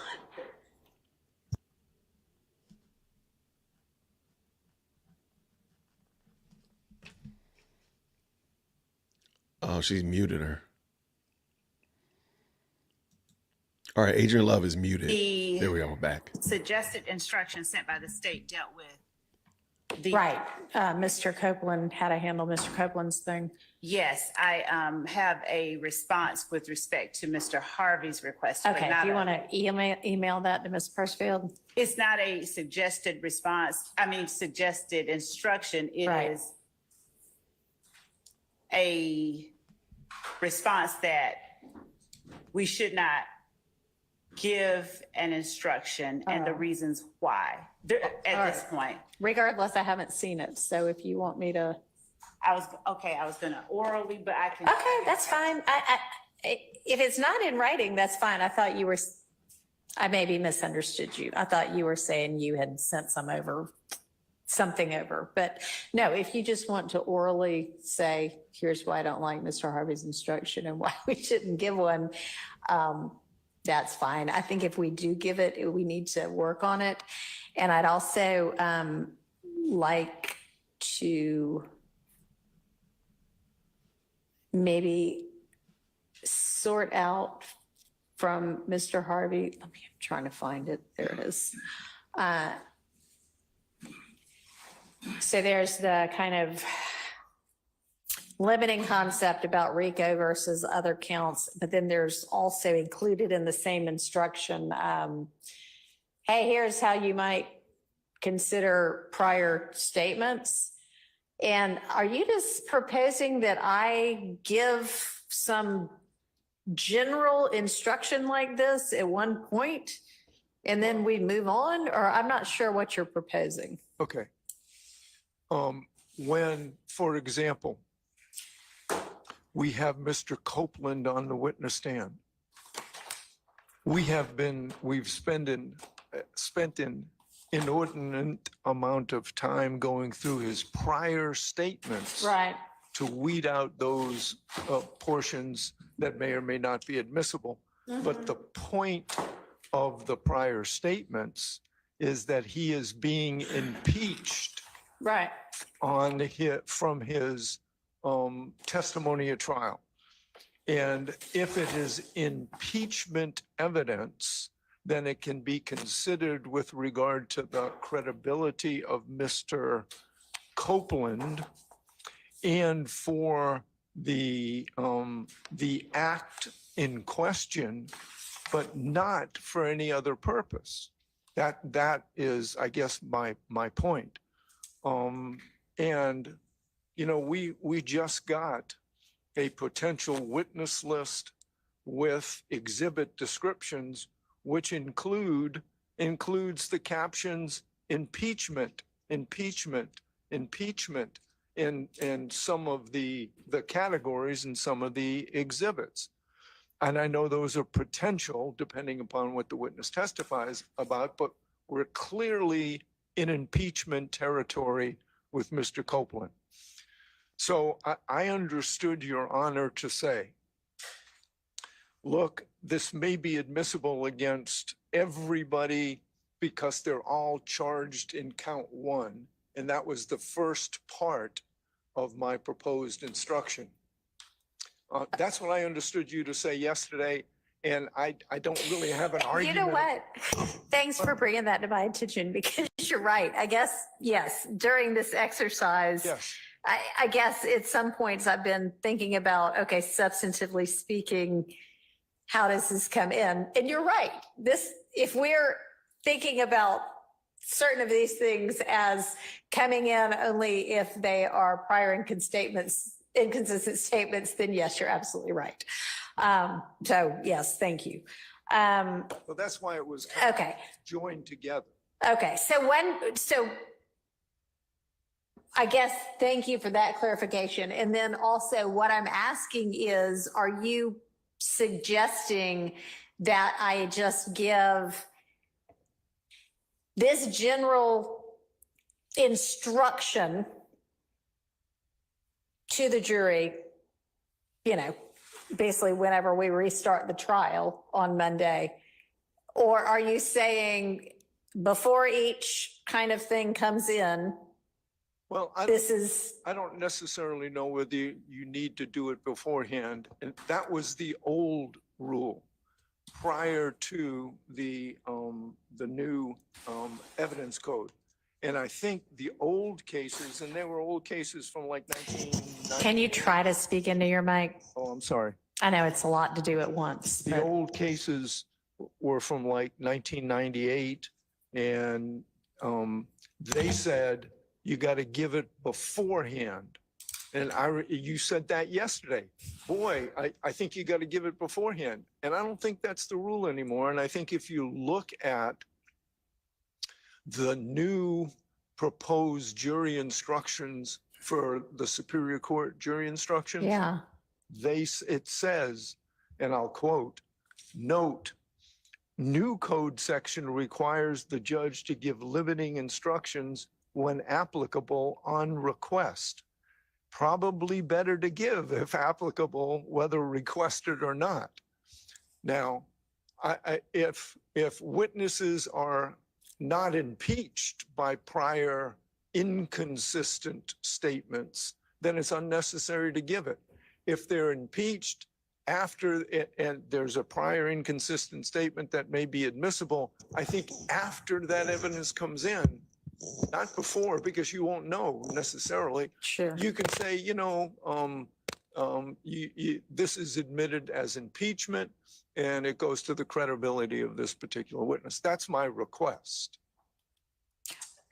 Okay. That's why So, it's in two phases well, yeah. or two paragraphs. Yeah, as you proposed it, that's kind of what I'm trying to sort out is they are two different topics.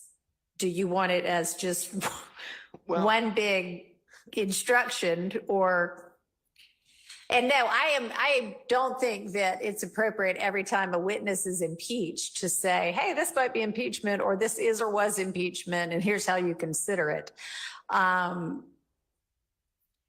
Well, it may And not talking necessarily to kind of impeachment evidence, but sometimes there's other evidence that comes in for a limited purpose.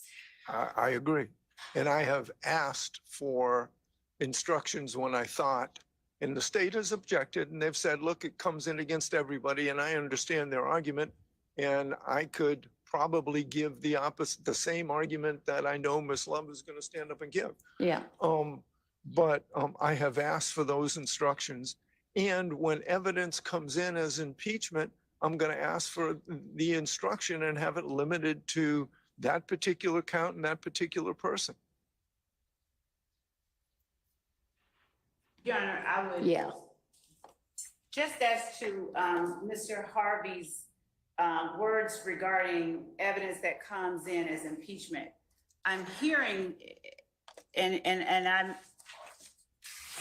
aware that he may not be saying it as I interpret it, but this makes the second time once he previously, before Your Honor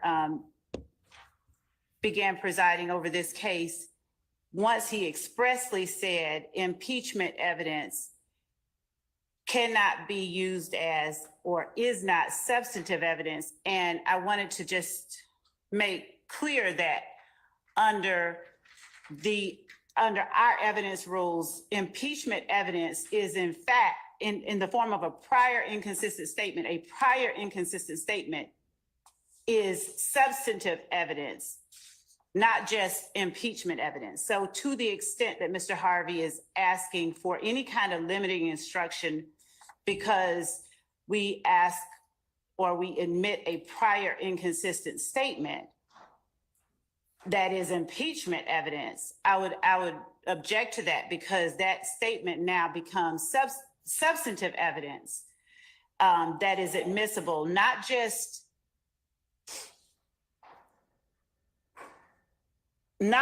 for one person or to somehow attack the credibility of the witness on the stand, but now it becomes substantive evidence of what is stated, of what is given in that prior inconsistent statement. And because each of the counts in this indictment are alleged as overt acts to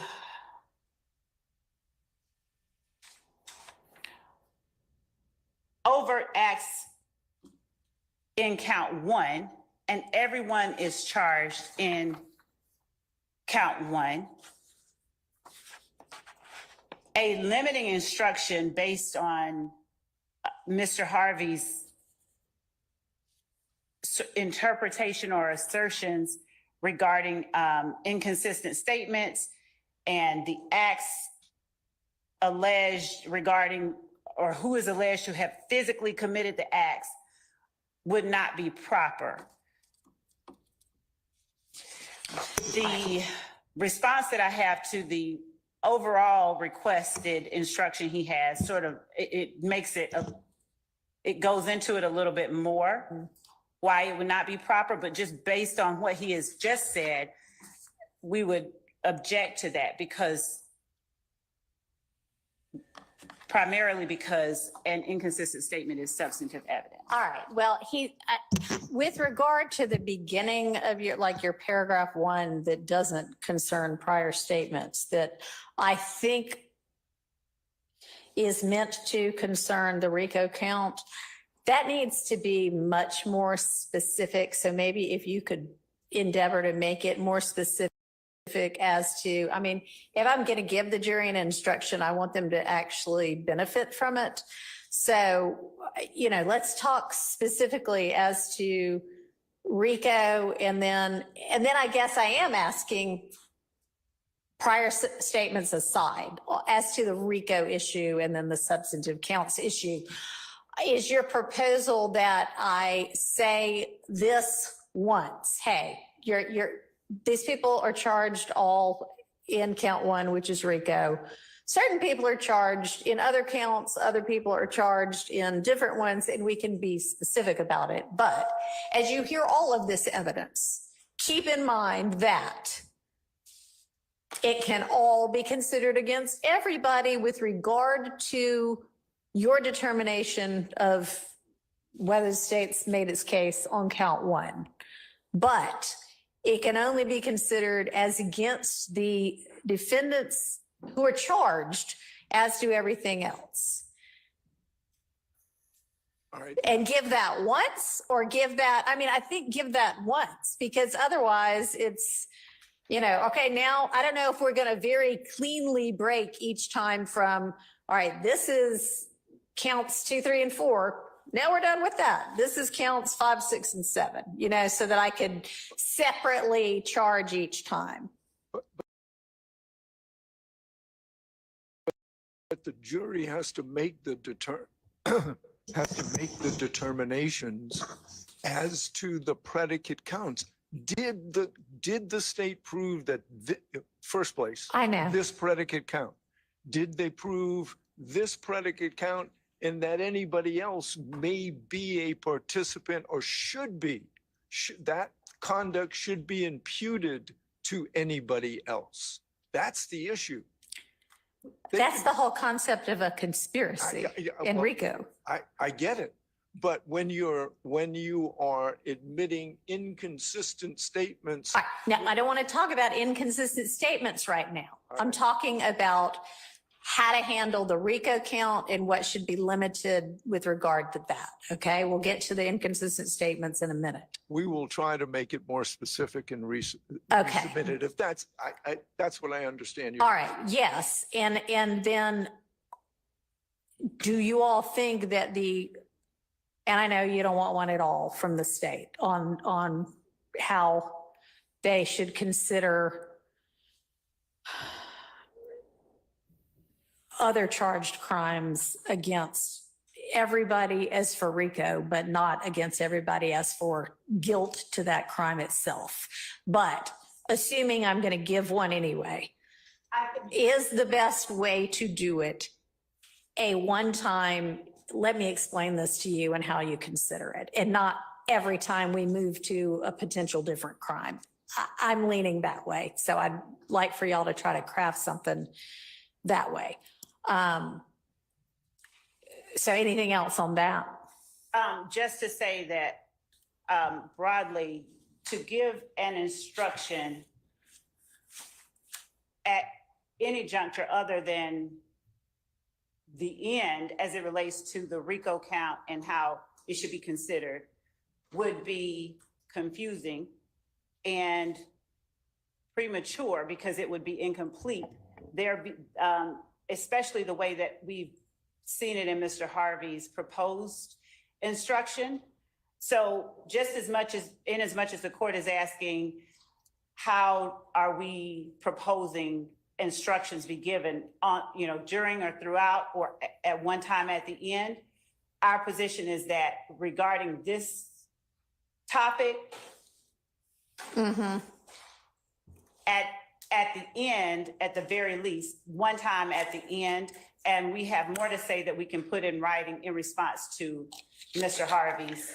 Okay, well, I don't think it's particularly helpful to have the jury not have any idea how they are supposed to be considering and evaluating this evidence while they're listening to it. And I know they're not deliberating on the evidence until they all get together at the end of the case. And I know that they are not making any kind of determinations about it until they're deliberating together at the end of this case.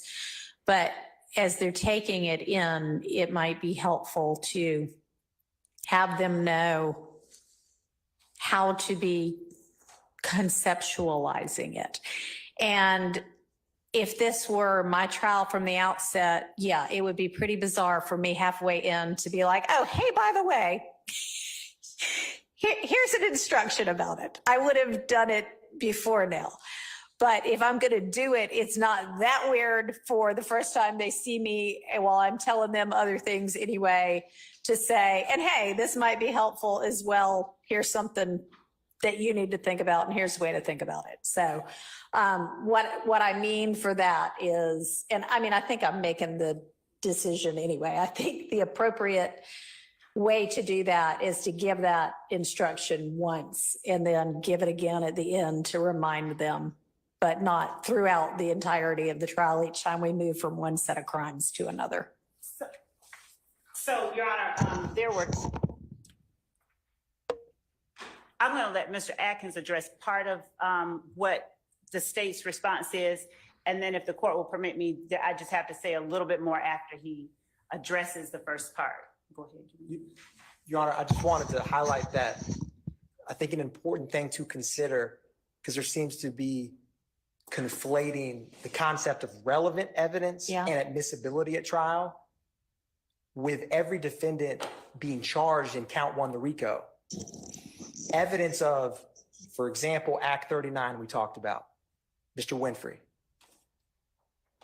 If the jury finds that overt act was made by Mr. Winfrey, that is relevant evidence to their overall determination. And so I think any instruction, if the court were to give one, I think, as the court alluded to, it needs to illuminate something in the jurors' minds, not confuse them, but explain something. With every defendant having count one, there's no defendant who's not charged with that. So Right. all of the overt acts which track the indicted counts, if someone is not mentioned in evidence presented in Act 39 and defendant X is never mentioned, the jury never hears any evidence of that specific defendant, that evidence is still relevant when they're deciding count one for that defendant who was never mentioned in said act. And so and of course, RICO trials of this nature, the jury instructions, they take a lot of heavy lifting legally and thought. And the case law makes that clear, that what instructions the jury are given, it's very important to be clear and concise, because it's naturally with so much evidence it's important to get those instructions right. And so I think that is just an important thing to keep in mind of relevancy versus admissibility. And some of things in regards to relevancy, if they're admitted by this honorable court, any argument can be made at closing of why it is not tethered to their client or why the state didn't prove count one. And I just wanted to share that because I think it's important when thinking through this, and to ensure as well, given the endeavor of jury instructions at the end of trial, that whatever we instruct the jury now, we don't want to instruct them something different later after a more fleshing out of all of the jury instructions. Because of course, jury instruction as a whole are what's considered from appellate courts in terms of if one specific instruction was proper or improper. And so I just wanted to highlight that for the court while we're thinking through this. Okay. And Your Honor, I just wanted to tag on to that, that I heard Mr. Harvey reference predicate acts, and I wanted to just emphasize how overt acts are not necessarily predicate acts, and we don't have to have any predicate acts in this case. And Mr. Harvey's instruction that he's given the court so far is just wrong, in that it implies that evidence introduced under count one is not something that can be introduced against every defendant. Just to follow up on the admissibility or relevance distinction Mr. Atkins just made. The other point that I wanted to make is that understanding the court's inquiry and concern about instructing the jury and making it clear for them how they are to consider evidence as we go along. My question regarding the instruction that Mr. Harvey has proposed is, what problem exists right now that we are trying to solve with the instruction? And my answer to my own question is that there is not one at this time prior to the close of the evidence that requires us to give the type of limiting instruction that Mr. Harvey is requesting. Right now, as it reads, his instruction is misleading and it's confusing. Well, yeah, it is not particularly helpful at this point in time. It's a start because he at least sent something. So, which is what I've been asking everybody to do for the last week and a half. But yeah, no, it's not what we're going to use. It is not particularly elucidating, but it is at least something. So thank you for that, at least. Can I, Dang, that's may I harsh. respond? I'm sorry. I didn't know whether you're done or not. I was just going to point out that his instruction, it sort of implies something, but that proof of a substantive RICO violation is not an element of the conspiracy violation that we've alleged in our indictment. Well, and I mean, in all honesty, nothing about this even mentions RICO, which is what we're trying to clear up for them. So it needs to be much more specific and targeted also. I mean, this is just general amorphous, Well, not helpful. that, you know. Sorry. I understand, and it's very hard to pinpoint. I think it's extremely difficult. And in that sense, please don't quote me. I agree with the state.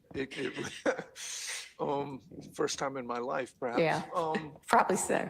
But I think what the state is doing is conflating the gang charges, because if these go to the gang charges as well, then I want you to instruct the jury every time gang evidence comes in that the mere participation in illegal activity with a gang member or gang members does not, as a matter of law, constitute gang activity. Right. It's got to be in furtherance of the gang. And I will give an instruction to that. It will not be every time gang evidence comes in. That'll be an end of the case instruction. But that's what's being conflated here. We're getting RICO evidence, we're getting gang evidence, and it's coming from the same witness.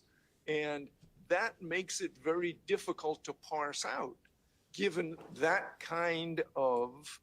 That's why we're going to have really good instructions. And Your Honor, I agree. The gang is the enterprise that is charged. I understand. So let's get something much more specific than this. Now, on the prior statements thing, sometimes they're only impeachment and sometimes they're substantive evidence. So it's not true that every time a prior inconsistent statement comes in, its only way that it can be considered is as to the credibility of that witness. It's not true. I concede a split in authority. The 11th Circuit specifically says that impeachment evidence, Okay, so inconsistent statements are. Are they talking about Georgia evidence or are they talking about their own? So then it doesn't matter what federal courts say about it. But it's the same rule. It's the same rule. And I get it. I conceded that. I'm conceding. I'm arguing. It's the same rule. It is the exact same rule. The Georgia courts have specifically said we're adopting the 11th Circuit. So I think there's some disagreement, but I concede the Georgia rule. But sometimes it's still just impeachment. Sometimes. So, and the state has said several times, both in their exhibit description and today when arguing to Your Honor, that's impeachment evidence. If we may just want to impeach them with that. And that would go to the credibility as to that act. And Mr. Nichols is not charged in that act. So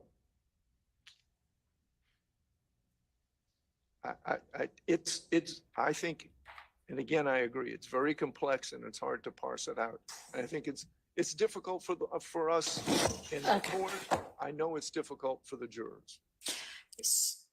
All right. So with regard to prior statements, it's kind of whether we're talking about a witness who's testifying or it coming in some other way. But when you're impeaching a witness who's testifying with prior inconsistent statements, yeah, it's substantive evidence when it comes in. So All right, now there's the other issue of the jury instruction I am going to give. Oh, and obviously one jury instruction I'm going to give, we had discussed before, and it's, and I had read it out, but upon further consideration of some of the motions that have been filed since that time, including the kind of new spin on Mr. Stillwell's motion for a constitutional and fair trial with requested relief. And just considering some of the motions that have been filed, I think by Mr. Williams, since I am actually reconsidering and have reconsidered and made a different decision about, at one point I had said I was going to just say disregard any comment about any of the actions of the lawyers. And I'm going back to the proposed instruction with that. And I'm going to say that may have been disparaging of any of the lawyers in this case, because I mean, it is a fact that on the record, some things were said about certain defense counsel that anybody who's an attorney would consider disparaging, unprepared and unprofessional. So I'm going to address that and seek to cure that by just using that actual word. So that has changed with regard to my just general opening instructions about being the new judge on the case. Now we have to decide how we're going to instruct the jury about what to consider and what not to consider as to Mr. Copeland's testimony. Now, this assumes,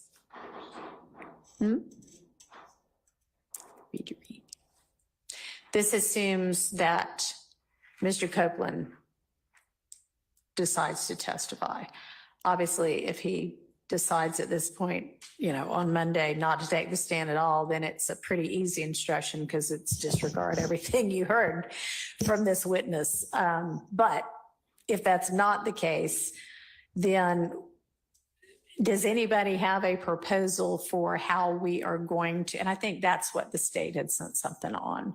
And has the defense had a chance to look, and is there, I think Mr. Williams maybe has just sent over his proposed instruction, which hopefully everybody has gotten. All right.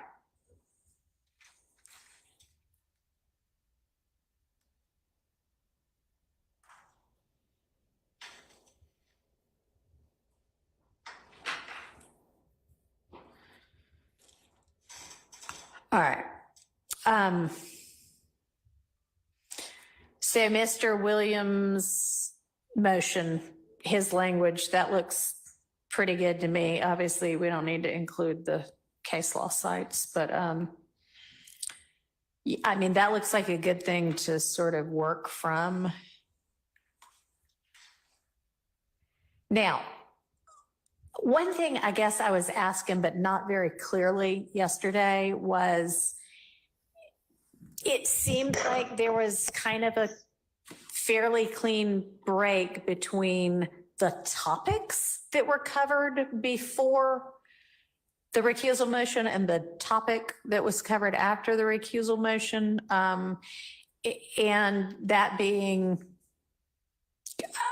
I think like on the one day, the question opened with, all right, now let's turn to the murder of Nutt or the murder of Donovan Thomas or whatever. And that was after the recusal motion had been filed. So was there any discussion of the murder of Donovan Thomas with Mr. Copeland prior to the recusal motion? Because it would be pretty easy to also say, not just with regard to dates and times, but anything about the Thomas murder, disregard, if that only came up after the recusal motion was filed. Your Honor, with respect to any reference, I haven't had a chance to listen to all of it and read all of the testimony that and all of the questions that Ms. Hilton asked of Mr. Copeland. But I can say that so I at this time, I would ask that the court not instruct the jury as to disregard any specific subject, because. Well, I'm wondering, so I mean, y'all have had the point of getting y'all all the testimony was, well, one of the points was so that you could look at it. Yeah, I mean, I'm not saying I haven't looked at it. I'm looking for and reading. Yeah, so I mean, if there is kind of a break in terms of subject matter as well, that'd be an easy thing to instruct on. But does anybody know the answer to that? So You do? Okay. What's the answer? I misspoke yesterday, but there were video portions of Mr. Copeland's statements on early morning hours of January 11th, 2015, as well as January, I think it's 21, 2015, played for the jurors. Uh-huh. They were small. They were like, quote unquote, real impeachment. Right. After that, though, after the motion to recuse was filed, is the wholesale playing of various recordings. So I don't think that it would be appropriate to say disregard everything. I have all my notes. And I have the transcript. Okay. But he did discuss things that you're talking about. He did discuss his relationship with Mr. Williams, his relationship with Donovan Thomas, with Mr. Kelvin Watts. Right. So he was getting there. Okay, but if it's all that sort of background relationship stuff, that's not the murder of Donovan Thomas. That's all the background. So what I'm trying to sort out is, had there been any testimony about the actual, here's the night of the murder stuff before the recusal motion? So, Judge, it's when you say about it, in as much as it's relevant to the issue of the murder itself, that's the reason why I was asking the relationship between parties and all of those kind of issues. That's not what I mean, and we can be clear about that. I mean, the night of the murder, the what happened, how the murder went down.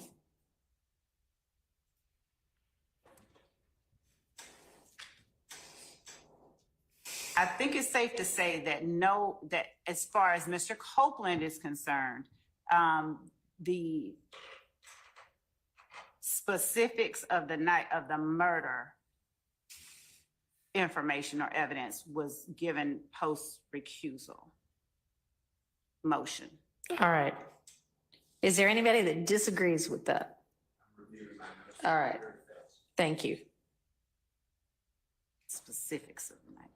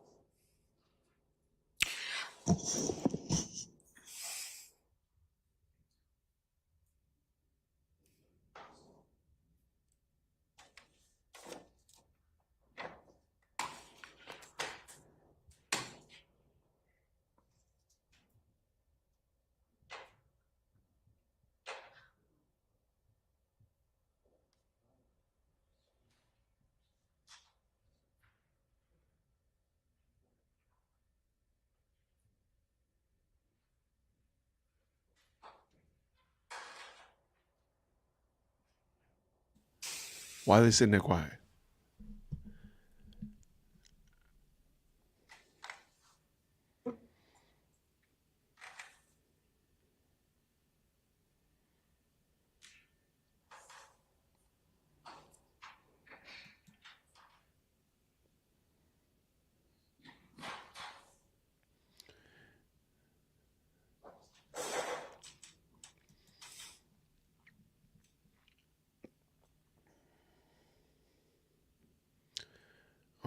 What do we have here? Okay, I have no idea what they're working on. But I think this is going to be a sticky wicket because they're going to have to try to sort through this. So what happens if Woody doesn't come in at all? Let's say Woody just refuses to come in and gets arrested at the courthouse steps. What happens? I don't know. Well, obviously he wouldn't testify. And let's say he doesn't want to testify. He pleads the fifth. So he doesn't even come, but he says, you know what, I'm not coming because I'm not going to testify. What happens? And Your Honor, would the court consider the state's position that in characterizing any evidence in any way, it could imply to the jury that certain other evidence does not fall into that category? So in other words, any evidence of the night of the murder, I'm not certain how the court will be instructed. I'm not either. That's what we're supposed to be tailoring today. That's what I wanted y'all to be giving lots of thought to. But yeah, no, I want to tailor it in such a way that I don't mislead the jury about anything. But y'all all agree that we have to tell them to disregard some of it. And I mean, yeah, maybe the cleanest thing to do is, XYZ date, but people don't normally think about their lives in, June 3rd. Okay. I know exactly what June 3rd had to do with, unless it happens to be their birthday or something like that. But so, yeah, I mean, I'll consider all of what you want to offer me, but okay. Personally, I'm not speaking for, I went by my notes as well as a transcript, but my notes have more things, I guess, they were my notes. But I don't have anything specifically talking about the Donovan Thomas murder before Mr. Weinstein filed the motion to recuse. I do have like a January 11, 2015 interview by Detective Thorpe of Mr. Copeland. Yeah. Is admitted over objection, and it was played from 3:29:46 to 3:30:13. And I have to go back and remember what that was about, but I have little things like that, but I don't have any specific. That's very helpful. And I knew there were a couple of small snippets of videos played. So if you've actually got the timestamp as to what parts were played, then it's easy enough to have somebody look at those snippets and see what it covered. Can I announce now or? Yeah. So everyone can check. I have State's Exhibit 378Y, as in Yankee, B as in Barry, 6, and these are the time slots, 6:46:34 to 6:46:44, and that's the January 28th, 2015 interview. Okay. And then I have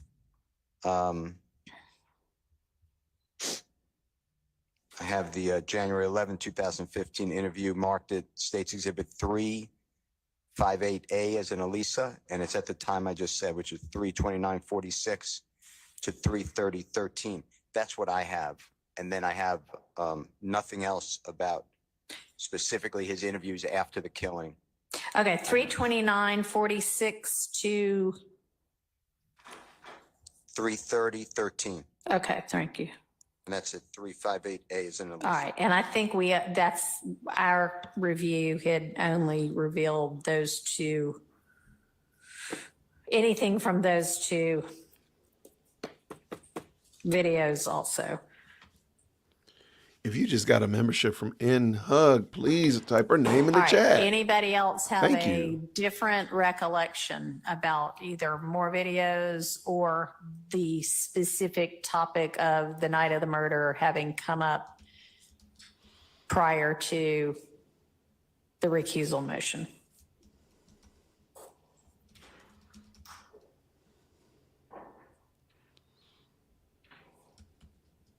If so, please let me know.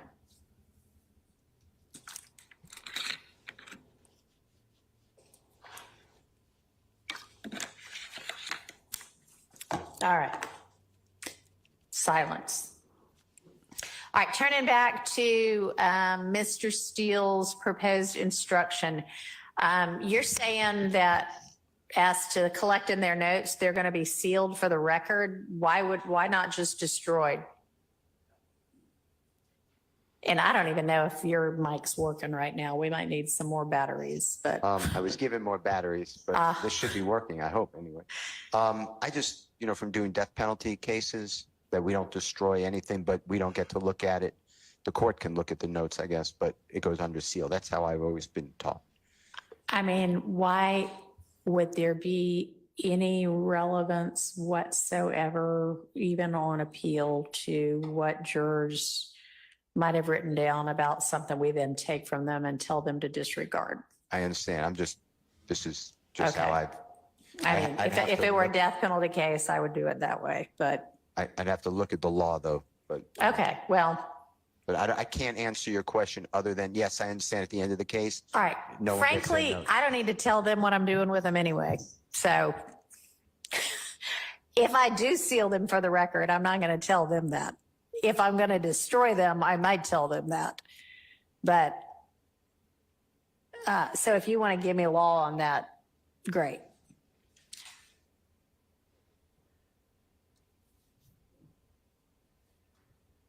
All right, now, one other thing that I propose to do, because we're telling them there's this chunk of testimony from a couple of days that y'all need to ignore entirely, disregard entirely, don't give it any consideration. What I propose to do, in addition to instructing them on that, is to then do some version of, and Ms. Pursfield found a case that was pretty recent where a court had done this when they were having to say, ignore all that evidence, disregard it. They actually kind of said, and if there is anybody who thinks they can't, let me know. And I would propose to do that whenever I give this instruction, so that if there are jurors who are like, no, man, I just cannot do that. Once I hear it, I can't unhear it. Then we can know that. We could excuse those jurors. And I mean, I guess if it's 8 jurors that say that, then we might have a mistrial, but better to go ahead and figure out from the outset, as far as I'm concerned, can you do that? Instead of just being left with, oh, they're presumed to do it. Okay, so thoughts on that? But it is an appellate court case. Ms. Pursfield, do you have the site for it? It looked like a pretty good idea to me. Judge, that is Davis, Davis v. State, and that is at 307 Georgia, 746. Don't have a pinpoint, but I believe it's towards the. Yeah, it's towards the end. It's either the last or the second to last topic that the appellate court addresses. And it even includes the instruction, and I may look at that and maybe borrow some from that as well. So y'all can take a look at it too.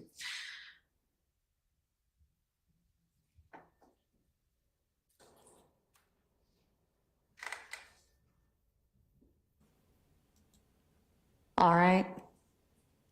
Did she just tell them how to fake a mistrial? Let me know in the chat. Did I just hear that, or am I hallucinating?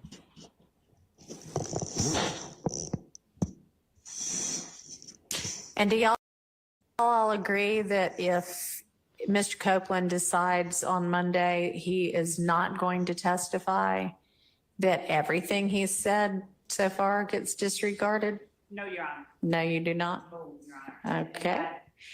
All right. I'd love to hear it, but I'm not sure how that's going to work unless everybody agrees to it, because nobody's going to get to cross-examine him. So if y'all all are like, yeah, every one of us wants everything he said recusal motion, super, stipulate to it, I don't have a problem with it. But otherwise, tell me how that's going to work. Actually, does everybody want every bit of what he said pre-recusal motion? Yes. No, okay. Then Wait, who said no? how do I let them? consider anything that everybody doesn't agree to recusal motion when nobody's going to get a chance to test him further. So, Judge, there's an issue of what Mr. Copeland wants to do, what he decides to do. I know. He may later on, if, change his mind. Sure. And so I would just ask the court to allow us to,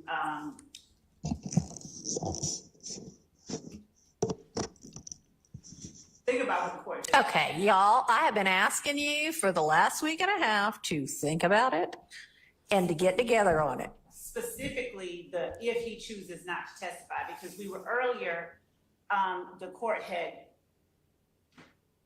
said that regarding his decision not to testify,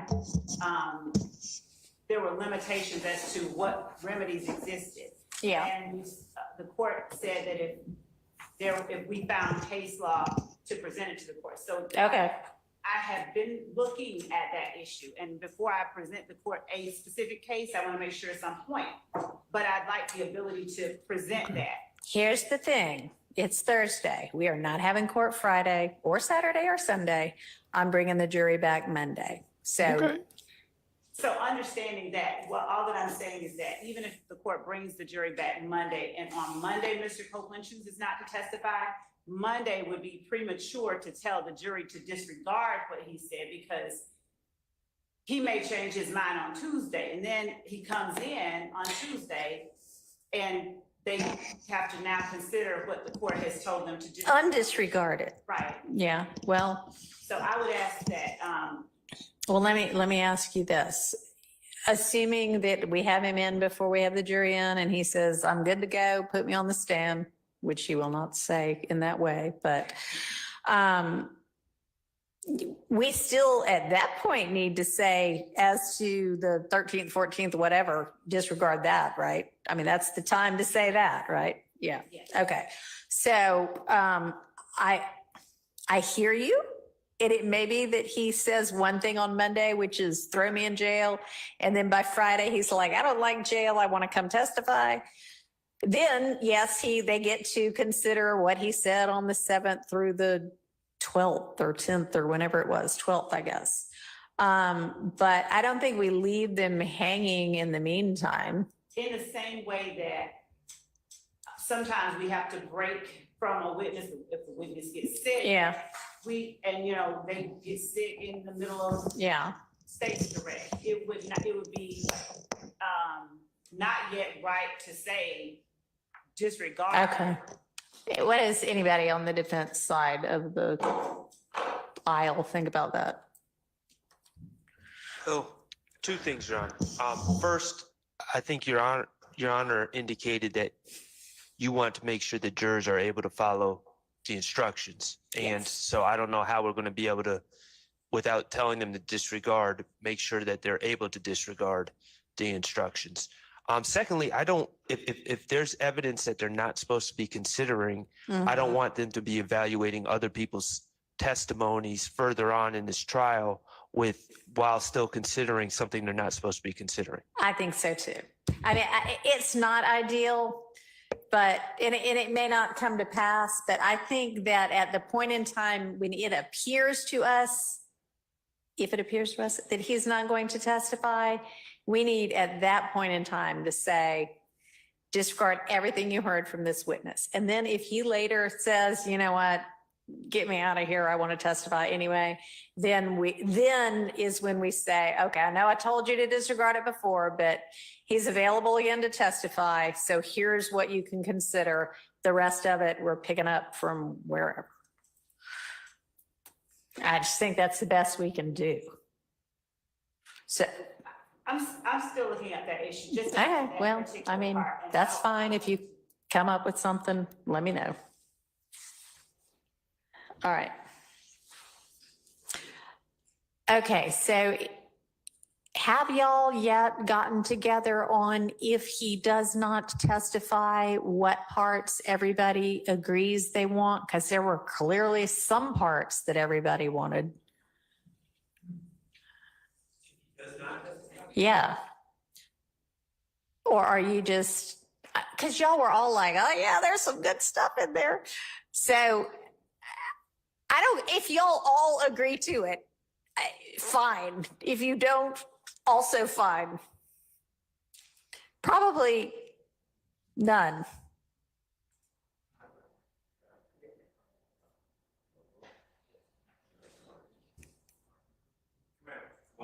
Sure.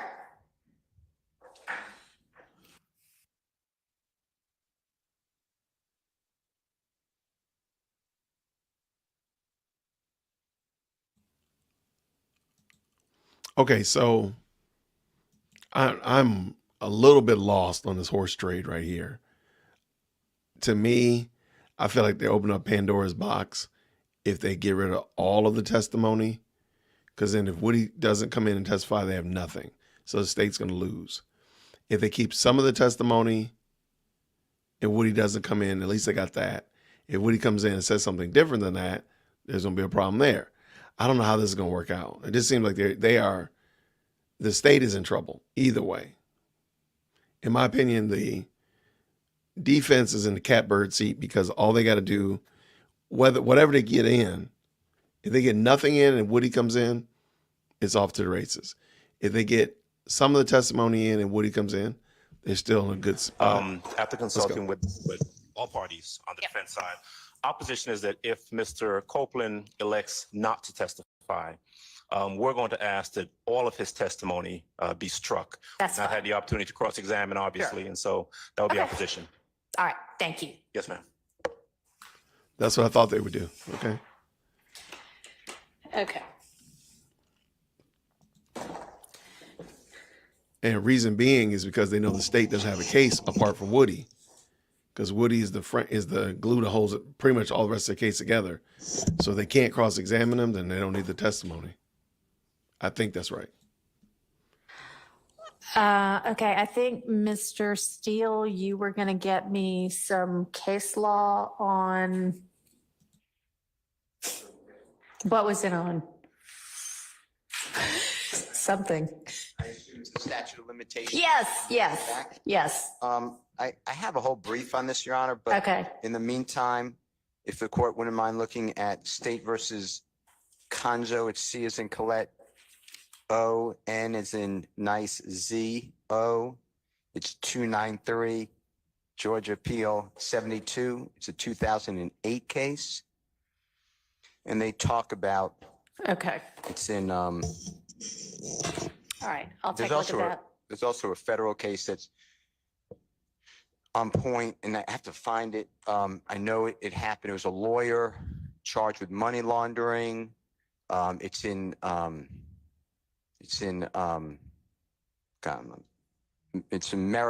the trial was a district court in Maryland, so it would be, and my mind's gone, what circuit would that be? I can't think of the If circuit. it's in your brief and you can point me to I your can. brief, that works. Did we just get that brief? I'll send it to everybody. Is this something new that has not yet been filed? No. Okay, yeah. And I don't know if I filed it, but I argued it. I have all the relevant cases. Okay, great. And Your Honor, with respect to just the argument that Mr. Steele makes, as it relates to, as I understood his argument is that, broken down, that the jury should look at the dates of the acts that are alleged, and if they only find that the state has, one, proven beyond a reasonable doubt acts that have been alleged further than 5 years before the indictment, that the state has failed to meet its burden. The problem with that is that in a RICO conspiracy, overt acts do not have to be a crime, and they do not have to be racketeering activity.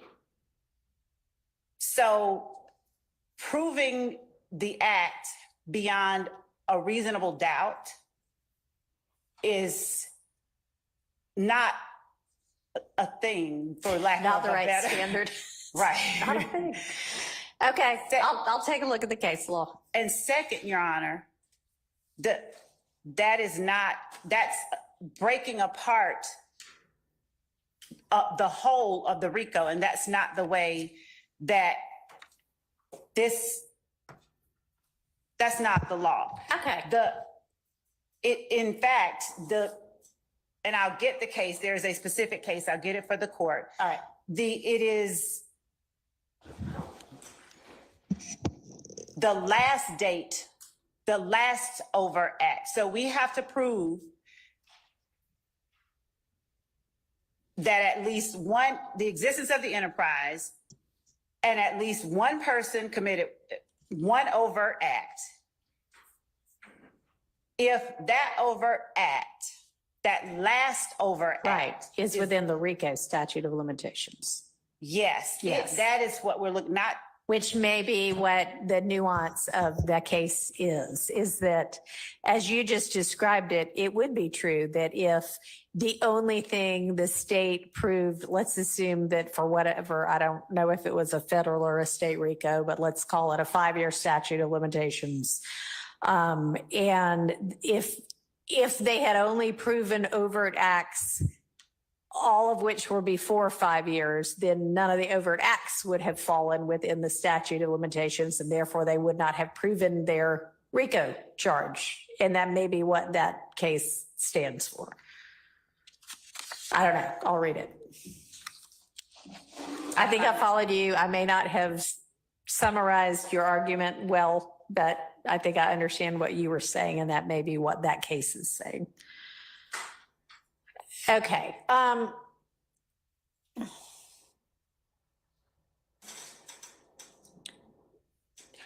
What I'm going to propose at this point is that we recess for about an hour, at which time I would like for you to all put your heads into these proposed instructions and then come back with, something to work from that is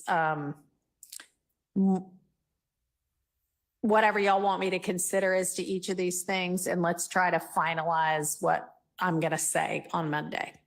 Okay. So we'll break till, let's break till 3:30, which is an hour and 10 minutes. 20 seconds. Yeah. I just do something to. Yeah. Sure. We've raised this a lot of times. It's been overruled. It's afternoon Steele. You know it's afternoon. Because it's Brian going Steele to come coming up. God forbid there's an appeal. I don't want the court to feel like we sandbagged you. Okay. I don't want to feel like that either. So I'm giving a copy of the case, if I may approach. You may. Why they gotta ask the approach? I always wonder about that.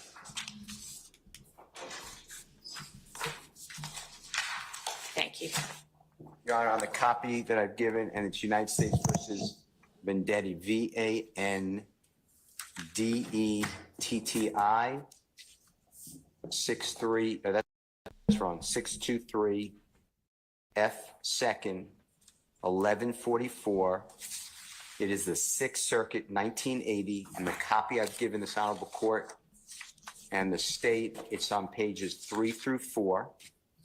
And then there's another case that I have copies, I have to find them though. It's State versus Thomas, which is THOMAS. And it's 364, Georgia Appeal, 148. It's in Division 2. It's 874 Southeast 2D, 195. That's 2022. And that's citing to a case that we've all cited a lot. State versus Jefferson, JEFFERSON, 302 Georgia, 435, 807 Southeast 2D, 387, 2017. The Jefferson case and State versus Thomas deal with a guilty plea of a non-testifying co-indictee in a conspiracy gang case. The United States versus Vendetti case deals with a jury verdict on a co-indictee who did not testify. The reason I bring this up to you is it won't have any effect on Mr. Sledge because he's testifying, but the state has successfully over objection brought in, I'm just remembering Mr. Winfrey, but I'm confident they're going to try to get in Mr. Johnson's client. I can't remember it, Eppinger, Eppinger, et cetera. And I just believe that that's a confrontation clause violation. All right, and where in, you said pages 3 and 4? Yes, it's in division on page 3 on the right-hand side. Okay. And it starts at the very first full paragraph to determine whether the testimony. All right, That's in the Vendetti case. thank you. No, thank you. And it's a lot of it. They summarize, they've in the Sixth Circuit summarized on page 4, specifically the first full paragraph on the left-hand side. Okay, thanks. No, thank you. I just wanted to use the time. All right. Thank you. So, Your Honor, we have three instructions. Would the court mind just laying them out so that everyone's clear? So I think the most challenging one is going to be any sort of a 105-ish limiting instruction on how they are supposed to consider evidence as to the RICO count versus as to the substantive count of the indictment that might be an overt act alleged in furtherance of the conspiracy, which I assume, like, for instance, a few of these defendants, but not all of them, are charged with the Donovan Thomas murder. I assume the Donovan Thomas murder is an overt act in the RICO count. An instruction that clarifies for the jury that when they're considering all of the evidence on the Donovan Thomas murder, it is okay to consider that against all of the defendants, because they're all charged with RICO, when considering whether the state has established guilt, their guilt on count 1, each individual defendant's guilt on count 1. It is not, however, something that they need to be thinking about when they're deciding, okay, who's guilty of this murder? Mr. Williams is not charged, for instance. So they shouldn't be thinking, is Mr. Williams guilty of this murder that he's not charged with as a murder conviction? And I'm not necessarily explaining it well. That's why I'm asking y'all to come up with it. So would the court, within this, and I know that I think this is what the court is asking is, but within the context of that type of instruction, would it not be necessary to have, or to give to the jury the elements, like we would need to go through the elements of the charge to say how, when you say consider, how they are to follow that instruction without being given the elements of each charge, how will they know how to?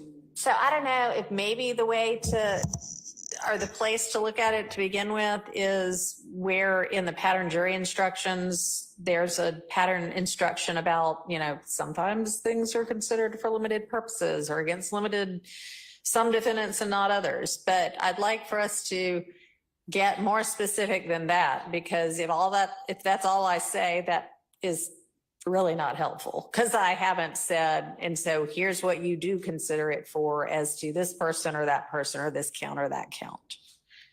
So work on that. And then, what I'm saying about how we handle Kenneth Copeland's stuff. And I'll go ahead and look at these 2 snippets now that I've got timestamps and see, and y'all can do that as well if you want to make sure that you agree. But that's what I want y'all to be working on. Okay.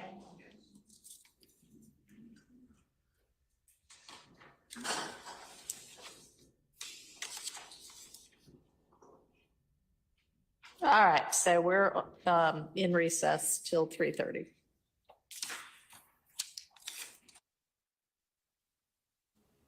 Recess till 3:30. Wait. What have we done? What have they done? Oh. Judge Whitaker, she must be trying to store up her batteries because, it's going to be a mess next week. I don't know what this is. All right, let's see what we got. Till 3:30.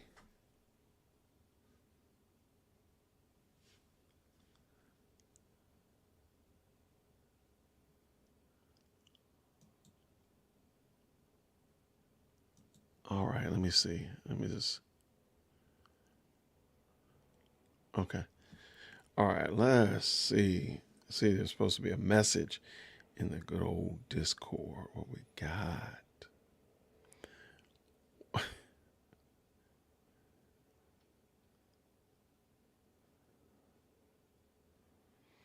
All right, let's look at it real quick. So apparently Law and Crime has 15 of the wildest things that have happened in the case so far. Let's look. All right, let me jump back over here, get myself over here. Bang. All right.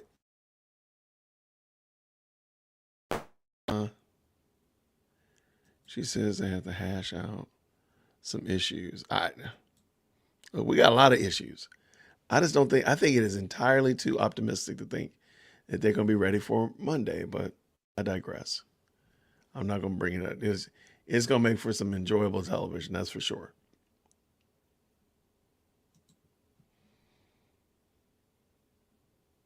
All right, let's see what we got here.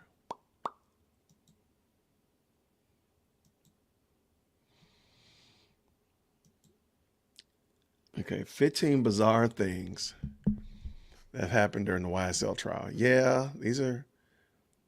All right, let's look at this. I think y'all will enjoy this. And we can get some comment.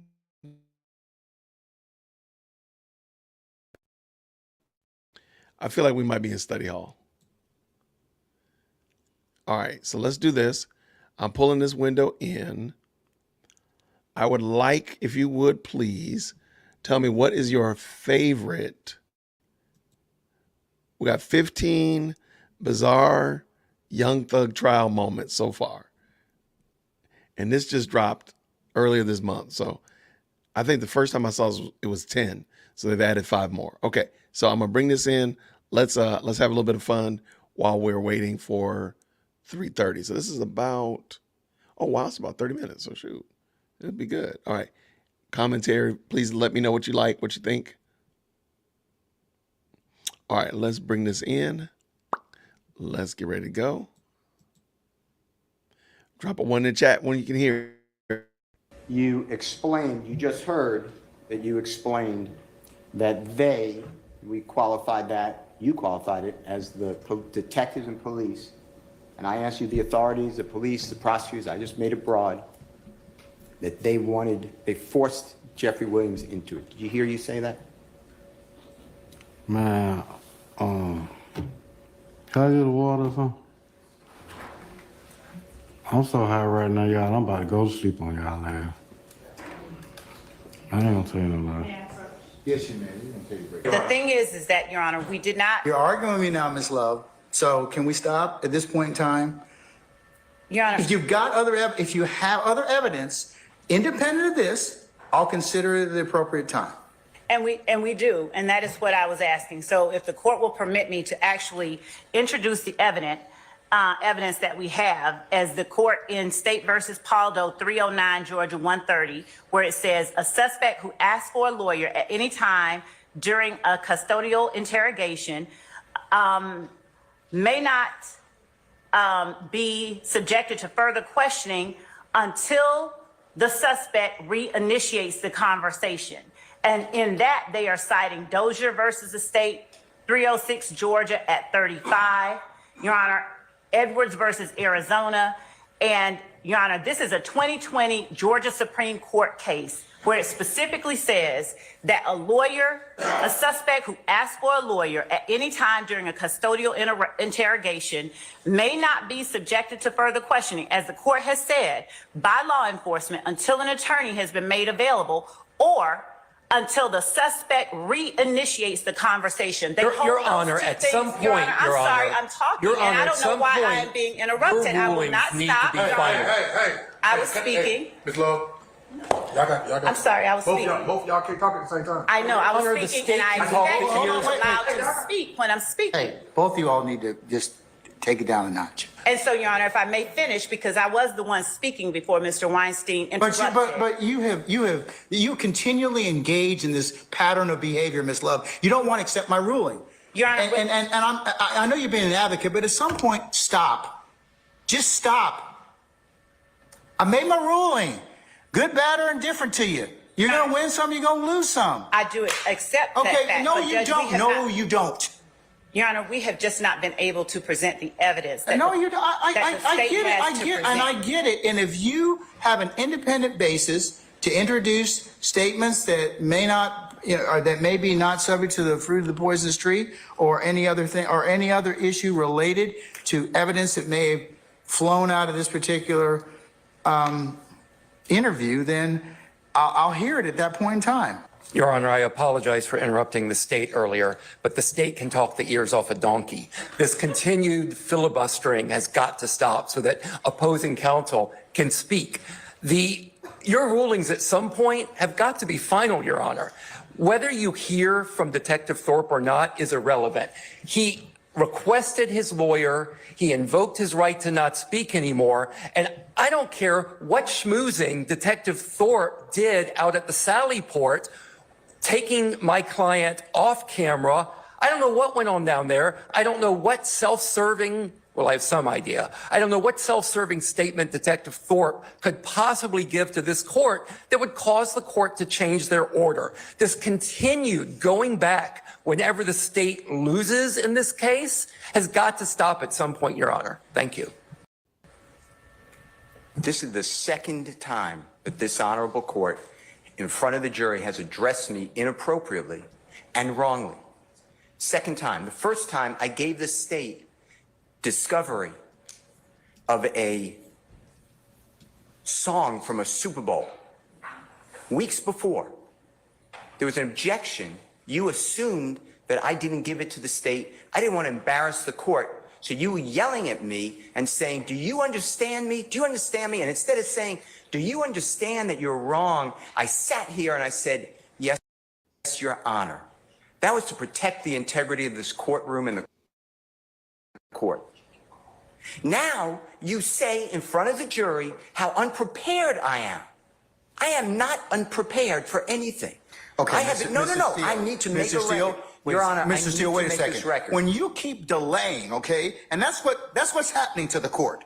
You keep delaying and elongating and pushing out these particular our ability to present a seamless case in front of the jury. That's my purview as a judge. And I've asked you a number of times, you and your colleagues on both sides, to go ahead and listen to whatever it is you need to do, prepare me as needed. Now, I asked you those two particular questions because if they turned over the audio to you in discovery and you've listened to them already, then you either have an objection or you don't have an objection. And I was trying to solicit from you whether or not we could just go ahead and just hear it. So you can imagine my frustration because all these little delays just elongate out our presentation in front of the jury. That's for your benefit, not for mine, Your Honor. So that's why I've told you all at various times during this particular case. It's not because I want to embarrass you, Mr. Steele. It's just that I'm trying to kind of keep this thing presented in a way that the jury can listen to it. And the court is wrong. I remember y'all trying to assassinate me right now in 2024. That's what I remember. That's what I remember. All this going on right here got me up on this stand, talking about this and that third, all this extra stuff that's going on, Your Honor. Am I on trial, Your Honor? Sir, you just have to answer the questions unfortunately at this point in time, okay? That's all I can tell you. Am I on trial? No, sir, you are not on trial. But you have been properly summoned here as a witness and you're subject to examination until I release you. I never consent to do none of this, sir. I ain't signed nothing. My name ain't on nothing. They come get me. Y'all don't threaten to lock me up. Hey, I got a family too. We are losing our jurors. We are losing our jurors. I look over there at them and they are trying their best. They are trying their hardest. Often they are taking notes, but other times they have just tuned out. So related number 3 is I'm going to start, if appropriate, and I do need to take up something that is of that important or import, I will go ahead and excuse our jurors. And just we'll take whatever and we'll come back the next day. So that's 3. Number 4 is I have spoken with our sheriff, and consistent with court, if necessary need be, we'll start having court on Saturday and Sunday. Yeah, well, that's my call. So if you don't want your Saturday and Sunday sucked up, I think we need to work a little harder in terms of being able to streamline, and that goes to both sides. And look, I don't want to work that way too, because it's me and my staff and my team and the sheriff and his team and everything else. But we will do it because we're going to have to recap some days. I don't want to be in 2027 trying this case. Or as Mr. Steele said, I want to be here next Super Bowl trying this case. I'd like to have it. I'd like to go watch the Super Bowl without having to come back to try your case. I hope that your case is resolved by that time, whatever may happen. But I think that we can do a better job at presenting the evidence and streamlining whatever for the fact finder to be able to make a decision. So we're going to start gathering on Saturday and Sunday. And the last remedy, and I don't say this being otherwise mean and contrary and everything else, but I have power of contempt. I don't want to use that. I don't.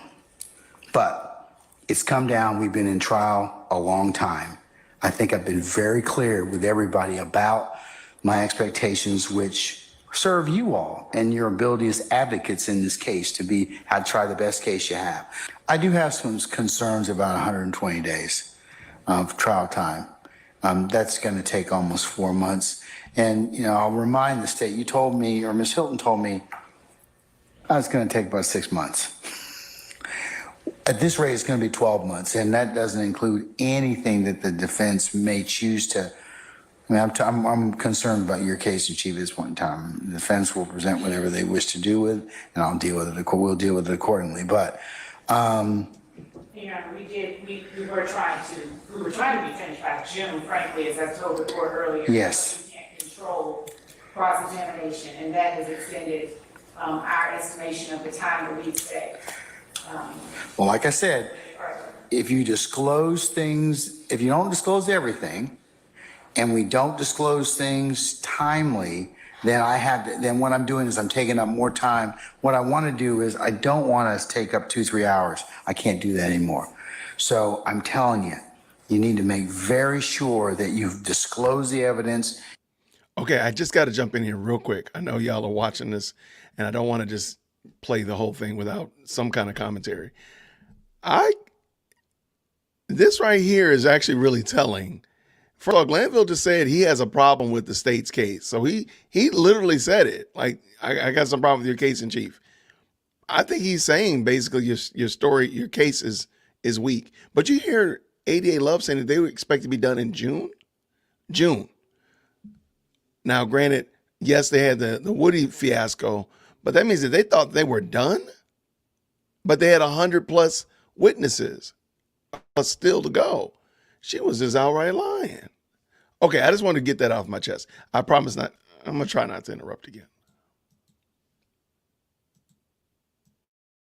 And you'll be able to tell me what day you did, because if you can't, I'm gonna exclude it. That's my remedy at this point in time. That's my first remedy I'm gonna turn to, because I don't want to necessarily do that, but I've kind of gotten to the point right now where it's kind of like, I don't think that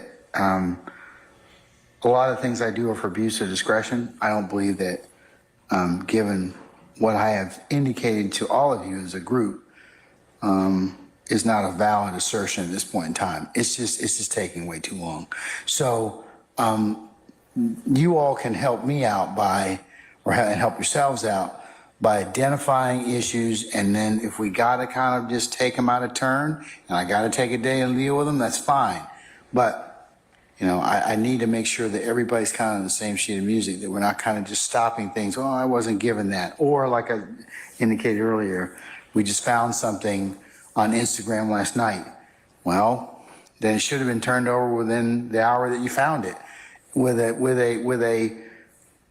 we need to talk to the court in the morning about it first thing. So a lot of times, so we can be kind of forearmed and take care of it. So that's what I kind of want everybody to kind of work on. I'm not interested necessarily in taking up your weekend. I really am not. I'm not interested in holding any of you in court, but those are tools.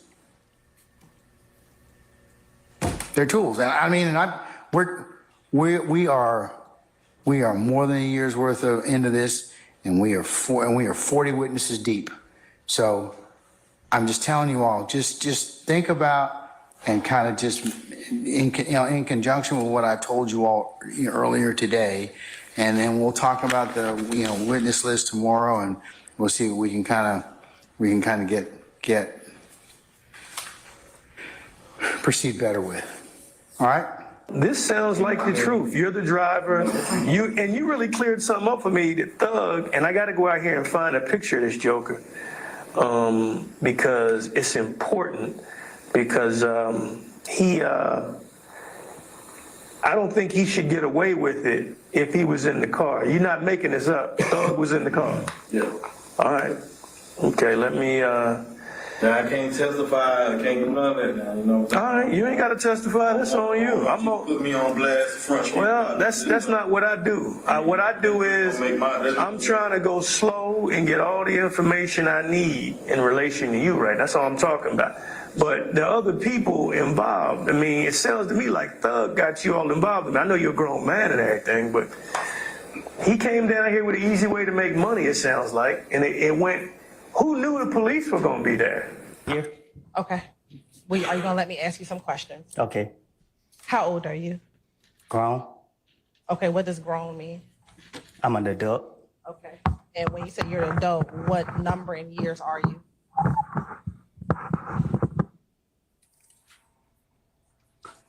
I plead the fifth. Ladies and gentlemen, can I get you to step outside to your headquarters of jury deliberation, please? All right,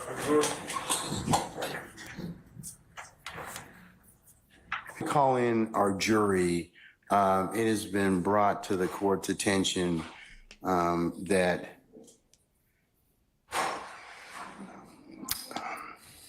Mr. Copeland's counsel, Ms. Bumpus, would like to be released. Is that correct, madam? Yes, sir. Okay, all right. Sir, Mr. Copeland, is it your desire to release your counsel at this point in time? She's fired. She's fired? Okay. So do you wish to represent yourself in these particular, in terms of any issues you may have in this particular?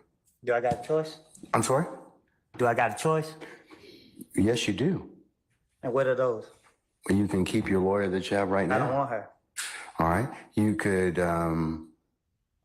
could certainly hire another lawyer, or the court could appoint you a lawyer. Do what I need a lawyer for? No, it's just the court is just asking you whether it's your choice, sir. I'm good. You're good? Yeah. Ms. Bumpus, did you file an entry of appearance? All right. Did you, under the Uniform Superior Court rules, file a motion to withdraw pursuant to the Uniform Superior Court rules? I mean, I know you give an oral notice, but usually it has to be in writing, and he has 10 days to object. Well, Judge, just for the record, I was never his counsel. Say again? I was never his counsel. Attorney Gunn was his counsel, and I was stepping in as a courtesy for judicial efficiency. I was motion to withdraw. Well, given the fact that you have represented Mr. Copeland at this point in time, it would seem appropriate that you do need to, in fact, file a formal withdrawal. Even though you didn't enter one, you de facto entered this case by your representation of him, or you telling the court that you did, in fact, represent him. So at this point, I'm not inclined to release you until that's done. Okay, I'll get that done now, Judge. Okay, all right. You got 5 minutes. Well, I don't need it. I want to continue. You got 5 minutes? This is what I was told. Mr. Copeland made statements that he admitted to killing Donovan Thomas and was, don't take my notes. No. In no way, but I would just remind everybody to be careful about what they say to each other. Some things you just can't take back. And remember, y'all are going to see each other over and over and over again. And, it serves you and serves the profession, serves your clients. It's not effective. So just please consider what I've just told you. All right. So I'm just going to recess and we'll see where Mr. Melnick is at that point in time. And then I can talk about Monday for certain. Okay. All right. Okay. I'm just going to recess in place. All right.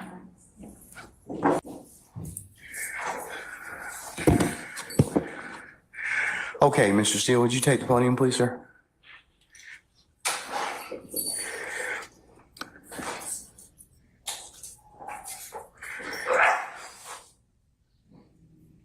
All right.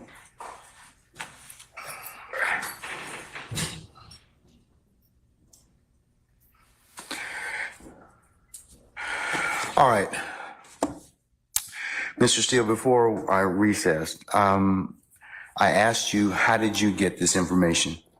And it is not covered by work product. There's only one way you could have gotten it. So I'm going to ask you again. And I respect that. And it gives me no joy, but as you know, Georgia Rule of Professional Conduct, please check me. Rule 1.6, comment 5 reads, and this is what I have.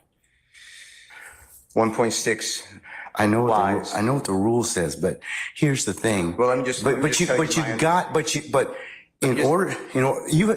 You need to please tell me who you got it from. I'm not asking you sum and substance of anything as of yet, okay?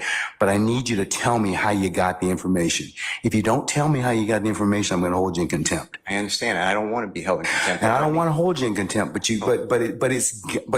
this is so sacrosanct to have a conversation in my chambers parroted to you and others.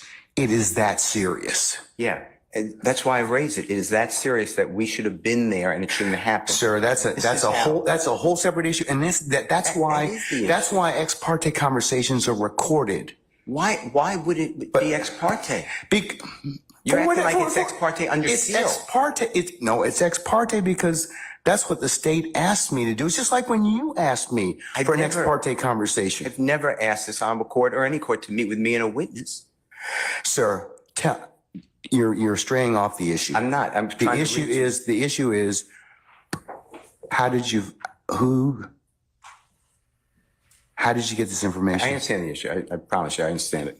But what I'm trying to ask you is, if you look at comment 5, this is how I understand the law. You cannot you can't violate something and then use privilege. Okay? I'm not violating anything. Okay, but that's why I'm saying, how did you get information? But just listen to what I'm trying to tell you. You're threatening me with contempt. Privilege would occur. The privilege in 1.6 would occur if you were in the right place, right time to begin with.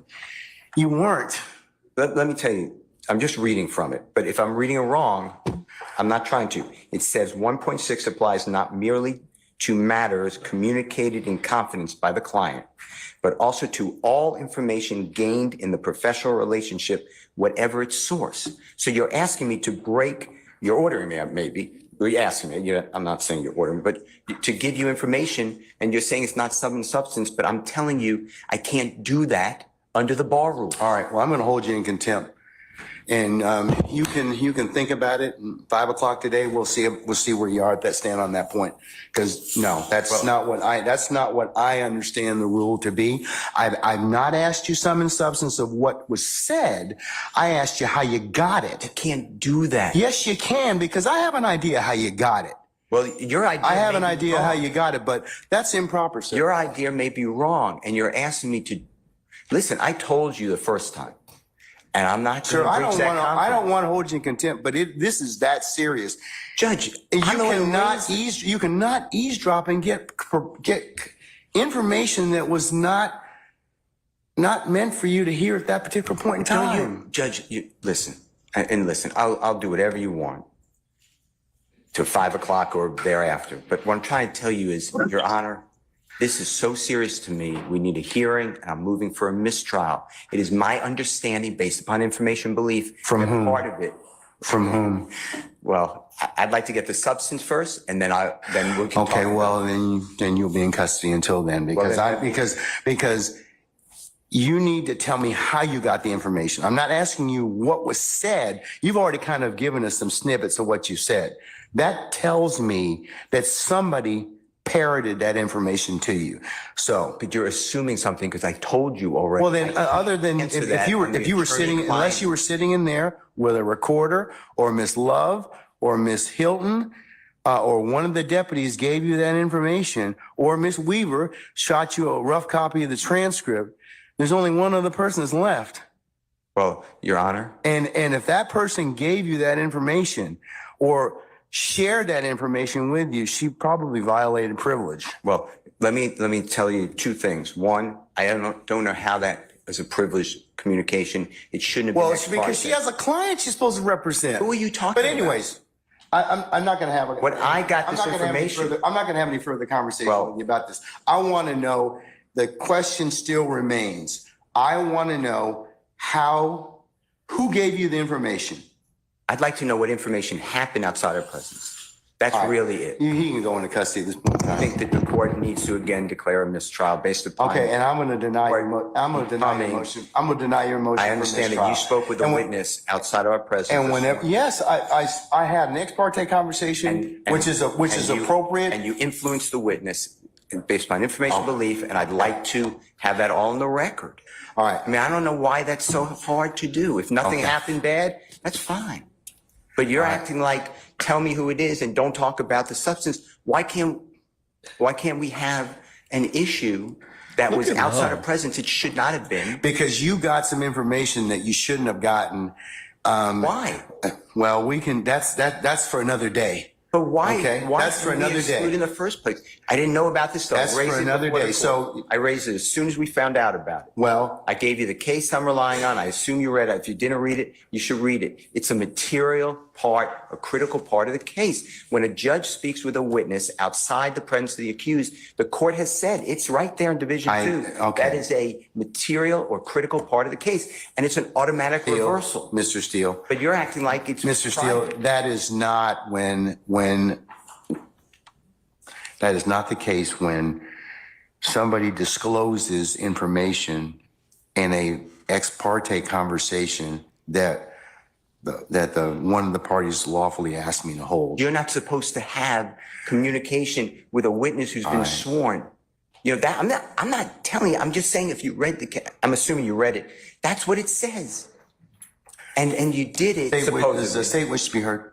You said it supposedly. Yes, Your Honor. And what I'm trying to get to is why did that happen outside of presence? And I need to have I'm respectfully requesting the transcript that you mentioned to be given to us so we could really understand it. And then anything that was not on the transcript, if anything, that we understand what happened outside our presence. Okay. And now you have put it where somehow I have to reveal, and I told you the first time, I'd be breaching 1.6. And I know you're assuming something. I don't think you're breaching 1.6. You can't hide behind. Look at Love's body language. Love's body language is one that they know they're in trouble. She has gotten up 4 times since Steele has been standing here going at it with Glanville. She just keeps hopping up, sitting down, hopping up, sitting down, walk back. She knows good and well she's in trouble. But again, she knew she should have said something.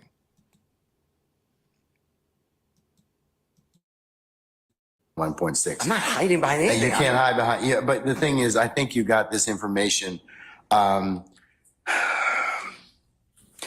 Somebody disclosed it to you, and that's the only way you could have gotten it. What I got. Because unless you're sitting there, you're eavesdropping. So you can't use something ordinarily that you had no business getting to begin with, and then stand on, well, hey, we didn't give you the information, or a party didn't give you the information. So, Your Honor, but that's the issue, isn't it? well, Why aren't we I'll entitled to the information? that leads to be told. But Right now, we don't know Mr. Steele. why we were excluded from that. Mr. Steele, And I want that information stop. because Just Mr. stop. Williams' constitutional right on the Just stop. Georgia Constitution. Just stop at this point in time, because Article 1, Section 1, paragraph you've 12. already said that. You've already The said Georgia that. Constitution, and we have the right to be present. All right, Mr. And we're not waiving anything. Yes, madam, Ms. Love.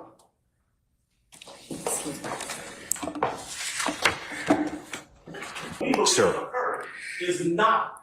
that's not what happened. That's not what happened. That's not what happened. I'm just telling you, that's not what happened. Judge, respectfully, we are not obligated to simply accept that there's been no violation. We believe that there has been, and the only. Okay, well then you've made your, no, we're not doing that at this point in time. So you'll have a choice to make. All right, take Mr. Steele into custody, please.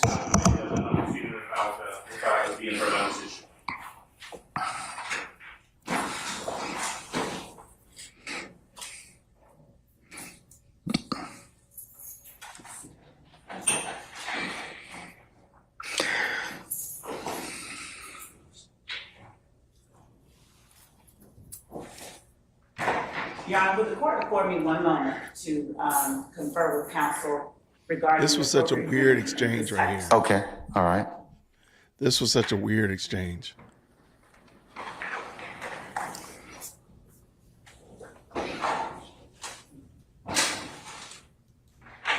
May I say one thing, Your Honor?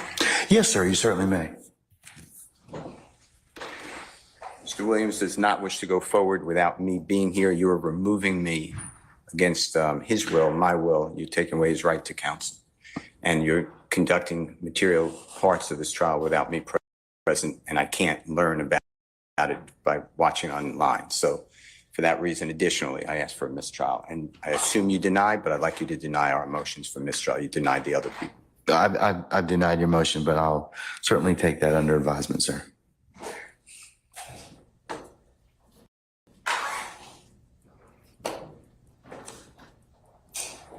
Objection.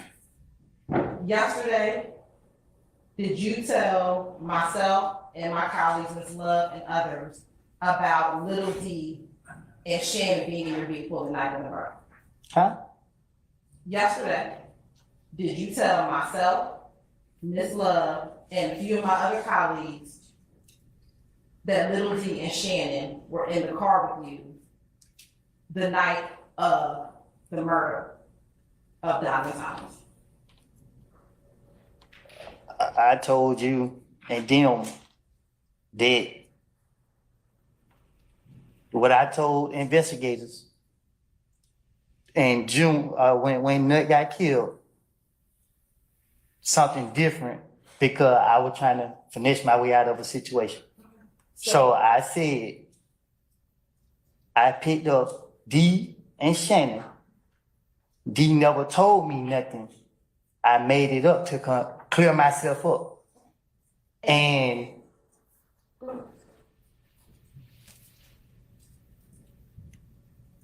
that's it. And was that yesterday that you said that? Did you tell us that yesterday, what you just said? You asked me to be truthful. And I didn't, and I told you. What I told the investigator back then wasn't me being truthful. So I'm telling you something that I didn't tell them because I ain't trying to go back to jail. I got it. But I asked you was yesterday, the first time you said this part, and now what you're saying today is what is truthful. What you're saying right now, what you're trying to tell the jury right now, is what you are now saying is truthful. What I'm trying to tell you is our conversation was about something that I said in the past. I understand. I'm asking you. that Mr. Copeland allowed to finish his. Okay, all right. Oh, I thought you was done. Mr. Copeland, do you need to finish your answers? No, I need a break, Your Honor. Say again? I need a break. You need to use the restroom? No, I need a break. Like, I need a break. Sir, it's not time for us to take a break at this point in Well, time. okay. Okay? I mean, unless you need to go to the bathroom or some other reason, we're not gonna break at this point in time. Do you need a few moments?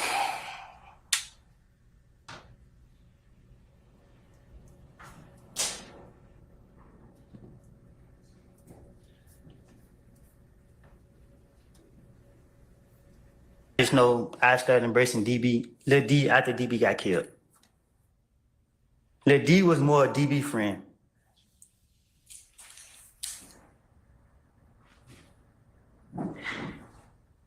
After DB passed, you embraced Little D. Did the two of you start hanging out with Shannon after that? I just said, how could I say this? Me and Shannon wasn't together in so long to be on the street. So I don't know when our three of us was able to get together. I just know at one point we used to go to the club together. Did y'all do anything else besides go to the club together? Yeah. What? Objection, Your Honor. May we approach? Sure. We'll be in recess 10 minutes. I'm gonna take the fifth. Whoa, I don't think I ever remembered him saying that at the end. Wow, I don't remember that part. Him saying he gonna plead the fifth. This case is crazy. Most of y'all, I mean, and I'm sorry, law and crime, that's not the 15 wildest things. Because they did not include, they should do like seasons, because they didn't include like the attorney getting arrested, the prisoner trying to slip some drugs in there, the guy having to do the homework assignment. Man, there's a lot of stuff that they missed. Yo, that is great. This case is crazy.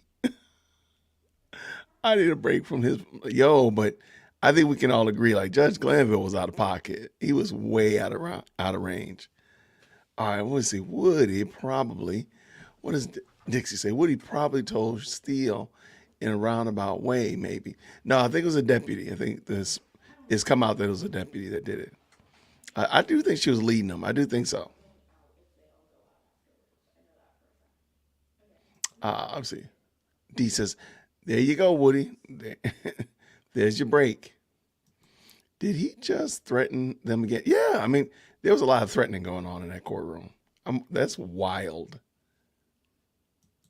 I don't think that's even, the bad thing is that's not even the worst of them. There's more. There's more. That's craziness. All right, what we got here? How can you bring a video evidence of Woody when he said under oath that he lied in all the videos? I don't know. We don't know either. Yeah, there was some blatant drug passing. Yeah. The young guy, he had to like buy lunch for his coworkers like 2 days, and then got held in contempt because he didn't do it or got like a fine. This case has had so many weird things. They didn't even show Ashley Merchant walking in to defend Brian Steele. Brian Steele asking to be Young Thug's roommate while they're in jail. Craziness. Yeah. I believe it was Deputy Brown. I think that's who it was. Okay, here we go. Thank you, Cammie. Astasios Menezes is the first attorney that got arrested. His client is and was Miles Farley, who was severed from the case. Yep, and was granted a super high bond. Yep. And then there's like a young lady that got arrested because she like gave somebody a call, say the police are on their way to come get you. You need to throw away your burner phone. It was crazy. This case has been wild. It's not include the guy from prison who said he got, I just want to go back to prison and I don't want to be here. I think I know who you talk about. It wasn't Bean. Oh, I mean, Bean, for crying out loud. You can't include that testimony. The man says on the stand, I'm high. You can't include that testimony. You miss all what I said. What do you mean? I missed all of what you said to me. Grammy. Okay, I'm sorry.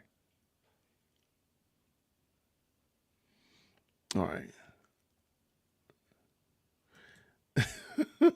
This court should be charged with RICO. Love is the top conspirator, messy, and destroys the valor of Glanville as reference. I personally, I think Glanville put himself in that position, though. He put his own self in that trick bag, as I like to call it. Let me real quick make sure I got the, all right, make sure the next, whenever they come back, I saw the camera moving, make sure, okay, cool. It doesn't look like they're going, but it looks like the camera moved just a second ago. All right, let's not forget the Romeo Hamilton DA investigator. Forgot about that guy that was trying to date one of the witnesses. Forgot about that. And I did a video on that too. Yep, this is it. I'm sorry. Matt says, wasn't a detective accused of harassing a witness. That was it. Craziness, man. This case has had, I'm sure there's other ones. I'm sure there's other cases around the world and around the country that have really craziness. It just seems like this RICO case is fraught with them, from the judge all the way to the back. It's this craziness. He should be I agree. Glanville should really be ashamed of himself. I'm surprised. If he's still a judge, I'm very surprised. The prison guy's face was not shown. He is all I want to serve as my 3 years and go back to prison. Yeah. What's retired say? I still believe that witness was the secret squirrel meeting too. Well, they said it was, I mean, according to Kayla, it was Deputy Brown. Deputy Brown? I don't know who Deputy Brown is, but apparently that's who it was. That was the snitch who told you. Oh yeah, and most importantly, he was never on time. That right there, R.I.P. Judge Glanville, because your career is trash. Yeah, you're right. He was never on time.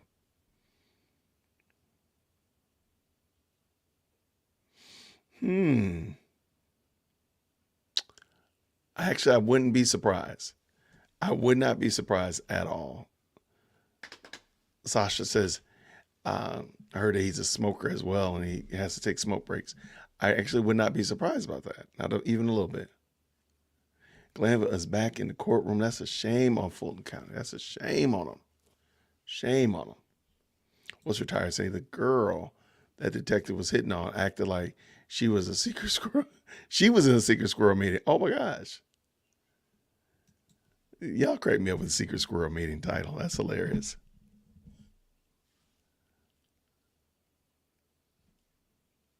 I'm not one of those people, Cammie. I don't think we can, I would not, as far as I know, Judge Glanville served 25 plus years in the U.S. military and ended his career respectfully. I personally feel like that's something separate from his fumbling of this case. Now, that's just me. I don't believe that we should do that.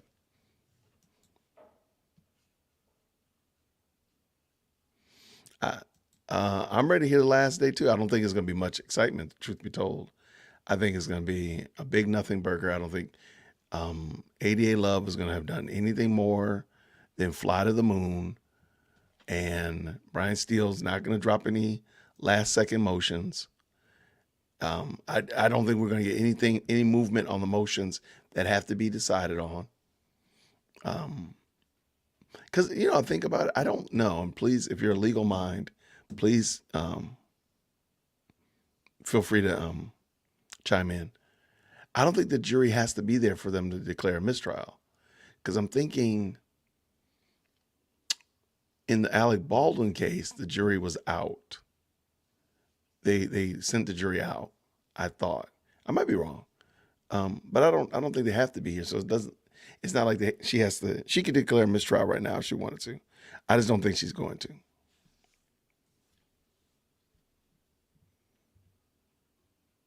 There needs to be complaints filed against him, no question, no doubt there.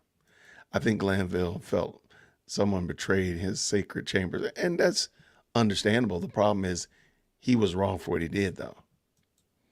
Glanville took on more than he could manage. Oh, absolutely. And he wasn't actually a really productive judge, from my understanding. He wasn't a super productive judge. I think y'all can see that with like his courtroom management. Just seemed like it wasn't the best. Robin says, check your sanity at the door. You're entering the twilight zone. I like how you did that. He and the new judge just switched courtrooms. He's upstairs on the 6th floor. I got you. And maybe, hopefully it's a little bit more productive, maybe. Simone's always looking back at the door. I don't know why they all have their own little things that they do. Oh no, she's not calling mistrial, no. The jury was out. Yeah, that's what I thought.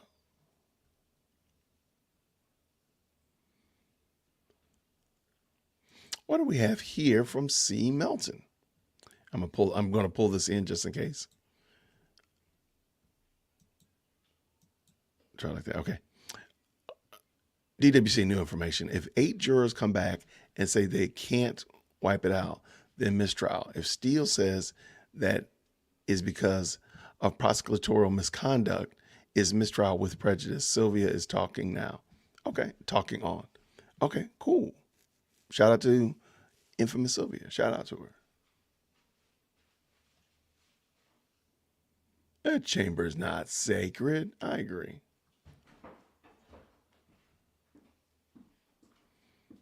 Yeah, his class management or courtroom management was trash. What you need?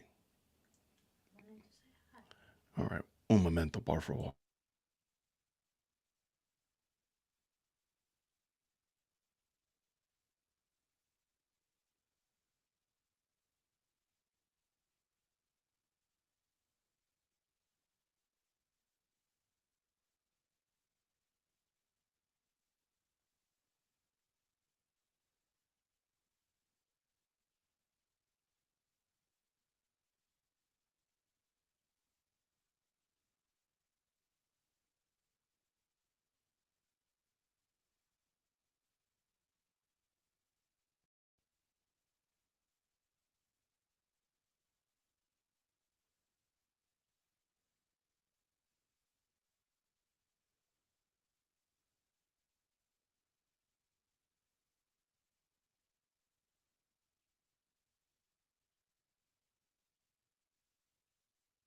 Bug. All right, so high schooler is back talking about high school stuff. So gotta listen to the high schooler tell them about high school stuff. On Sylvia's break, she explained what the judge is saying about Copeland's testimony and said if they can't wipe what they heard, it's a mistrial. I mean, at this point, I expect Judge Whitaker to literally do like the Men in Black and be like, wipe their memory, because she seems bent on this case. So I'm not going to even get hopes up. Whatever. I mean, somehow or another, she'll literally say that and then still move right on past it. I need to find like a flaming car getting to the finish line. Judges should not have to handhold prosecutors to prep for the case. But we're watching it in 4K because we're in court school. Study hall court. Summer school court. That's hilarious.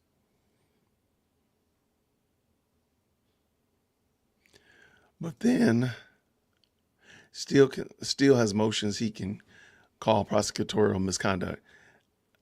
I wouldn't be surprised if she just deleted all the motions anyway. I mean, at this point, again, why do we not have this? Should already be a slam dunk. This should have already been moved over into the category of mistrial and dealt with properly.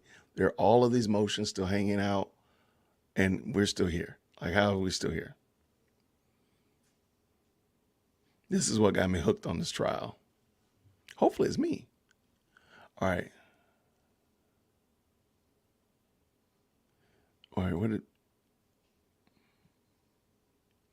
Oh, okay, I got you. Thank you so much, Melson. I appreciate it. Did we lose another juror? No, we got all... I don't know. Technically, we don't know how many jurors we actually have. Because what is it? It's 18? There's 18 men and women, I think. Because they had like 6 alternates. I thought they had 4, but they have 6.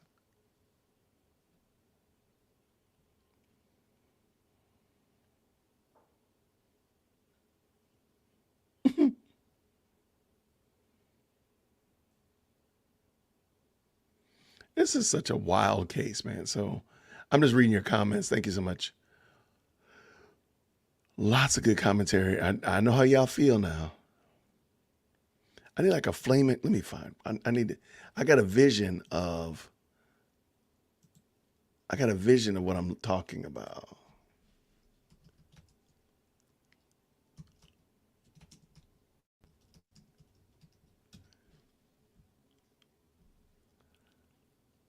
I got,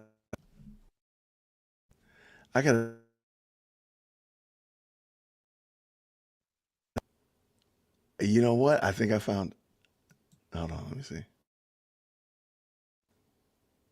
I think I found exactly what I'm looking for. But I don't know if it's, yep. That's exactly it. This is it. Okay. I'm taking a stab. Hold on. I'm taking a stab. All right. This is exactly what I expect. This is Judge Whitaker. All right. This is Judge Whitaker right here. All right. This is Judge Whitaker. Let me get. All right. This is Judge Whitaker. I hope I don't get in trouble. All right. I'm not going to do any audio.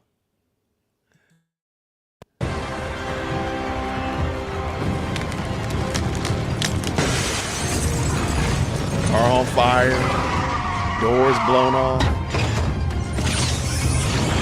in the car backwards. That's Judge Whitaker. She said she gonna get this car, this thing's gonna get to the end no matter what. Car on fire, looking back.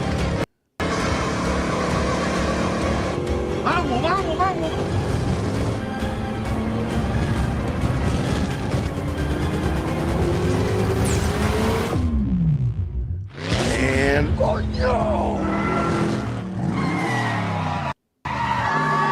the end of it. Watch the end of it. Look out!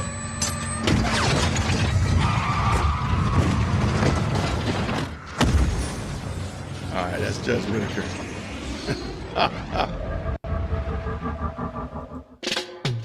That's what I'm talking about. That's Judge Whitaker. She gonna get this thing to the finish line. She said, no matter what, if the car is on fire, if the doors are blown off, this is exactly what she gonna do. She gonna get it to the finish line. Flaming car. I'm gonna have to. You'll see that again.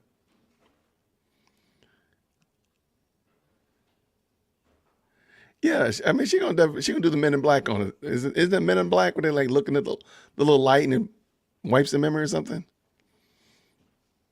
Yeah, I got no hope at all. That's a great question. I got my hands up. I don't know. I'm like Elvin from Cosby Show. I don't know. I thought Brady was pretty solid the other day, but here we are. Yeah, prepping for the case should be done before the case, right? Judge has to teach prosecutor 101. Law asking how she should ask witness questions is wild. Yeah, like this is crazy too. Thank you so much, Cammie. They've been investigating this enterprise since 2015. Every time Love gets up to speak about it, she sounds so unconfident. Like, yeah, like how do you have this evidence and you've had it for almost a decade and this is what you got? I'm sorry.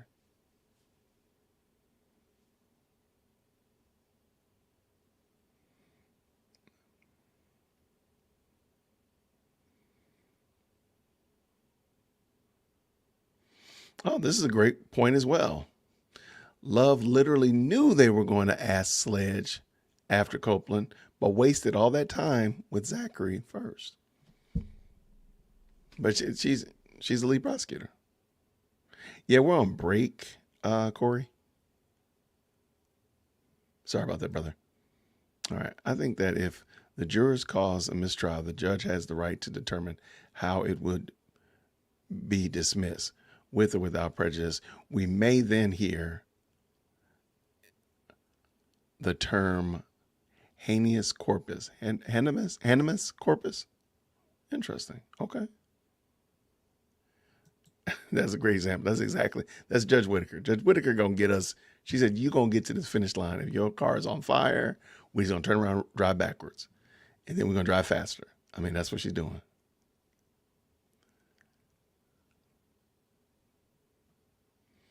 I think state is preparing new indictments or warrants to hold them in the event of a mistrial. She's procrastinating for that reason, or she's just not good at the law thing. Both of them could be true. I mean, both could be true simultaneously even. Man, I would hate that they would just, that's probably what they're doing. Especially the first part, like new warrants, because they know it's going to be a mistrial. I just think, yeah. Yvette says, it seems to me that the prosecution's behavior is almost habit-like. They behave this way all the time in all their courts. Oh, yeah.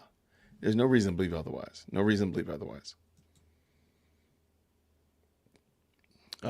As a former classroom teacher, you can tell people all the time, my child never does that at home.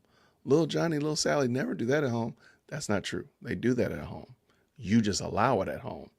I don't allow it here at school, and that's why we have problems.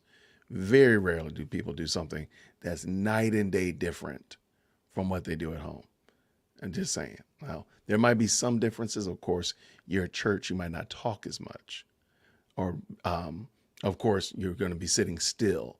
Those are you can see those kind of differences. But when a child goes to school and they do something totally out of pocket, or they speak in your kind of way to an adult, you kind of know. They talk to you like this at home. They ain't just saying that to me because they don't, no, that's not different.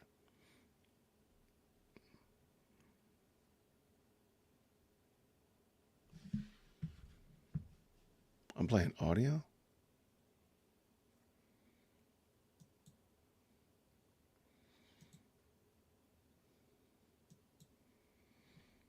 Is there something playing in the background? Hold on a second.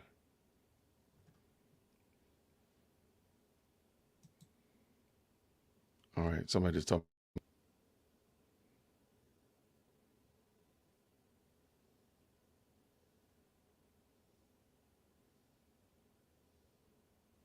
Did something go wrong? Okay, sorry about that. And at the current moment, they are still not back. So I think she said 3:30, right? Hey, Dizilla, thank you for the very nice super sticker. Thank you. I appreciate you. Thank you so much. Yo, praying for these jurors, man. Hey, being the fact that we're all jurors in here anyway, we're all in trouble. So, I mean, it's just a reality. We are in trouble.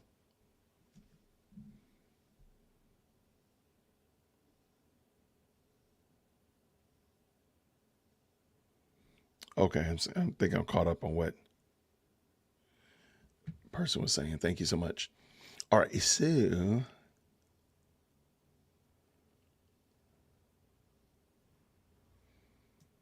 wait, what?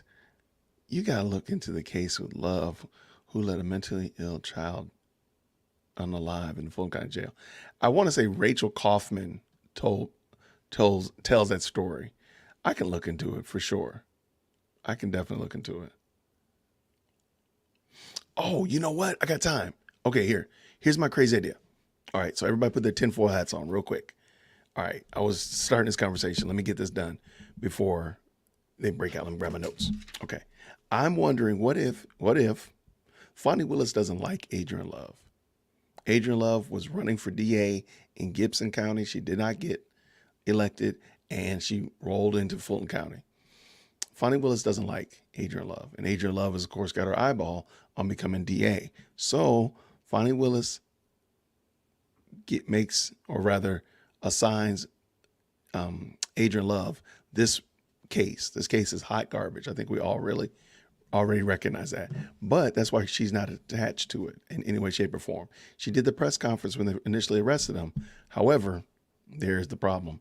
So now, since Adrian Love is trying to prove herself that she definitely wants to be DA of Fulton County, because Fonnie Willis has got aspirations, to get on the Kamala Harris administration or whatever like that. If Stacey Abrams becomes governor, she's trying to move up. So she's on her way out, or at least she sees herself on the way out.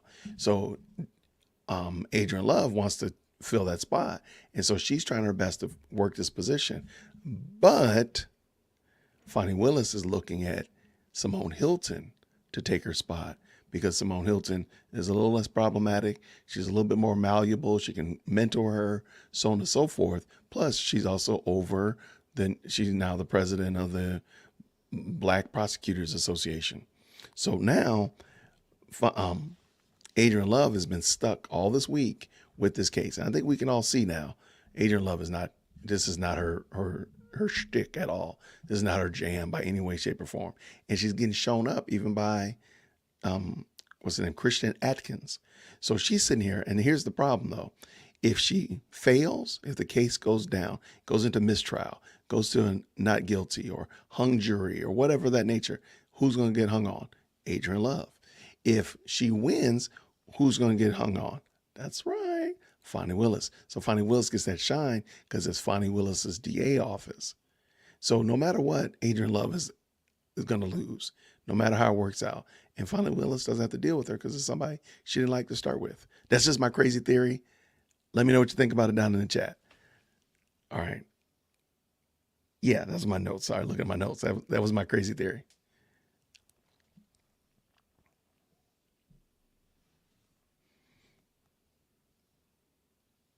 All right, the jury had to be discharged, therefore present. The jury was discharged, I thought, back with Glanville. So I think that's right.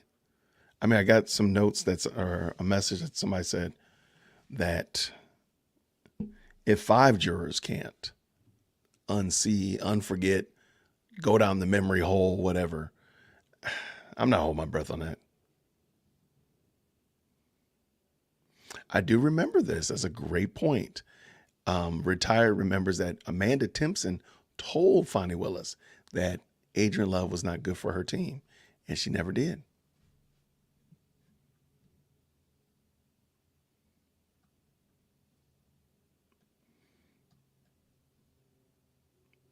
Yeah, I do remember that, Robin.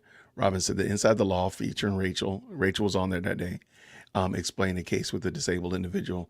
I want to say he had autism. Don't quote me on that. Who passed away in jail, in the Fulton County Jail.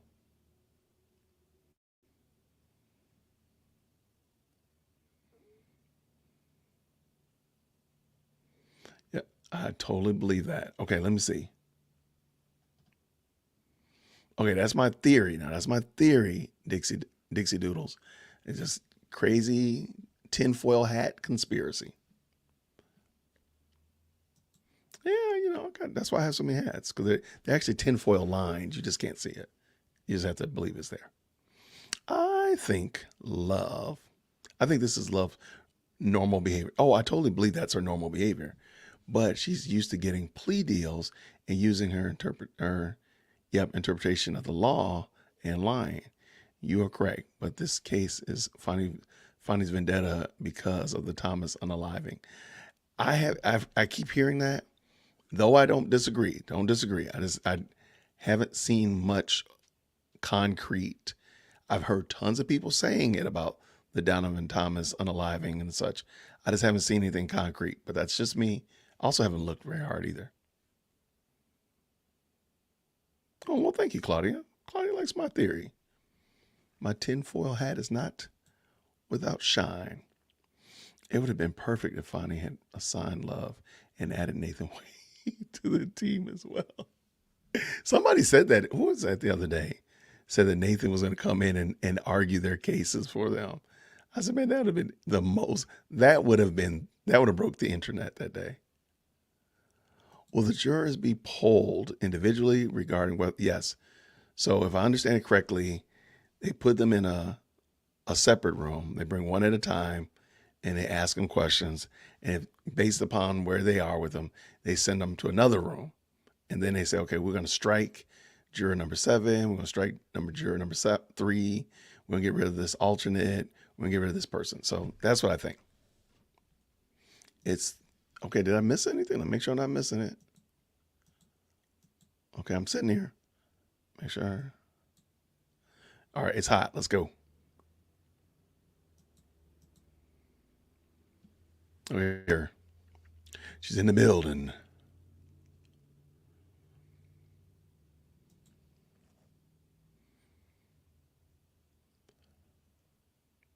Is it muted? Am I muting? No, I'm not.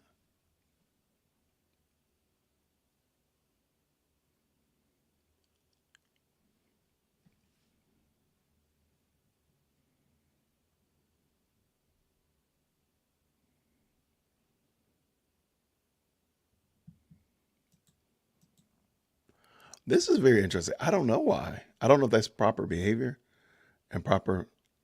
Does she know her mic is off? Since I've disowned Siswit, I don't have her phone number anymore to text her and say, hey, by the way, your phone is off. Let me make sure I'm not bugging here.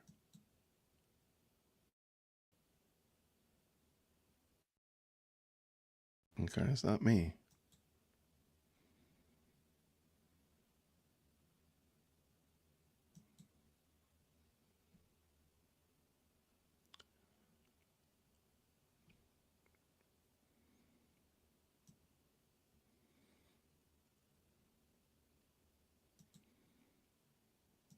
All right. I don't know if it's them or me. Let me do this real quick. I don't know if it's them or me. So I have There we go, just Sam. received about 2 minutes ago, the state's, hold on,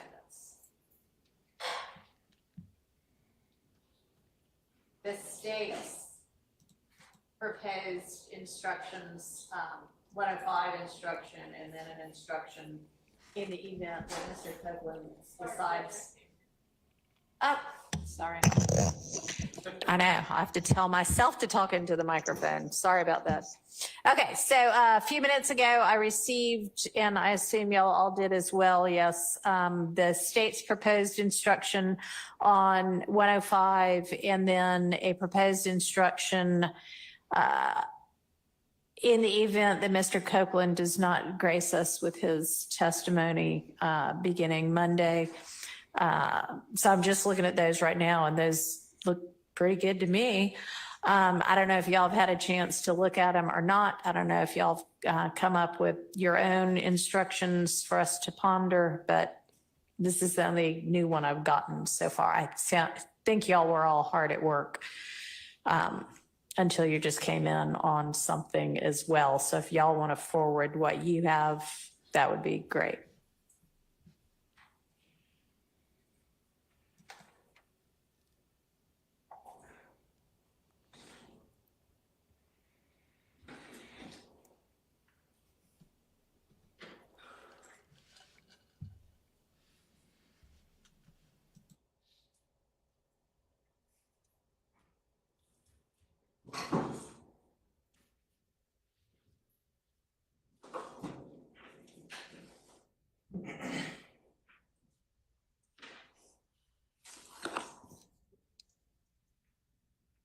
Your Honor, Yes. regarding the jury instructions, I think Ms. Westmoreland is working on typing one up, Okay. but I'm just going to say it is very lengthy and also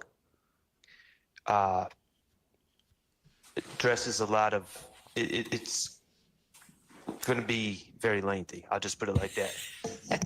Because we feel that it needs to address every alleged overact and who it would not apply to. Okay, well, So we could possibly come up with, go ahead. We could possibly come up with a general charge, but then it Okay. would have to be repeated for every overact for every individual who is not charged substantively with that overact. okay. Is that fair? Why don't you give me the really detailed one and then also a more general one? And it may be that even if we don't use the really detailed one now, we use it, you know, at the end of the trial when we're giving them all the instructions. But I'll take a look at both of them. And I know we are going to need to sort of give each other a chance to look at what's been cross-proposed and then make edit, come up with something else and then actually figure it out, which, you know, maybe can happen in the next hour and a half or 2 hours, sure. maybe Of course. can't. But this is finally a good start. So, do you need a little bit more time before you send whatever Oh, you're she gonna gonna need time. propose? She just told you. Okay. It's lengthy, she said. To do it right. Like 30 minutes, like how long? To do it general.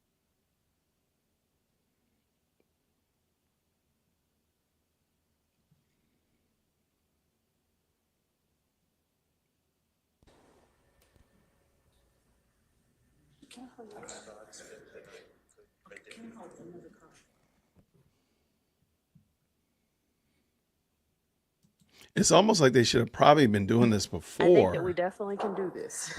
It's almost And I like they think need that we it. can, that it deserves, you know, attention. And as you mentioned earlier, that we need to be specific so that the jury understands what we're trying to, what you're going to convey to them. With that being said, I think that it's going to take longer than an hour. Okay, so I guess I'd rather have it late and good than not at all. But I am having a really hard time understanding from not necessarily everybody, but not simply one person or one side either, why when I say kind of A, over and over again, and B, with a week or more's notice, I would like for y'all to be working on this and provide it to me. Did she say that? Why lots of this is still not provided in a timely manner.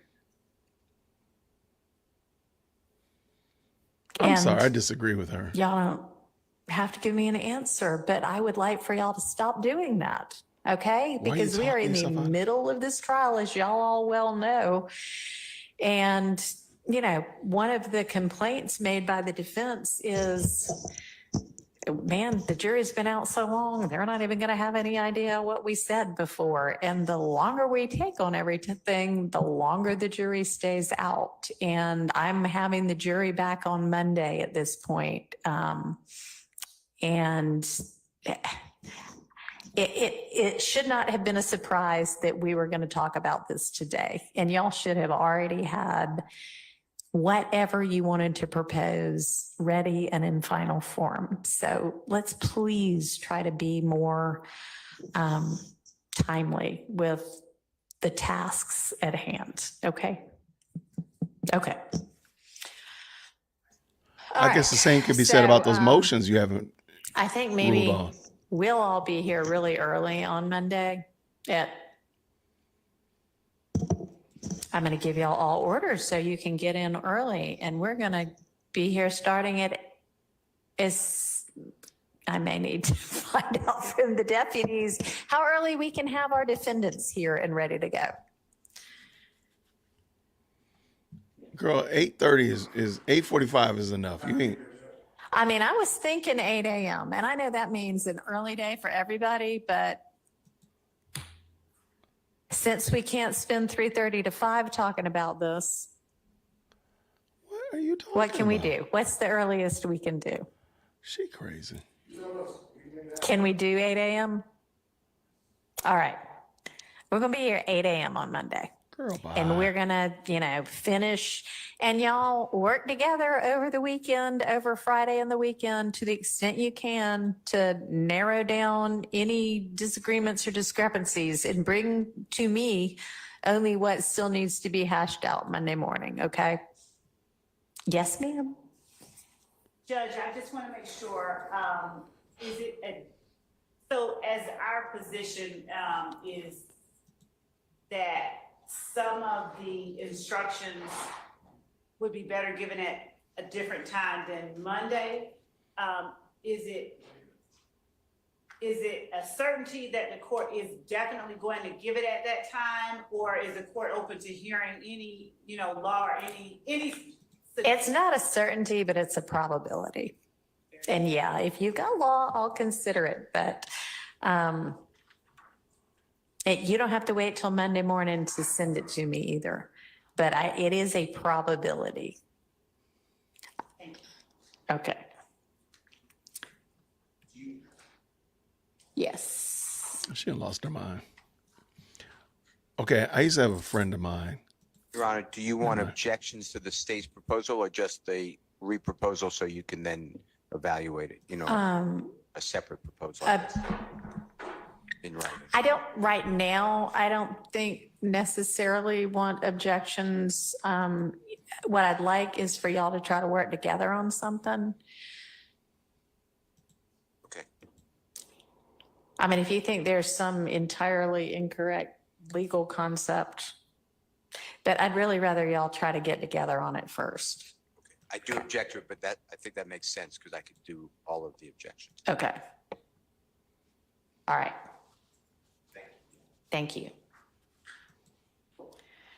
Okay, so given that we are not able to sort out jury instructions right now, and I think we have dealt with all of the evidence that we think might be, objectionable, that we need to hash out beforehand with regard to Sledge now. Is that right? I believe so. Okay. I saw some inquiries over the time that you wrote regarding a couple of exhibits maybe that were. Yeah, and I don't know if those were objections as much as they were just, we need to sort this out, Right. so. So certainly we would not be entering the same piece of evidence under two different numbers. Yeah. We were just wanting to make sure that we got. Yeah, no, I mean, so yeah, just take a look at that and. Yeah. Okay, so yeah, I don't think that was an objection. That was just kind of an observation. All right, so then who's our next witness that we can get through evidence on? Do our motions in limine on.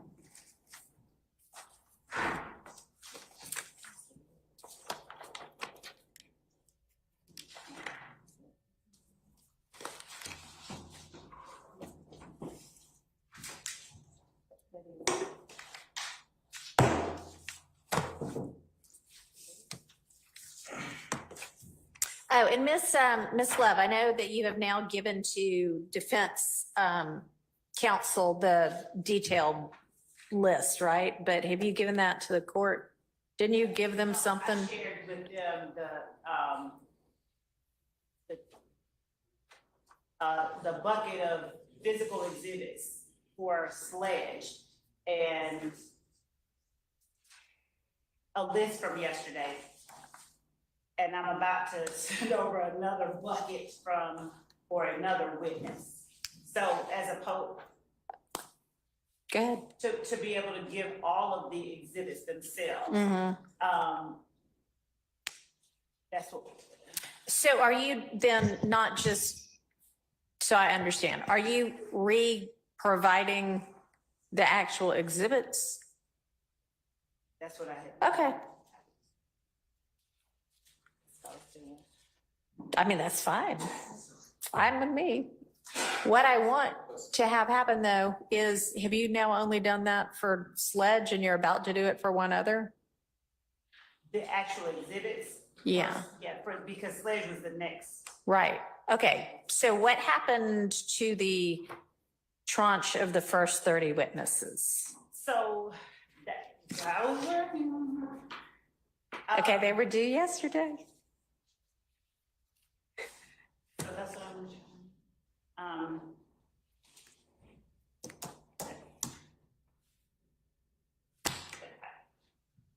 that's what I've been working on. She really hadn't said much. I haven't said much. Yes, I. She was speechless for a minute. No, yes, I was. And now she says that's what I've been working on. No.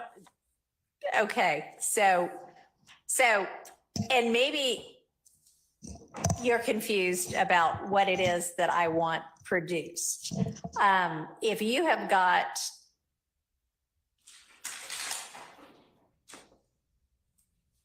if all you're using, for example, with Thomas Burnett is demonstrative pictures of the infinity, and they have all the demonstrative pictures of the infinity, and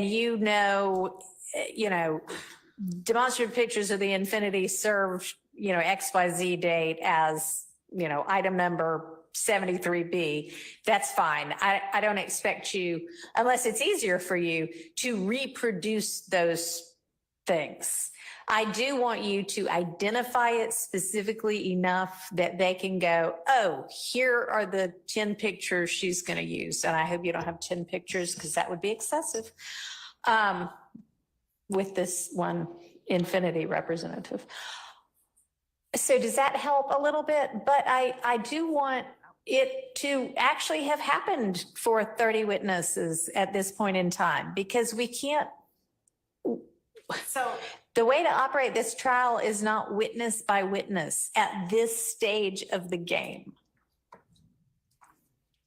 Okay, so do you need clarification beyond that? No, no, Your Honor. Okay. I have all of the exhibits in folders. Okay. So what I was doing was trying to extract the specific ones. So for the 30 witnesses, we have the exhibits in 30 folders. Okay. And what I had done was label them and extract relevant ones and send them over. Okay. And so I won't do that. I'll just go through the folders and put it in a table, because I was actually going to do that for the ones that are listed. I was actually sending the list yesterday. Mr. Atkins sent it for me just to say, hey, here's what we're sending you. But okay, whatever is easiest. And I mean, if it's easier to have them each give you a thumb drive, that's fine too. I mean, logistically speaking, I just want them to know with some degree of specificity, here is the actual evidence they are going to be using with this witness, not social media. But I understand. what social media? Okay. But they should have been served at this point in time with everything you intend to use with every witness. They have. Okay. And understanding the court's instruction about making sure about anything that the court told me to give to them by noon. So both of those. Okay. I understand. And yes. Okay. And so when can they expect the next 27 or 28 witnesses info about which exhibits? So I'm just gonna upload. Okay. Because it'll be probably quicker to upload them to a Dropbox link than it would be to sit or maybe we can have some team members. Typing and some uploading. So. Okay. And can you share it with the court as well, just so I can have it as well? Okay. So by the end of the day? As in an hour and change? I mean, Put I a one in figure the you're chat gonna if you work think she's past got 5. this all. I have. So what I kind of mean is by midnight. Okay. All right. And then is everybody, okay. So are we ready to work on another witness's chunk of evidence that we think might be subject to motions in limine? Put a 1 in the chat if you think that she actually has all that work Yes. done. Give me a minute just to get my list. Nobody gonna give you no more minutes. Your Honor, Yes. may I bring up another potential issue? Yes. So it's my understanding and belief that that there may be some outstanding Brady material regarding Antonio Sledge. Okay. Brady to include impeachment. Okay. My understanding and belief is that the state may have met with Mr. Sledge and he may have said some things that would fall under Brady in a prior meeting with the state. I'm not asserting that as fact, Okay. but I am inquiring about that. If All right, there was can a you- prior meeting with Mr. Sledge Okay. at a coffee shop. All right. Was there? Mr. Shart is correct. I was at the meeting and an investigator, Lancico was at the meeting. There was nothing that I took to, I'm going over in my head everything he said. Okay. Didn't say anything.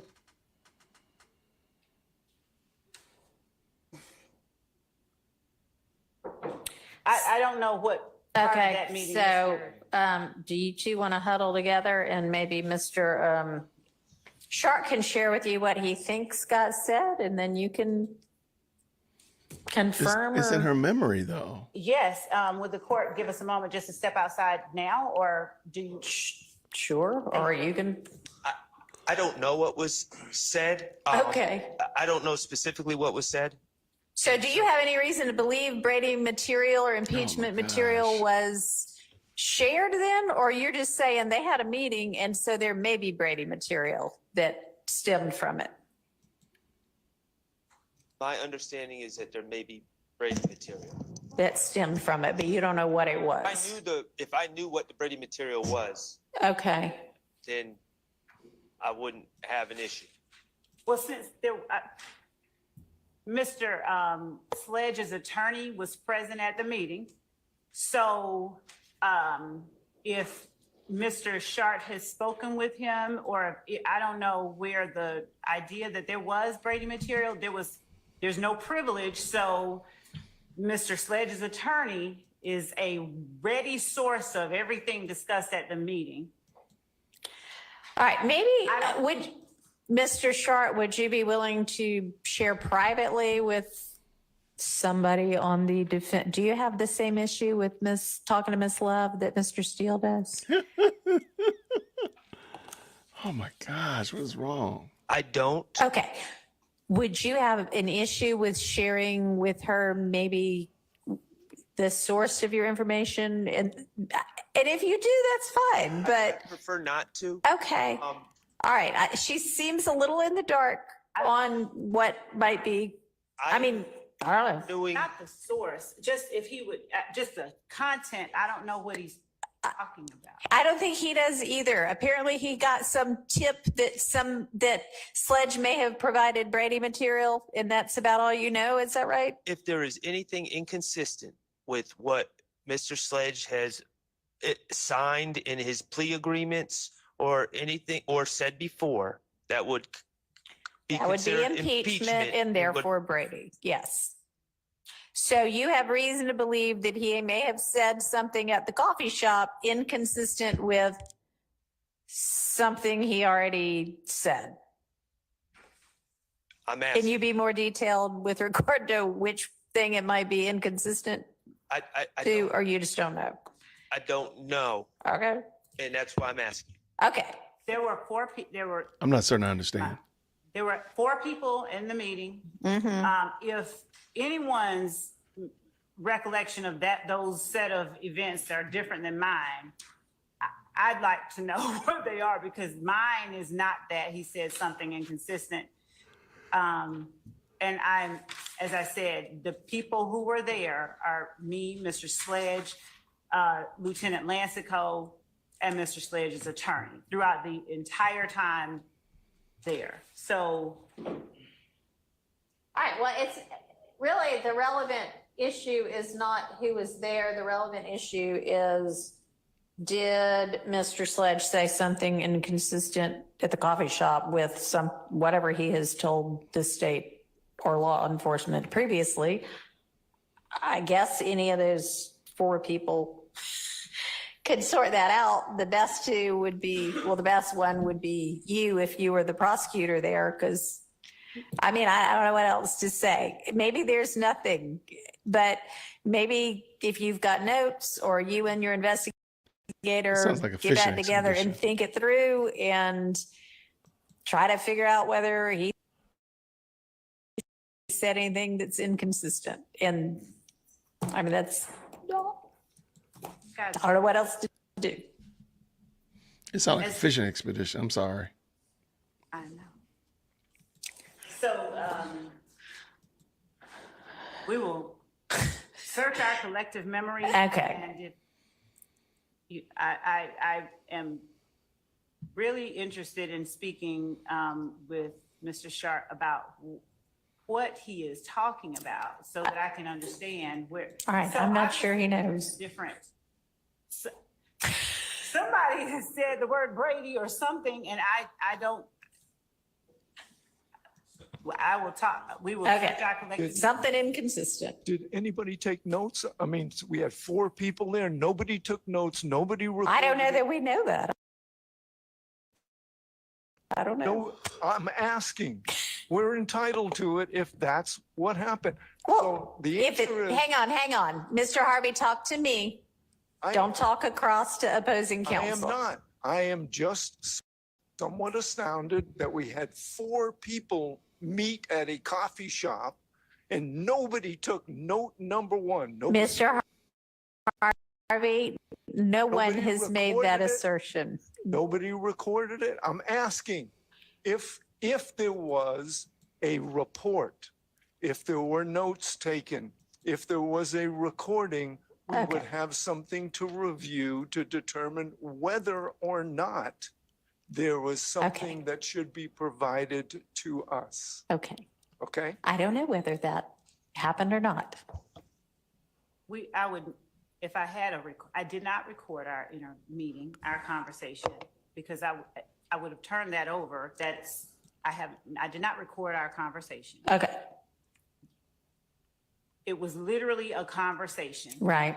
And that's it. Okay. Sorry, I missed it. I understand then that not a single person took any notes of that meeting. So I don't know if Ms. Love can speak to what Mr. Sledge or Mr. Sledge's attorney may or may not have done. I'm asking from the state. It's the state's obligation to provide it to us. We don't have to go out and talk to I anybody. understand. All right. So I'm just inquiring as to whether there are any notes, and I'm just surprised. Well, I would like an answer as to whether or not any notes Were taken. Thank you. She said no notes.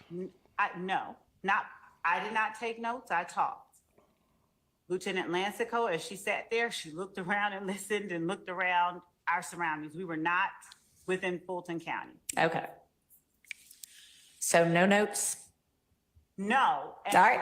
No notes. I would not, well, there are no notes. I did not take notes. She did not. Okay. My notes are not something, my investigator's notes would be something to which either of the defendants would be entitled.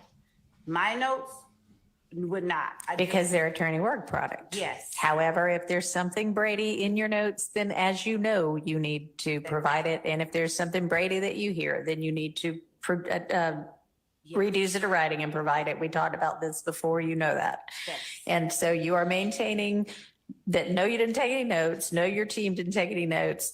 As far as you can think right now, nothing Brady impeaching was said. You will give it some further thought along with your, His attorney. Sure. Make sure that I Okay. check his memory was all mine. right, that's all we can do at this point. Thank you for raising it so that they can think about it some more. Yes, sir. Your Honor,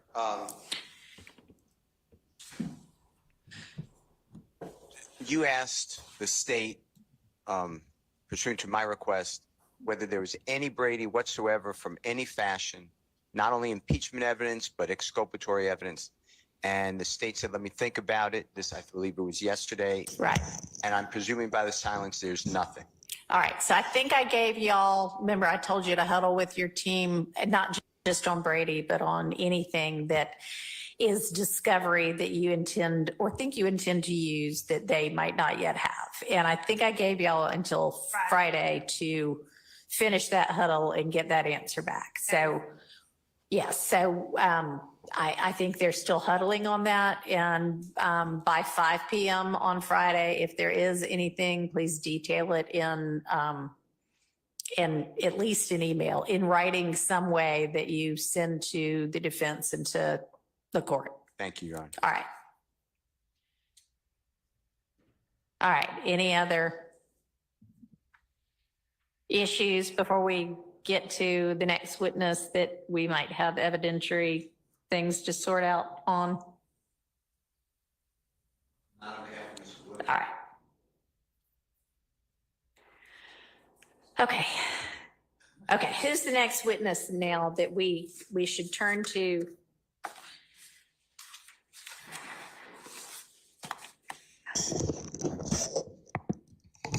To sort through their evidence.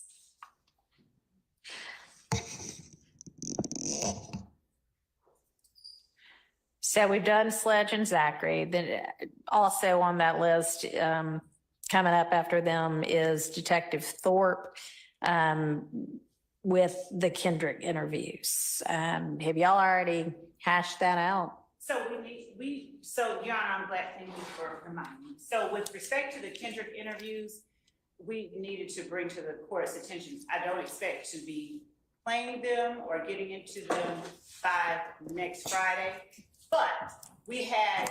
Okay. Okay, that's fine. But remember, we're not doing this week by week anymore. We're doing as much as we can possibly get through beforehand. All right, but anyway, okay, go ahead. We had previously, Mr. Weinstein, Mr. Kendrick had filed a motion to suppress his statement. And the Honorable Judge Glanville heard arguments from Mr. Weinstein. But didn't decide it? He decided it as to the portion of it beyond a break in the interview. Okay, and that part got suppressed? So that part All right. got suppressed.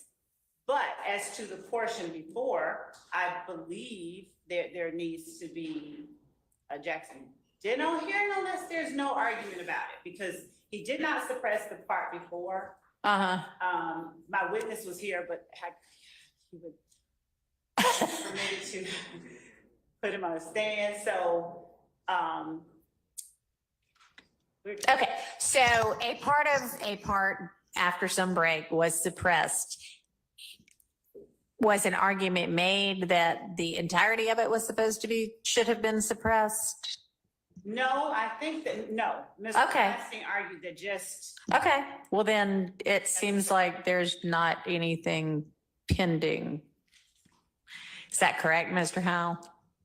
Sure, I am jumping into this. I know, so am I. I will need to check with Mr. Weinstein. I should have an answer. Okay, all right. All right, so we think that whatever wasn't suppressed is legitimate to be presented, and so there shouldn't be other issues as to his statement or statements. Is that right? Is it more than one interviews? There's more than one part of it, but no, There's only one interview, and obviously you're only using the unsuppressed part. Okay, so, and that'll be Miss Detective Thorpe's testimony at that point in time.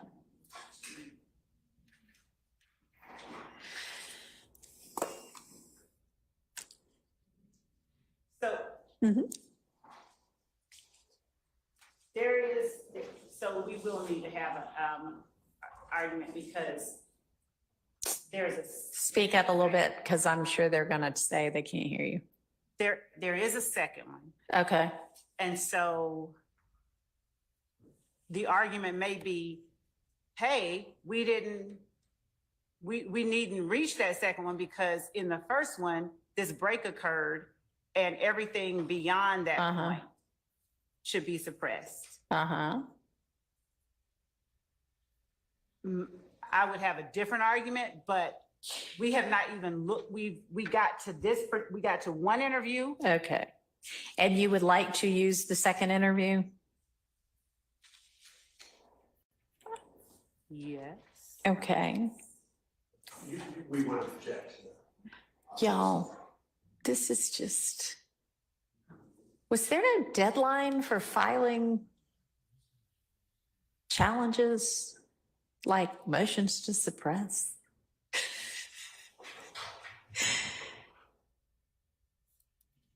Okay, I'm gonna need that motion. If there's a motion to suppress the second interview, I'm gonna need that ASAP, and not just this interview should be suppressed. You tell me why. You tell me the legal basis. You tell me the facts that back it up. Give me a specific motion to suppress, a particularized motion to suppress. One of the opinion that the original order covered everything past. All right. Anybody be able to point me quickly to date of original order? It was March the 4th. Okay, thank you. Of this year. All right. Yes. Let's go with March 18th. All right. And I just emailed you Thank you. and the court. All right, so I'll take a look and see what that seems to say.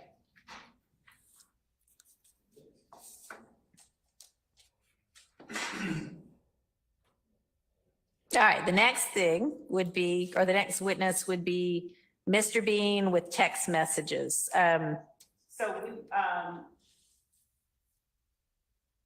Judge, I think since we talked about Mr. Zachary's interviews, I think that Mr. Bean won't be the next one. Mr. Zachary would be before Mr. Bean. And there are social media postings. I don't think that there is going to be any kind of an issue, but just I can name them or send them, share them. Well, if you'll share them with the defense, then the defense can see whether they've got objection. Does the defense think at this point that they have objection to Mr. Bean's text messages or social media? I assume y'all know what she means by that.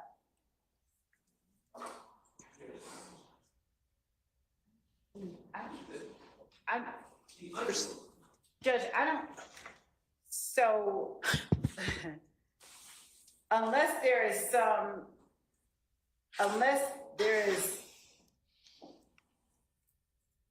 unless something in particular happens to allow us to introduce it, the state is not going to,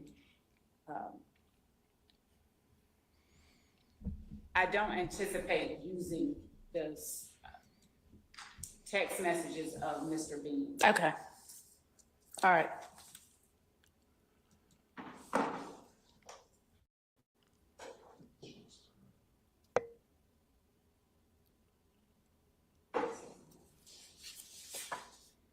Can you send me that whenever you get it?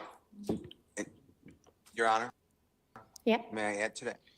Just to be fair, those text messages, my opinion, come from a phone that was seized on July 15, 2015 from Mr. Williams' home. It's been suppressed in all derivative evidence.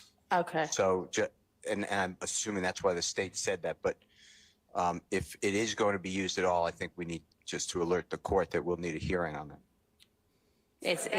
That's why you don't intend to use it. Right, and that's why I said unless something specific happens, unless there's a door, anything, I don't know, but we don't intend to use that in our case in chief. I don't know. I don't foresee a circumstance, that occurs. Yeah, I don't see, I don't foresee a circumstance where that would be permissible either. All right.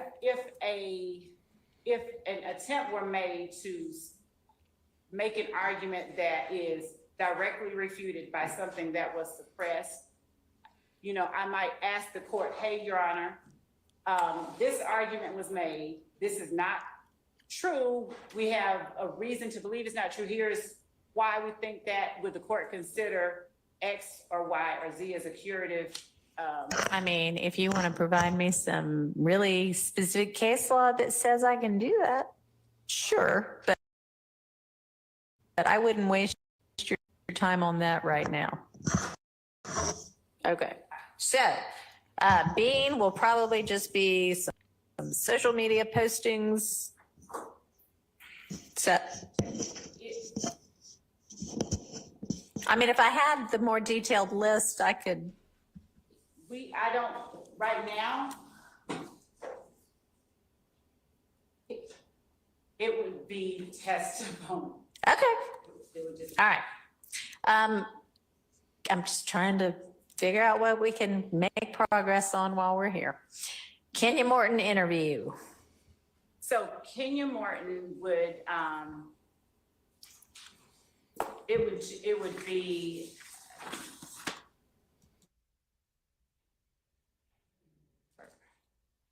her interview to impeach her if necessary. She is listed as an alibi witness of Mr. Kendrick. Okay. And so Okay. her interview is the All right. And everybody's got the interview. Anybody anticipate, assuming they're going to impeach, that there are other issues with her interview that I need to think about evidentially right now?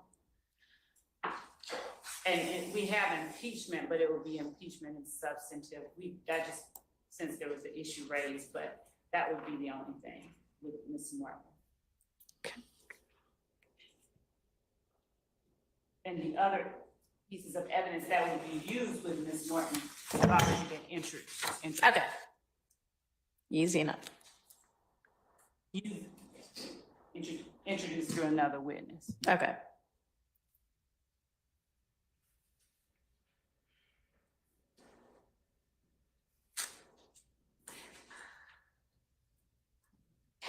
So I've just looked at the very first paragraph of the order on Mr. Kendrick's statements that's filed March 18th of this year.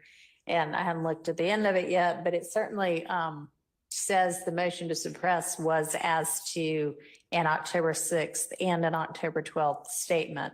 So I would imagine that he covered both.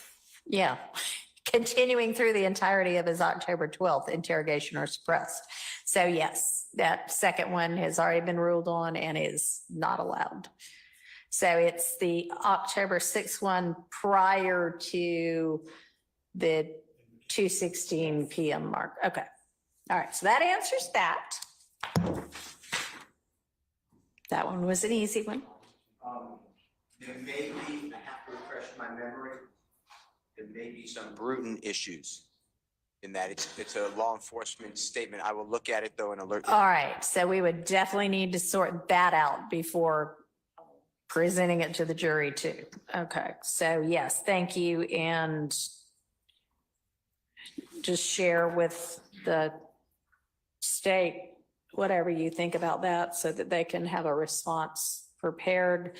And normally Bruton, not necessarily normally, but oftentimes Bruton issues can be cured by redactions. So if you've got proposed redactions that would cure it, that would be immensely helpful. We'll send over anything. Great, thank you. All right, and then next, at least on this list, is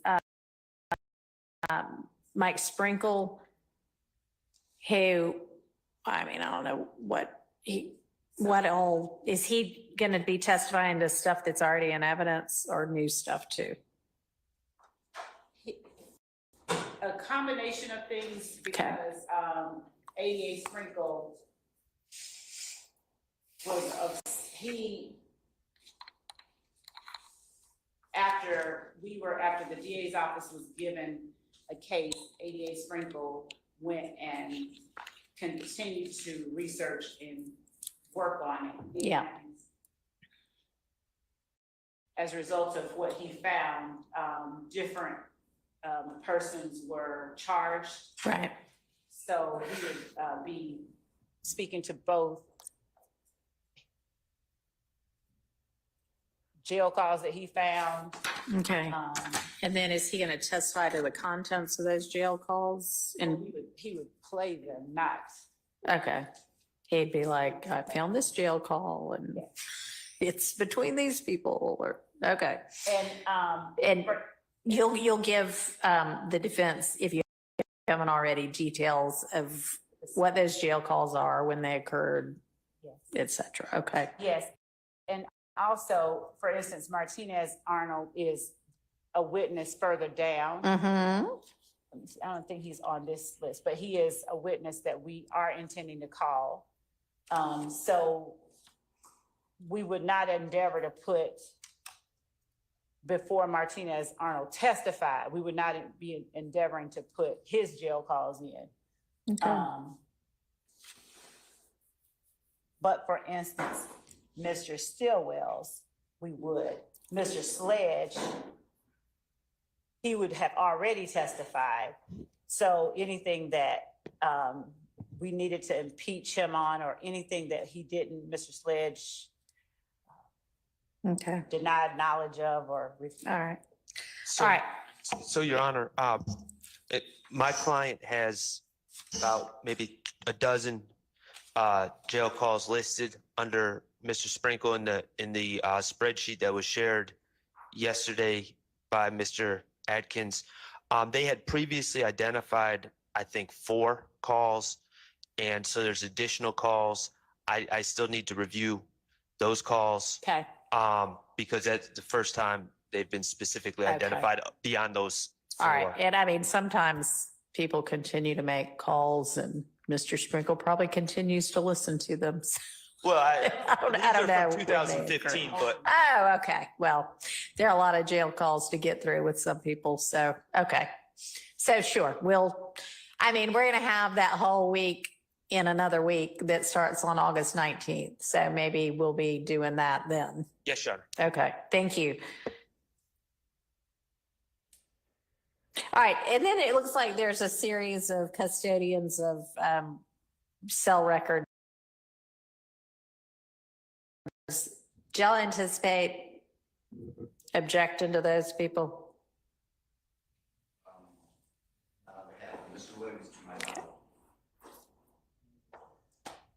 How about for Mr. Kendrick? Mr. Nichols? Mr. Huey? Okay. Caveat, presuming, of course, that we've got all of the business record certifications. I think we probably. I would certainly hope that, but yeah, y'all will have certifications for this. All right, so those will be easy witnesses. And then Bernie, this was the guy we talked about yesterday, but you were saying the report he's going to be providing at this stage of the trial is not that new-ish one, it's something else, right? We would not be endeavoring to have him talk about the 2 new ones that he plotted. We would only be presenting the plots of the cell phone numbers that we had previously provided to the defense. Okay. All right.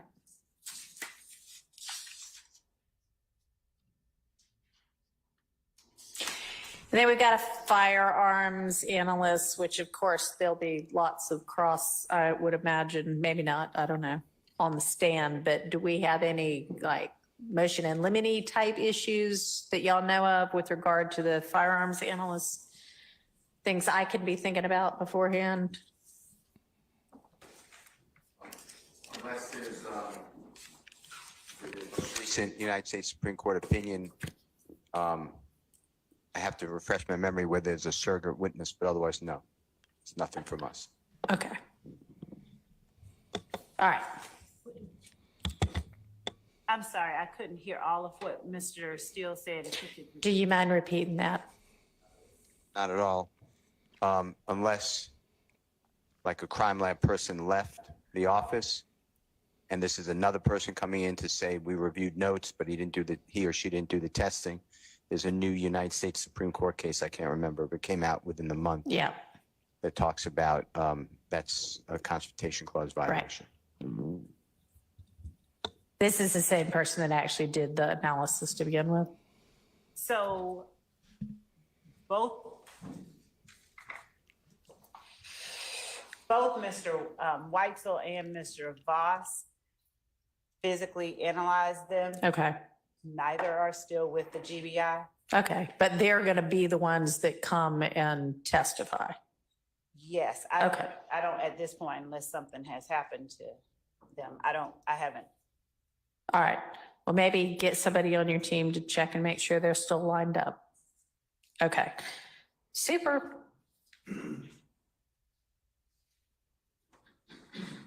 Your Honor. Yeah. As we go.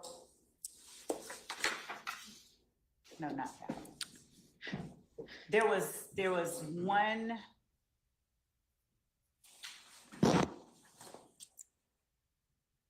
set of instances, and this is something that will be included tomorrow, but just as I'm thinking about it and looking down at the next few witnesses. So we have provided crime lab photographs, APD photo lab photographs for the intrinsic acts, the shootings that occurred after the murder of Donovan Thomas. Okay. One of them, I think April the 28th, we provided a crime scene technician's report of a set of photographs. Okay. The actual photographs, the lab said it could have either been affected by the hack or what. The description of each of the photographs was listed in the crime scene report. I've asked the lab, do you all have a physical copy of whatever you uploaded to your server that may have been affected by the hack? I have not received anything from them. Okay. And that's something that while I looked at it as we were sitting here, that I wanted to. Okay, and this would be photos from which crime scene? It is the one Adele Avenue, 1428 Adele Avenue. The crime scene that is 1180462, 151180462.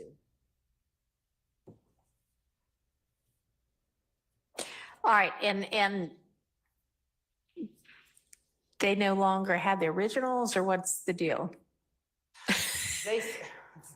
Because a description of the photo, I don't know. They've been looking for me. So well, do y'all have copies of them? No. So that's just it. We didn't have the photographs themselves. If we had a copy of them, that would be great. Right. But we were never given the photographs themselves or a disc of the photographs themselves. We just got an email or a response saying we couldn't locate this one. And this is APD? Yes. Took these photos? Yes, and crime scene Turner. Yeah, okay. Actually, that's the tech. We have all the information about the photos. They just don't have the photos. Or at least they said they couldn't find the photos. And I have someone on the inside who's trying to get the photos looking for the photos. They have not been located. All right. That's it. So, I mean, I would think that, I don't know how well a report of what the photos show is gonna do for anybody, but what witness is this gonna be? That is, so Denise Bell, All right. the witness who was the, Okay, so that's the person who's one of the people who were inside the house. oh, right, okay. We don't need you to be inside. We need the pictures. Well, This is we may crazy. just have to have You know, a description from the witness's memory as to what things look like if y'all can't find the photos. Because I mean, and you can provide the report, like, Crazy. I mean, what were you even thinking you might do instead if the photos can't be found? They have the report. We turned Right, over the report. right. I mean, if the photo, if they just don't, if we, I mean, you know, there are all kind of creative things that might be able to be done if this place still exists and looks the same as it did. I mean, I have no idea whether it does. If the report is descriptive enough that somebody who has artistic talent can draw out a really good diagram, that might be a solution as well. But I mean, I don't know. I doubt if just I don't know. So, okay. that was just something I wanted to. All right, well. Something that I'll go in detail about if I have to tomorrow. All right. Y'all are on notice of that, and to the extent you think you might use some substitute for those photos, if those photos cannot be found, I don't have any. you know, talk to, or what do you think? I mean, do you think you'd probably just have a witness describe it, an eyewitness describe it? Yes, Okay, I can. well, I that's can. fine. All right. this is not real life. Okay. This is a simulation. So Miss Latners is a witness that we've called and have had to call at different times regarding the 911 calls. I don't know that there are any objections to them. There have in the past been some objections to 911 calls, but To the contents of them or to them coming in at all without? to the contents of some of Okay. them. We had a long discussion. Judge Glanville excluded part of a 911, one specific 911 call because it was not for an ongoing emergency, and it identified a person, in that case, Mr. Williams, but the speaker, the caller, 911 caller, was not available, so we could not confront. So it was a confrontation clause issue, is what the state's talking about. If I have the 911 call, I will look at it and make sure that there's no issues. And that's under Pitts, P-I-T-T-S versus State of Georgia. I believe it's a 2006 case. It was written, I believe, by the Honorable Justice Sears. It's cited, I know it's under old law, but it's cited in 2023 or 24. It's a great opinion, actually, by the Supreme Court of Georgia. But I think that's what Ms. Love is referring to. No, we were talking about the ones that are coming up. We're not revisiting the ones that. Right, are already- right, yeah, But I'm but saying- okay, so as to whatever other 911 calls, y'all know what other 911 calls they intend to introduce? Those are the ones that are listed on the list that the court has in front of it. Which I just have this exhibit list that doesn't have any detail. It just says 911 call. Yeah, that's Oh, what I okay. have. So, I don't have the okay. new list you So, shared. The 911 call and the CAD report from 1511. Oh, okay. I do, yeah. Club Crucial, 1428 Adele, and 1903 Drew. Okay, so y'all, the defense know what all of those 911 calls are gonna be? I could link it up, yes. All right, and you're gonna be getting that more detailed exhibit list over anyway. So I mean, whether you have an exhibit number for them or not, you could be like, 1223, 1248, 1255, or whatever, on whatever date. And then they'll be able to search their discovery and find it and figure out for me whether there is any objection to the 911 calls, content or otherwise. Yes. Okay, so that might be something we have to deal with. All right. Yeah. CAD reports. I have a case for the court. I have to just put my finger on it, but certain information on CAD report is also confrontation clause. I'll get you the case. All right, and then point out for me, you know, as to whichever CAD reports are going to be used, what is objectionable. All right, thank you.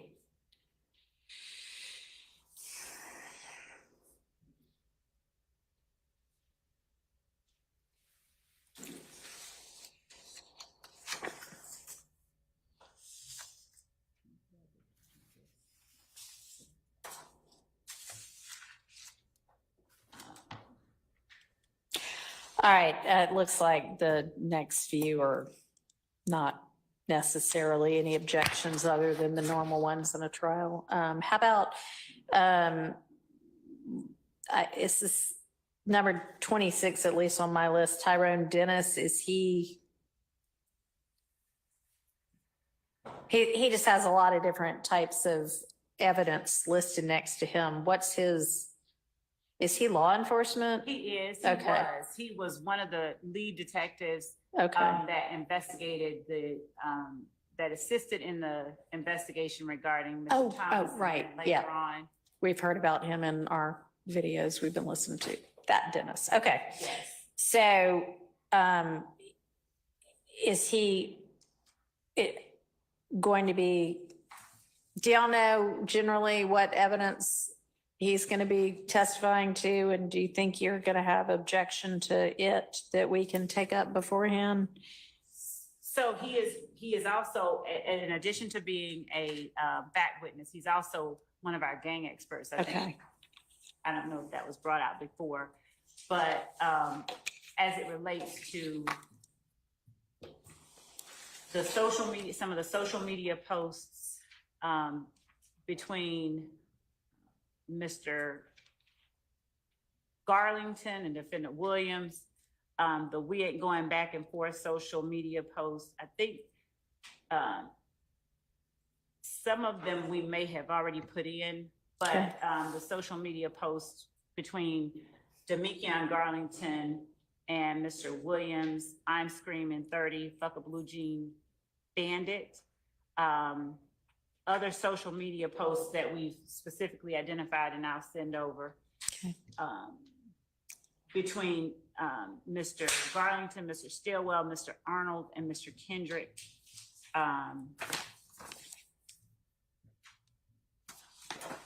Photos of the gun recovered from by law enforcement from Mr. Kenneth Copeland that Draw a picture of the belonged gun. to Quindarius Zachary. A photo of the gun Mr. Zachary was arrested with on May 7, 2015. The video of Mr. Arnold getting into a fight with Kelvin Watts at Magic City on September 30th, 2015, which led to the subsequent arrest of Mr. Kendrick, who was in the car with Mr. Arnold.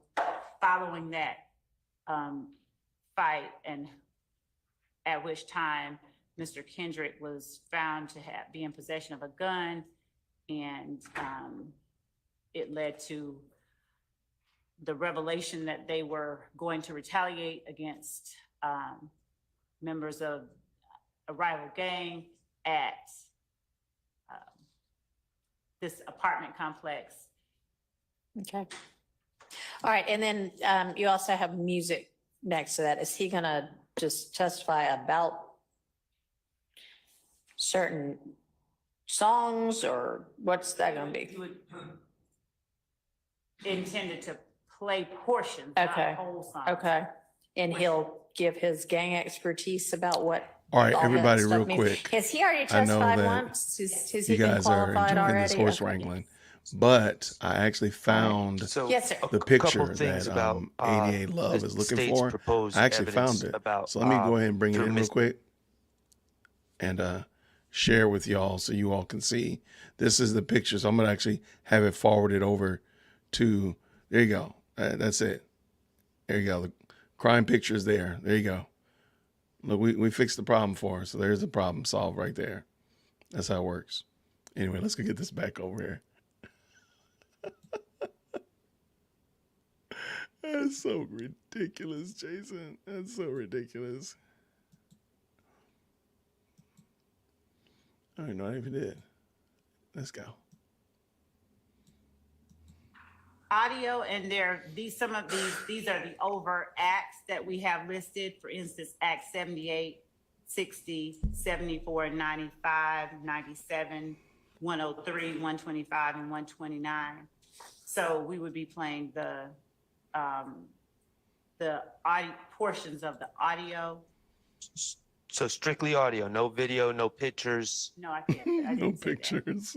I also said that we would be putting in the described social media post. Oh, yeah, no, he's not asking about social media. He's asking about when you're going to be playing clips of songs. Is that going to be just audio or is it going to be video also? Is that the question? Yes, and if there's video, I mean, we've discussed, from my recollection, and I wasn't the one litigating a lot of the Right, free speech, First Right. Amendment issues here. right. But if there's video, there's certain things in a video that could be problematic to be introduced in front of a jury as well. That's why I'm inquiring, are we confining it strictly to the words that are spoken? No. So when we have, so what I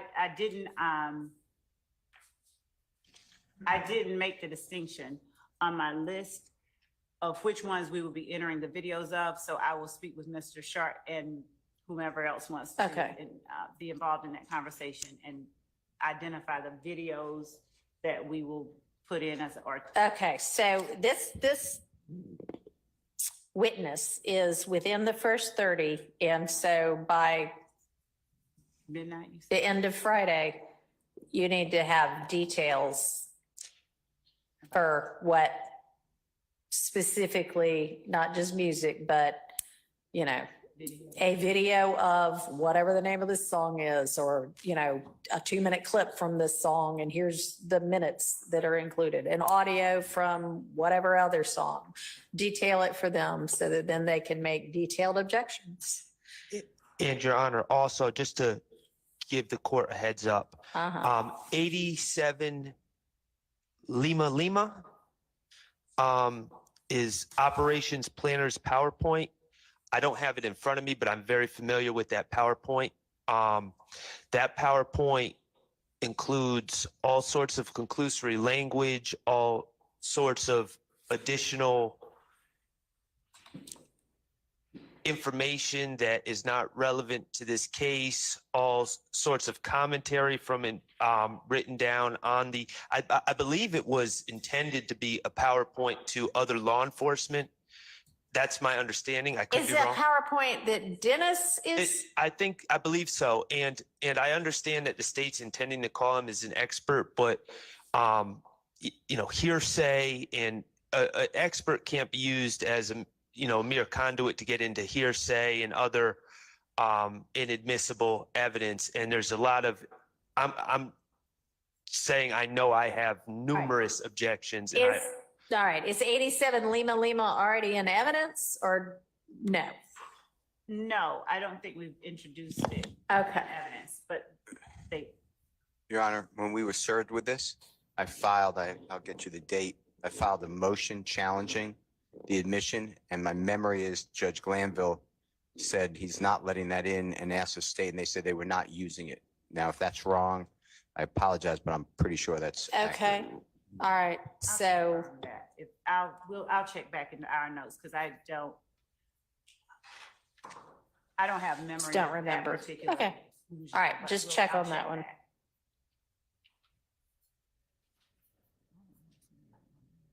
Thank you.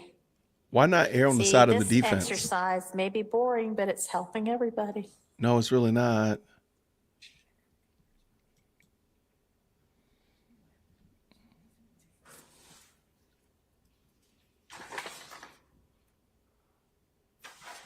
All right, and then there's Arnold, Munson, Kilgore, and Underwood would take us through 30. And it doesn't look like there's, other than maybe Arnold.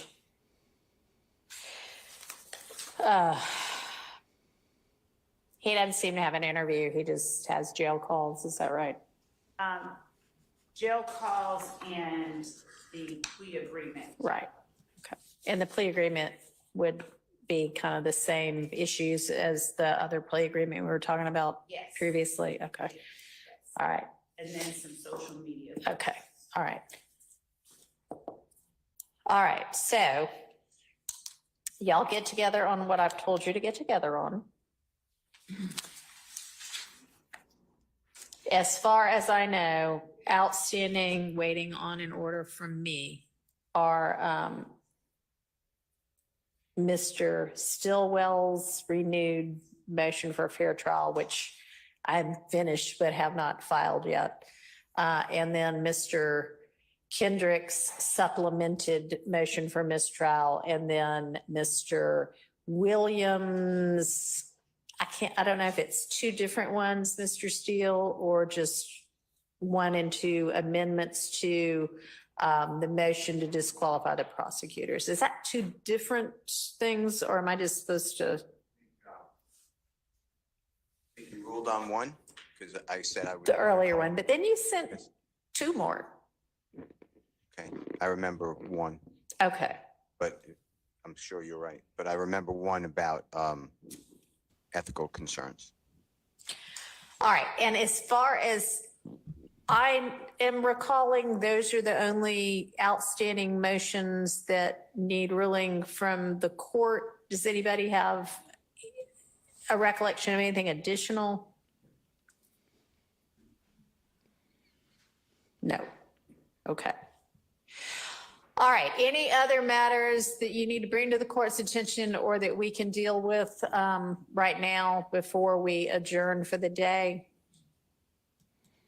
Oh, this Brian Steele's magic hour. This Yeah. Brian, Mr. Adams, I knew it. You're correct. There are two, but there's an amended additional motion that was filed on August 6th at 3:53. Yeah.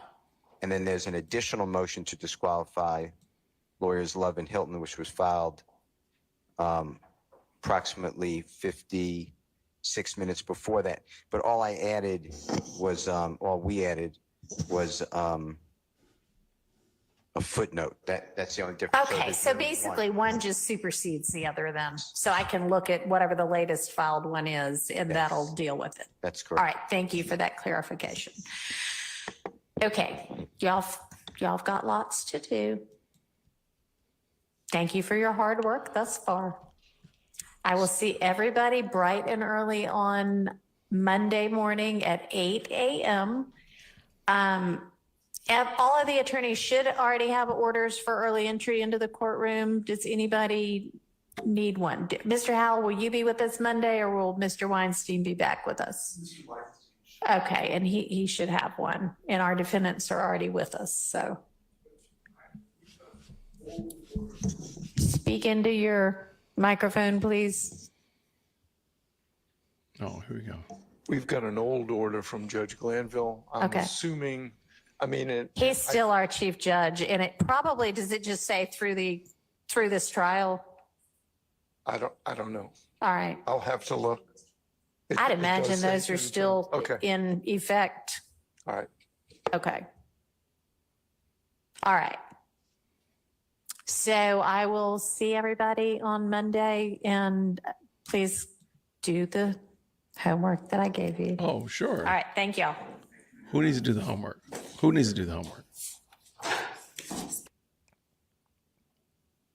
Okay, they haven't left yet.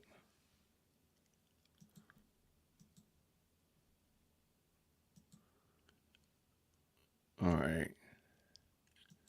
All right, we'll try it. We'll slowly, surely. All right, the camera's moving.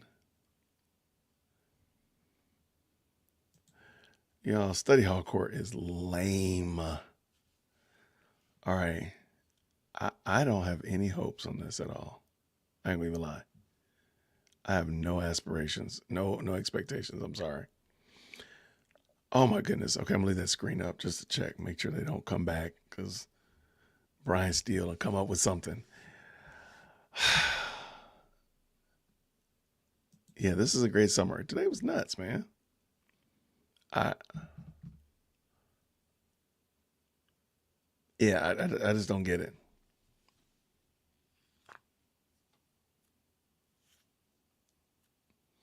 I do not get it. I do not get it at all.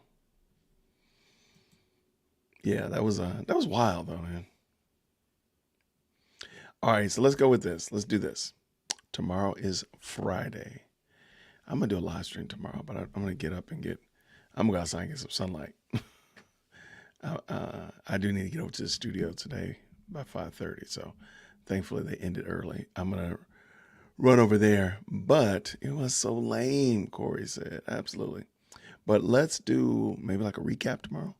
And I will be doing a members only live stream tomorrow evening as well, just to catch up and touch bases with all the new members. Thank you all so much. So I want to thank everybody who's hung out with me today, even though this is kind of lame. I appreciate you nonetheless. Thank you so much for hanging out with me. Thank you so much for all of the great comments. This week has been fantastic and such like that. I am going to work on my clip outs of the day. There were some fun moments today. I think it'll make some good videos. So check those out as well. I appreciate all of y'all. Make sure that Lady Dearworld Christian don't text me and tell me to do something before I go too far. All right. I appreciate y'all. Let's do this again real soon. I appreciate all 233 of y'all that have watched this with me. Hit that like button on your way out the door. It really does help. It does help out a lot. So I appreciate it. Everybody, thank you so much. And until tomorrow, Lord willing, I'll see you soon. Grace and peace. Take care.